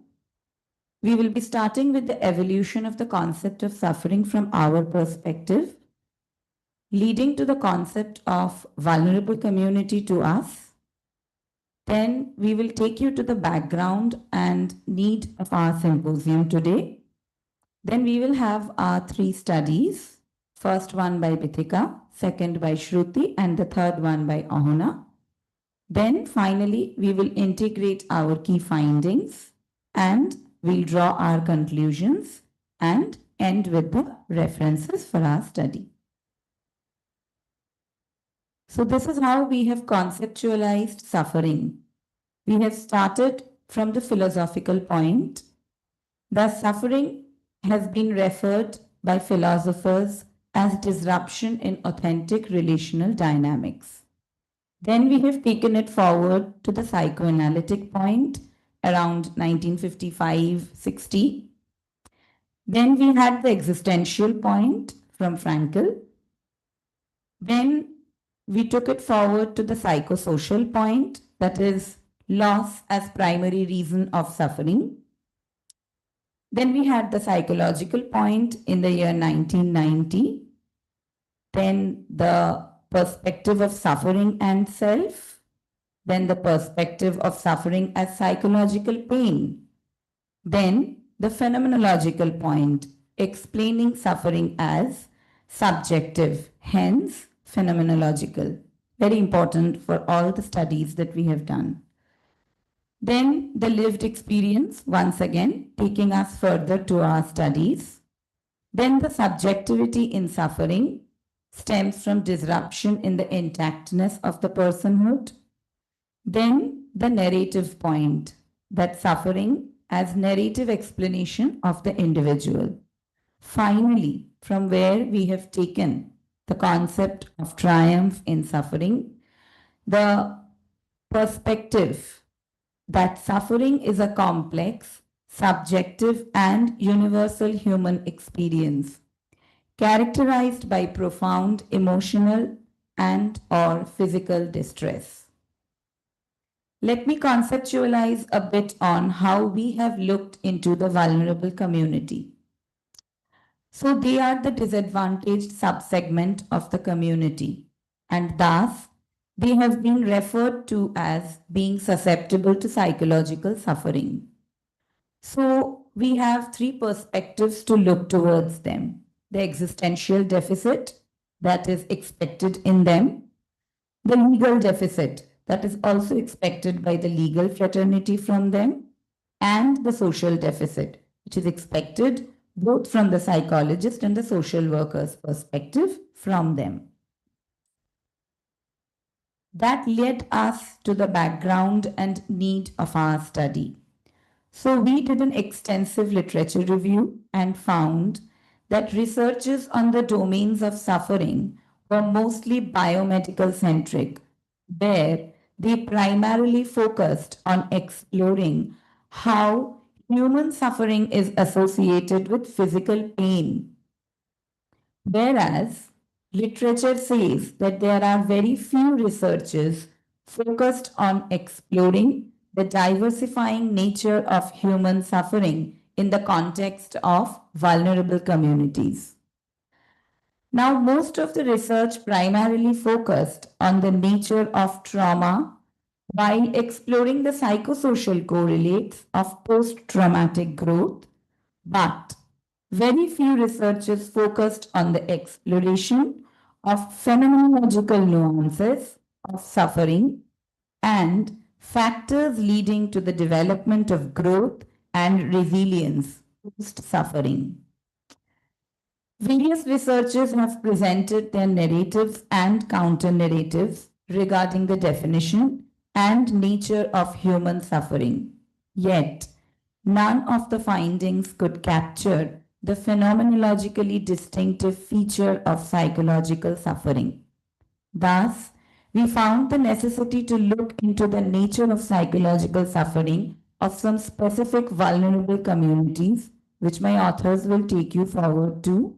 And we tried to focus on how post-traumatically their life has been to them and how they present themselves in front of the community, that is us. For the first research study, I hand over the podium to Nitika.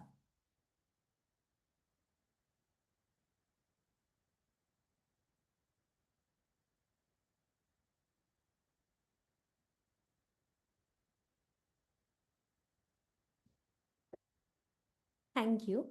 So, I will be presenting the first paper of our symposium titled Suffering in Silence, a study on the lived experience of adolescents belonging to institutionalization due to social exclusion.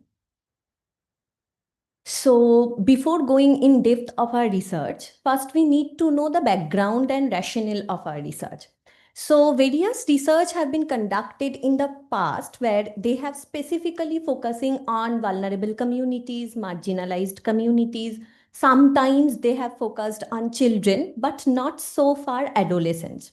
So in past, what we have noticed that they have studied the discrimination, marginalization faced by these kind of communities.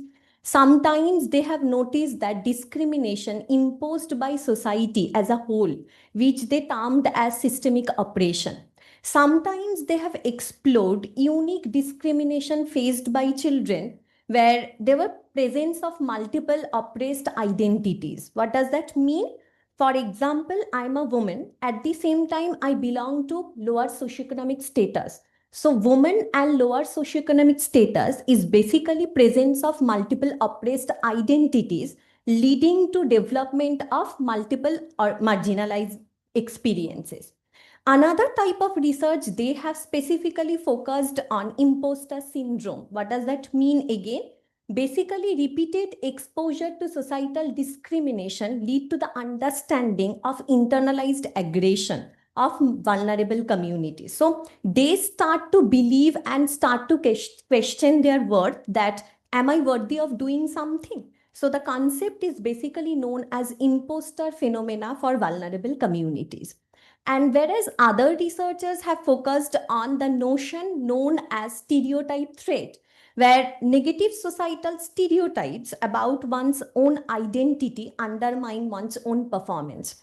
So these are the researches that have been done so far, where we have come to the conclusion that none of the researchers have specifically focused on the adolescent, which is a very crucial stage of development. At the same time, none of the research has tried to map the developmental trajectories of this type of individuals. So with this, the aim of our current research was to phenomenologically explore the developmental trajectories of institutionalized adolescents, where the main objective was to map out the early childhood experiences, their understanding of self-concept, their nature of interpersonal relationship, and their daily life dealing. With operational definition, where we have conceptualized institutionalized adolescence as those where once experience social exclusion due to multiple factors, which is mostly societal in nature. For example, once they have experienced child labor, any form of abuse, etc. And the paradigm that we have used here is qualitative and exploratory in nature. So our sample description started with inclusion criteria, where the first inclusion criteria that they have been institutionalized and they have rescued by any NGOs, and they have rescued at least before 6 months because with the assumption that so far they have settled down. And the age range was mostly kept 12 to 17 years and the educational qualification class 5 for proper verbalization of their life experiences. And the exclusion criteria being no significant physical or psychiatric illness. And the sampling technique that we have focused or used here is purposive sampling. For example, those who have met the inclusion and exclusion criteria have been taken for this particular study. And the participant socio-demographic reveals we have taken 3 participants here. The first participant 12 years of age and other 2 mostly 17 years of age. The procedure follows after getting the clearance from University Ethical Research Committee. Participants have been contacted, those who have given their consent. Then information schedule and in-depth semi-structured interview has been designed by focusing on the following domain that I have mentioned earlier. And the interview was conducted with the aim of striving the saturation, and tentatively the interview was comprised of 35 to 40 minutes because till that time the saturation has arrived. And for the purpose of data analysis, we have used interpretative phenomenological analysis proposed by Smith et al. 2004, where we have tried to map their life world, how they make sense of a particular phenomenon, and the meaning that they attach to them. And definitely, we all know during qualitative data analysis, reflexivity will be there. But still, in order to minimize the subjective biases, we have used triangulation where the data has been transcribed by the primary researcher, but it has been coded simultaneously by 3 researchers who are expert in the field of qualitative data analysis. Now, data analysis. Basically, in this section, we have analyzed the data in 4 steps. In any qualitative data analysis, first we need to find out open code. Open code is basically smallest meaningful unit of our data. Then by combining similar types of open code, we actually generate the focus code. Then from different types of focus code, we generate the primary theme. Then from similar types of primary theme, we actually generate the sub-theme. And then clustering similar types of sub-theme across 3 participants, we have generated the superordinate theme. So in this particular research, 3 superordinate themes have emerged that you can see. So the first superordinate theme was disintegration of childhood and the survival of the fittest. So under these, there were total 3 sub-themes. The first sub-theme was fragile beginning and the loss of child self. To make you go through the journey of these children, the supporting verbatim was, I used to stay on road. I don't have anything to say much. I don't have parents. So I started begging at the age of 4.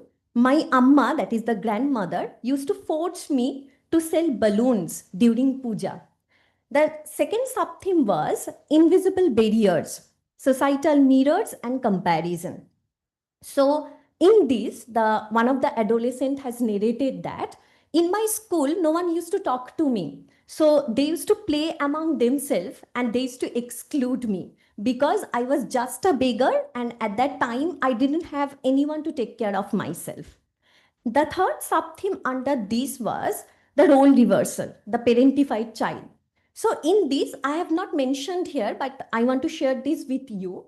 One participant has narrated that at the age of 12, I have seen my mother being raped by a stranger in front of me. And at that time, I had to take care of my mother. So the age where I needed to be a child and wanted to be a child, I was forced to be a mother of my mother figure.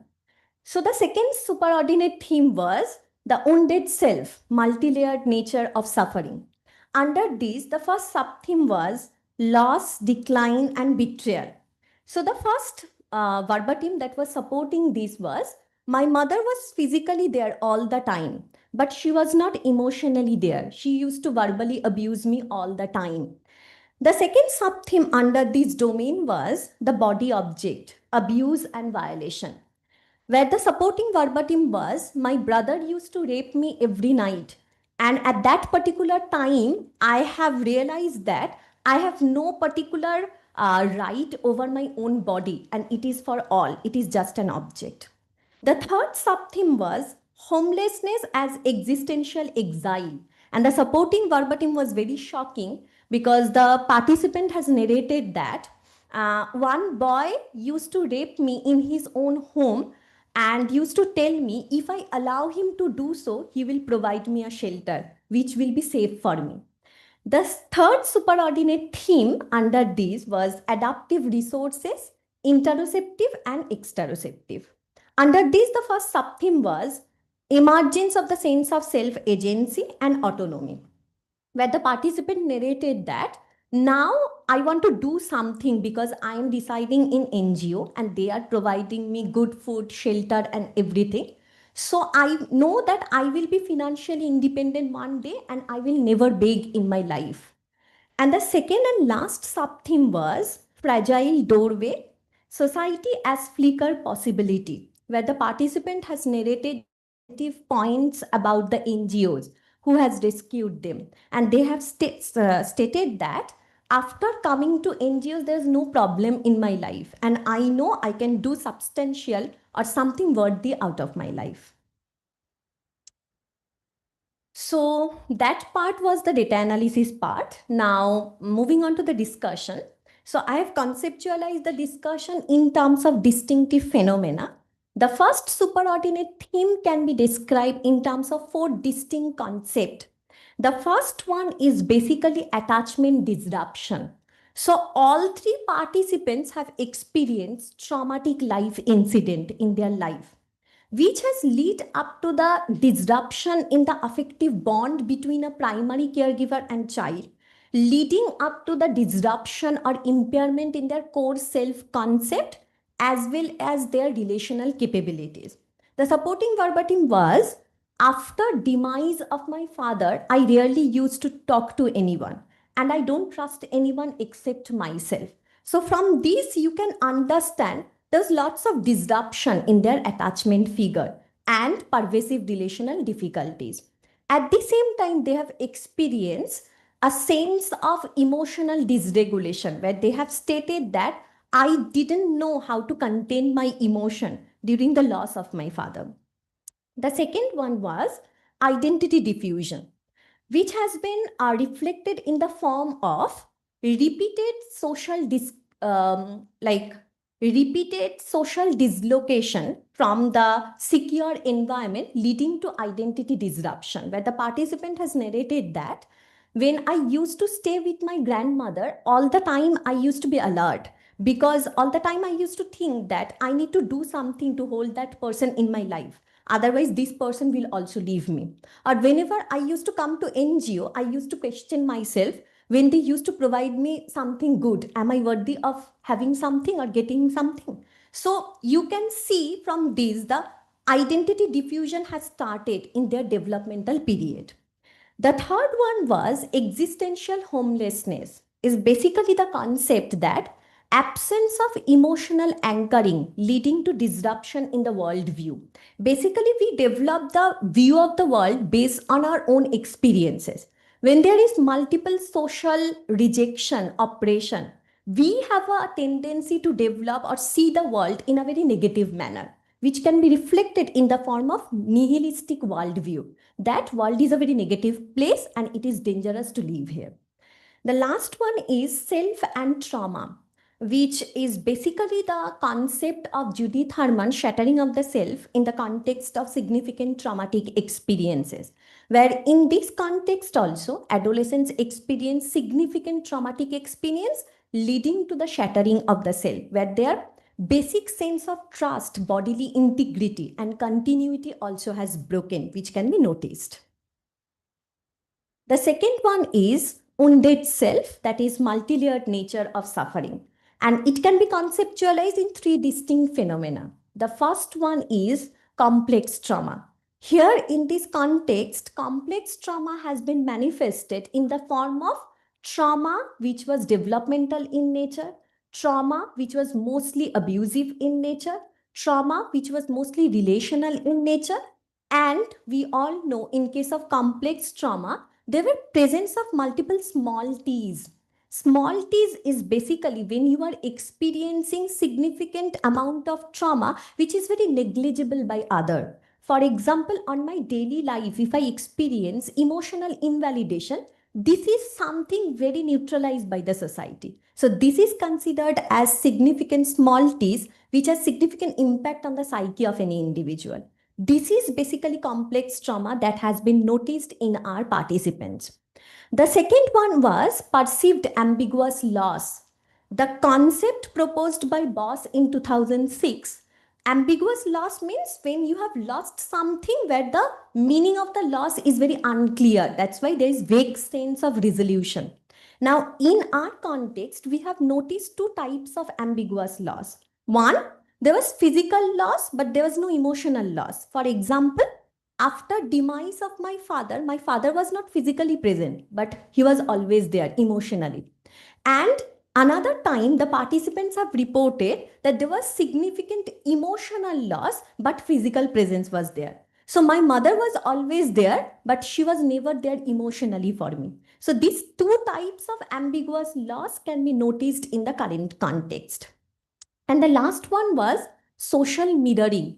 Social mirroring is basically significant traumatic experience when you start to internalize unconsciously. So society believes that you are good for nothing. I have started to realize that yes, I'm good for nothing. So this is the concept, basically social mirroring.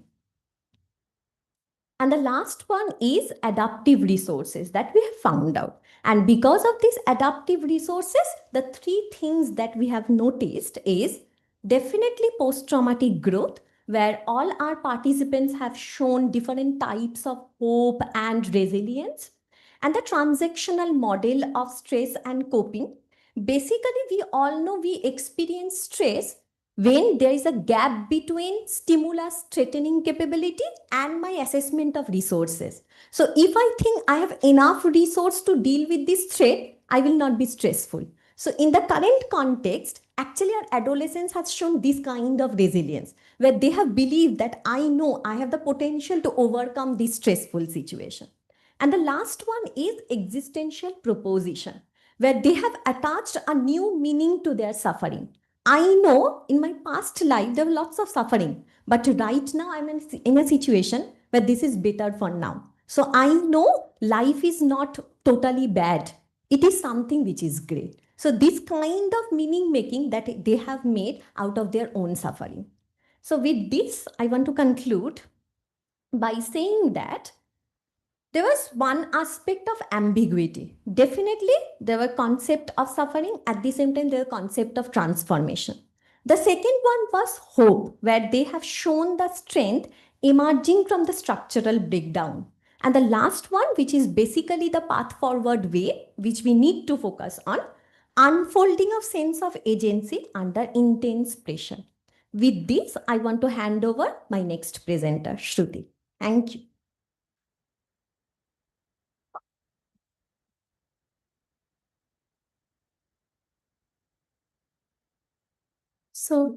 Good evening. So we have listened to a great, thing. For now, for the second study, let us go on a journey from a other to a dignified woman, a study on the lived experience of being a sex worker. So for the background, sex working is one of the oldest and one of the largest profession that runs legally, but yet tabooed and still socially stigmatized in our society. So from now, sex worker is a term that is less stigmatized and that is much more neutral in nature than the word prostitute. So we'll be using that more. So, according to Witzer, there is a classification which is 6 types of sex worker. That is, according to Witzer, that is call girl, escort, brothel worker, massage parlor worker, bar or casino worker, and street workers. So, on previous studies, we have seen there's a focus much more on violence, much more on societal stigma, that is much more primarily focusing on the fact that they experience relationship problems and also access to their healthcare, and also stigma regarding the fact HIV and AIDS. But there's a research scarcity that we could see after a considerable literature review, that in the concept of their take on intimate partner relationship, that is very romantic relationship, and their perception of violence, collective violence in nature, and also self concept, self identity, and also resilience that helps them get out of the sex working as a profession. So coming on to this study, the aim was to explore the subjective experience of living as a sex worker in Kolkata, and the objective is in-depth exploration of the following domains, that is ideas of relationship, perception of violence, self-concept, self-identity, and resilience and coping. So for this study, we have construed sex workers as has been construed as an individual who engage in sexual activity in exchange of money or any good. So for the paradigm, we have used the present study adopted qualitative approach and approach to data collection and analysis. Coming on to the sample description, these were our participant inclusion criteria, and those were the exclusion criteria. And the socio-demographic of the participant reveals that the participant one was initials were PN, 26 years old, female, and the participant two were RR, 42 years old, female. The sampling that we have used for this study was a snowball sampling, as one participant have given the information of the other participant, and also purposive sampling because meeting the inclusion and exclusion criteria was to consider. So now for the procedure, data collection were done ethically, and by data collection have been done ethically, including the exclusion and including criteria. And for the data collection, we have a semi-structured interview. In-depth semi-structured interview was designed, and to elicit information. We had completed our data collection with the aim of striving saturation, and the interview was lasted around 30 to 45 minutes. So for the data analysis, we have used IPA, which is interpretative phenomenological analysis, to understand their unique experience of their world, and triangulation was done. So data was transcribed by a researcher, primary researcher, supervisor, and an expert. So for the data analysis, we have through IPA through IPA 5 superordinate themes were emerged that has captured the survivor's journey. So the first superordinate theme that says life is a roller coaster ride, betrayal as a persistent factor in life. So the narratives have explored how betrayal has served as the only persistent fact in their life, and nothing else. As the narratives, you can see that I get scared. What if after a few years my boyfriend tells me that you work in a brothel and leaves me for what I have done something so that he can leave me, like took some videos and pictures. So the participant needed to take their actions on, so that the boyfriend or like anyone that is close to them doesn't leave them in the road. So the second superordinate theme explains the inner unease, sense of agony in terms of romantic relationship. So the pattern of chaotic relationship and chaotic relationship partners were very much evident from the narratives. As you can see, the person I am with now is married. When he can come to me while being married to another woman, he can replace me anytime he wants. So but yet the participant needed the fact that they need to be in a relationship even after knowing what can happen, even after if the person leaves them. So for the third superordinate theme, the sense of coherence, positive attitudes towards self as a part of resilience, which was a very striking superordinate theme from the study, actually, because despite having experiencing repeated trauma, repeated betrayal, the participants have pondered upon the fact that seeing oneself as an integrated person and seeing oneself as a dignified woman was very striking after all the analysis of the data. So the fourth superordinate theme that we have found is the wish fulfillment future as a hopeful resort. So this superordinate theme explains that all the participants have pondered upon the fact through their verbatims that they see future as a thing that they need to be on it, and they need to build their future as in a positive way, so that they can have something to leave this profession and live happily, and they feel that building their future and thinking about their future gives them resilience in life. And the fifth one is the flip side of a coin, experience of dual extremities in being a sex worker. Although the sex workers pondered upon the fact and said that we feel or we experience collective violence in this profession every single day, despite from experiencing all the collective violence, they have said that although all this violence prevalent, they feel that they need something, and they feel that even after violence, this profession is a way of earning money, and which allows them to be independent in life. So this explains a dual extremities between their one thing, that is they don't want to wish to continue this as because it is seeing them as a violence, and the second one is that they see this as an independent person and they can earn money from this profession. Now coming on to the discussion part. So the first one is life is a roller coaster ride, Mitchell, as a persistent factor in life. So they have pondered upon the fact that the trust is the most the most they trusted in a person. That person has introduced them in this particular profession. So it was also supported by Lukeman as well. And the second one is violation of trust has actually led them to has actually led them to have an integrated sense of self, has not have definition of they have them a different kind of definition of trust, which is not integrated in nature at all. So, and they think, and all the narrations and all the previous researchers have also pondered upon the fact that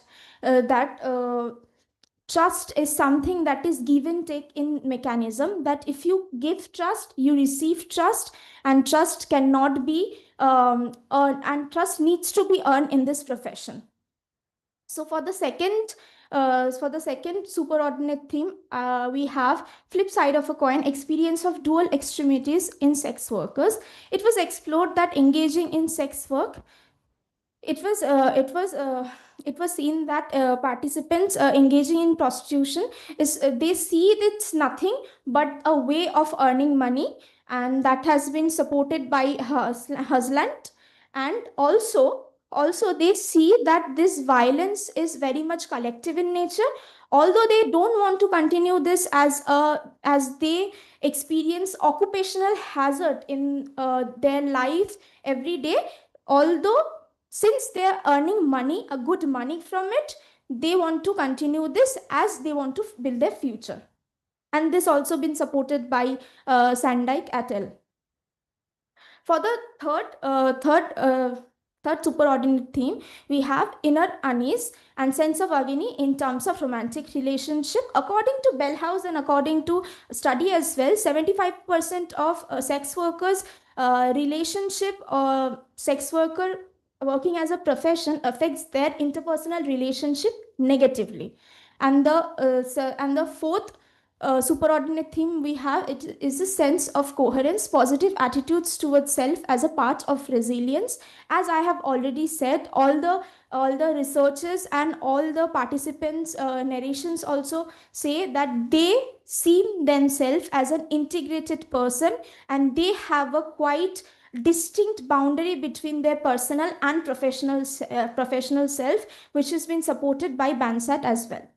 So the fifth one, we have wish fulfillment, future as a hopeful resort, as I have already said, which has also been supported by Wanjiru. They said that they see future as a hopeful resort. They like to, and they want their future to have a good future apart from being a sex worker with their children and with their loved partner. So to conclude, this phenomenological study has shed light on intricate and painful yet meaningful experience of sex workers. And this study consists of striking findings that female sex workers in Indian concept, despite being experiencing trauma, betrayal, collective violence, they still see themselves as an integrated person and dignified women. With that, I would like Ohana to continue this symposium.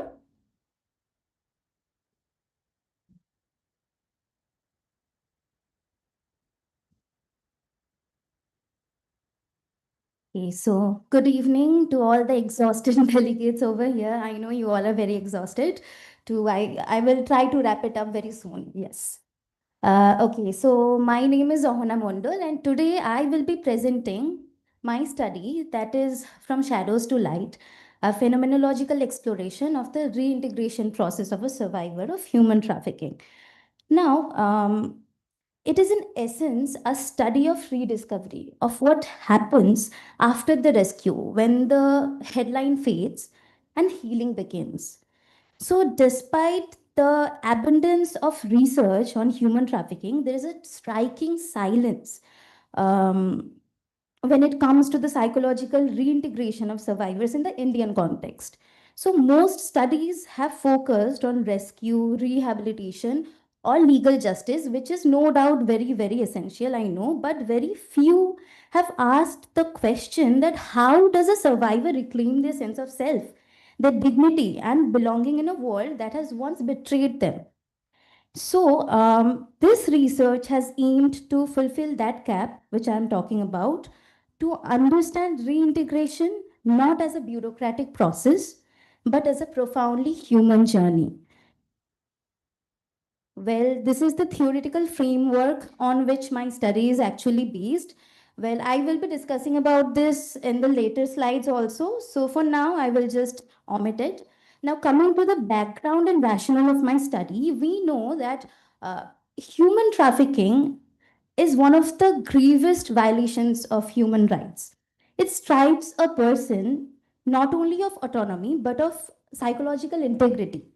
So, survivors often experience betrayal not by strangers, but I am very ashamed to tell you this that they are betrayed by the people who are closest to them. So, this is what Judith Herman, the American psychiatrist, reminds us is the deepest wound of all. Okay, so reintegration then is not just about, being rescued or coming back home.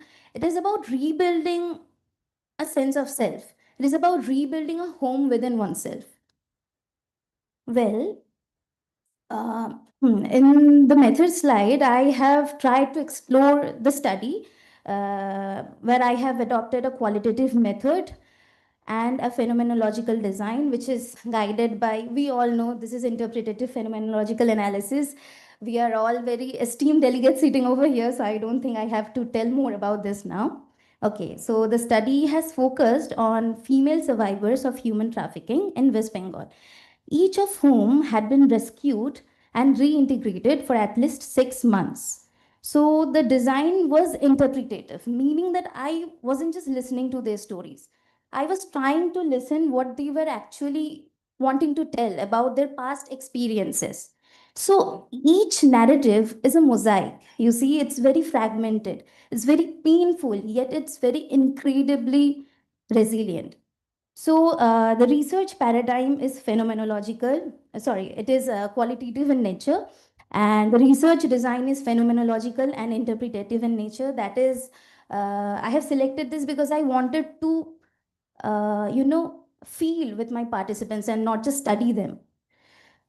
Okay, so moving on to the sample description, the participants are all female and they are aged between 19 and 32, and all of them come from diverse backgrounds belonging from West Bengal, and each of them has a story that could silence a room, yet the strength spoke very louder.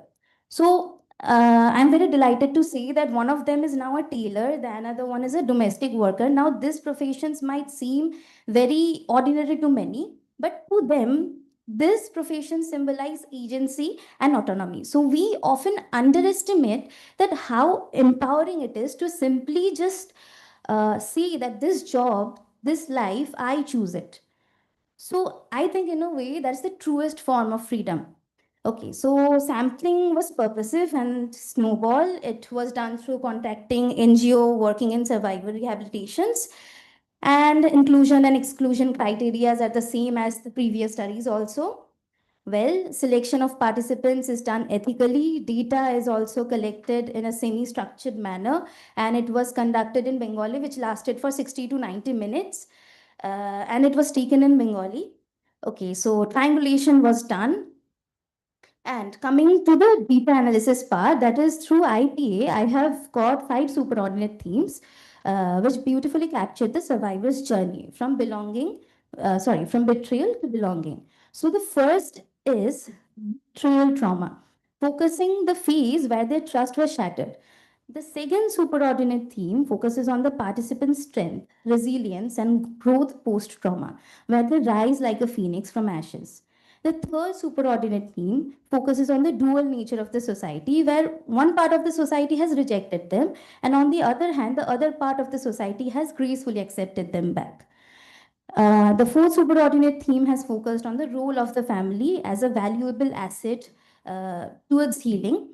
And the fifth superordinate theme is about community feeling, where victims, even after getting the chance to rescue themselves, held back and rescued the other victims with them as well.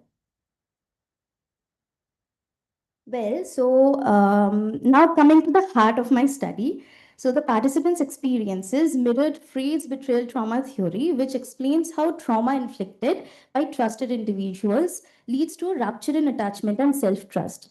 Reintegration, therefore, becomes not just about external rehabilitation, but about relearning to trust oneself again. So their narratives has also resonated deeply with Carl Rogers' concept of self-actualization and congruence, that is the gradual alignment between who one is and who one wants to be. And followed by Bronfenbrenner's ecological layers, where he has told that the personal, familial, community, and the institutional part is also very much important, along with the sense of self which is made within oneself. To conclude, I would like to say that reintegration is not a destination, it is an ongoing journey from betrayal to belonging. It is the art of reclaiming dignity in a world that has once stripped it away from them. These stories reaffirm the resilience of the human spirit from victimhood to agency. Each woman has become her own revolution, quietly, powerfully. So, as psychologists, I think our task is not to rescue someone, but to restore, not pity, but to empathize with them, and not label, but to listen to what they are saying. So, reintegration succeeds when a society stops seeing survivors as cases, but rather see them as people with potential. So, now I will hand it over to my esteemed chairperson. Thank you so much.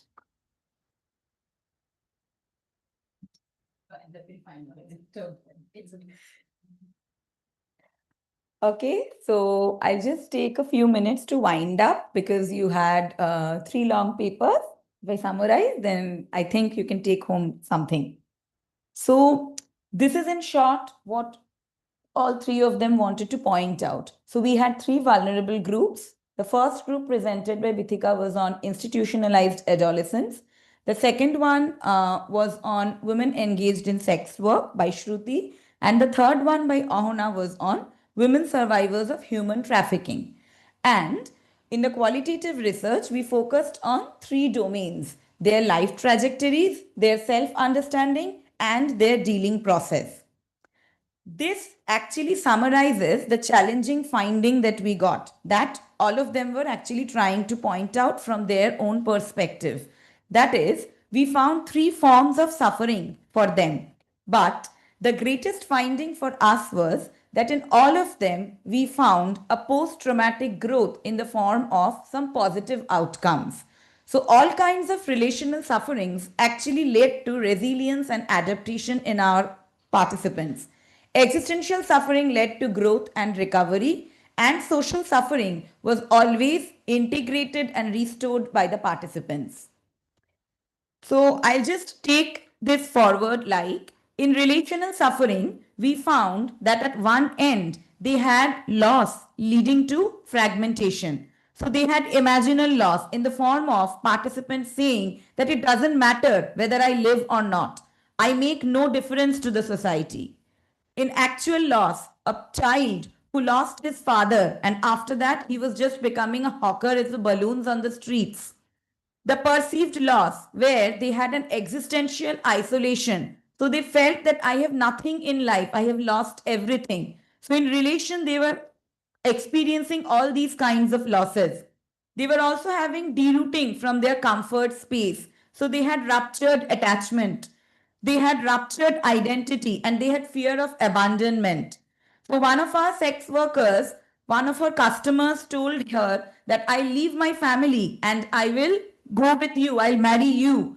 But she said that I know that the person is also suffering in his family. He will actually take me, but I can't trust him because I have faced abandonment. So now I am fearful that if one person can leave his family for me, tomorrow when I will become his family, he may also leave me. But in this relational suffering, on the other side, we saw resilience developing in our participants in the form of compensatory model. They only said that what if I have come here, I have been sold by my family members, my lover, I will make something out of here. I will go out, I will find out my life. So compensating their aim in life. Protective model. So they were creating community. So the people in the institution, the adolescents, they were saying that there are other adolescents here also who are institutionalized like me. I am not alone. So I have a community. So I will grow from there. I can be resilient towards all kinds of atrocities in my life. And finally, the challenge model. So their adversity itself, they took it as their strength, that I have suffered so much in life. Now nothing matters to me. Whatever comes to my life, I can deal with it. Also, we saw their adaptation. They considered themselves their internal resource, that I am my resource. I have suffered, I have grown, and I can succeed in anything. Now life has nothing negative to give me back. So narrative rescripting. So whatever negative happened in their life, they have restructured it. So they have turned their pain into purpose and moral agency. So they perceive the sense of control over their situation. The second was existential suffering coming from abuse and violence, leading to their sense of coherence. So we found the whole growth cycle incorporated in 1998. So they had sense of meaningfulness, they had sense of manageability, they had sense of comprehensibility, leading to their post-traumatic growth. So existential suffering giving them growth in their life. Finally, the social suffering. So they had systemic genocide. When they went to school, the school principal only told that I'll not give you admission because you will degrade the environment of my school. So I am ostracized. Glass ceiling effect was also seen. All kinds of social barriers they have seen. That I am not getting job, I am not getting anything because I have been trafficked and I have been rescued. Now I can't do anything. I have suffered so much in my life. And social exclusion, all kinds of stigma, oppression, discrimination. But they had the concept of community building in them. And finally, they reintegrated themselves. So, we would like to conclude that social labeling actually creates the concept of vulnerable community. The people belonging in the vulnerable community actually perhaps do not think themselves as vulnerable. So, if we are directing their control and power and creating our intervention strategies, we as psychologists can create actually the better world that they seek from us. So, with this, our references, and I think that it has been a helpful symposium. Thank you. Sorry for the delay. All right. So this brings us to the end of the enriching symposium. And now I would like to begin the memento distribution. Yes, please come, the dignitaries, ma'am. And all the speakers as well. Please come on the stage. I request Rashmi ma'am to please give the memento. The certificate is for chairperson. Ms. Vidhika Mandal, please come forward. Ms. Shruti Datta, please come forward. And Ms. Ahana Mandal, please come forward and take a memento. Thank you very much. Thank you everyone present here for the symposium. Thank you.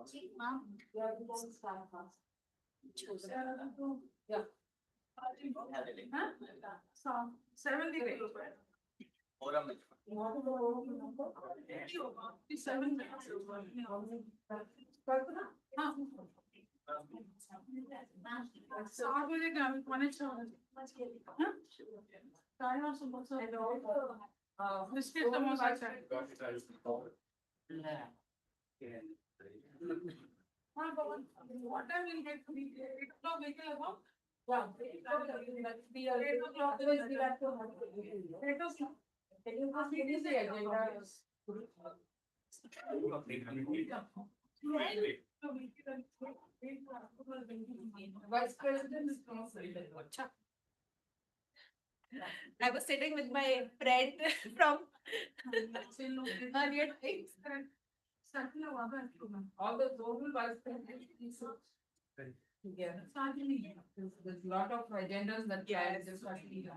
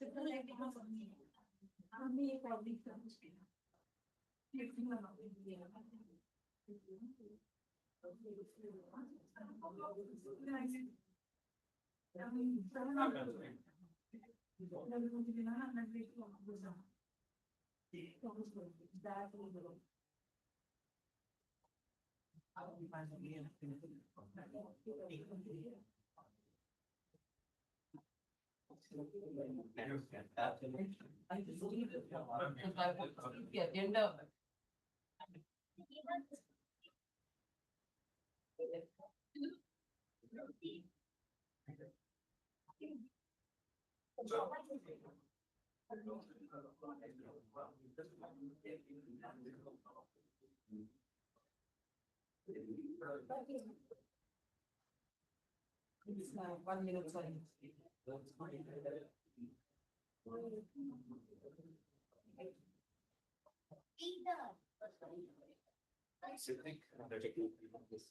वो link भेजता हूँ आपको, team वाला link इसमें set करना है। MS team पे MS team पे Zoom बंद करना पड़ेगा। ऑलरेडी Zoom बंद कर लीजिए। वेबसाइट कनेक्ट कर लीजिए, वेबसाइट कनेक्ट कर लीजिए, ऐप ले लीजिए। ऐप भी हो सकती है। उसके पहले Zoom को बंद कर दीजिए, इसका हो गया।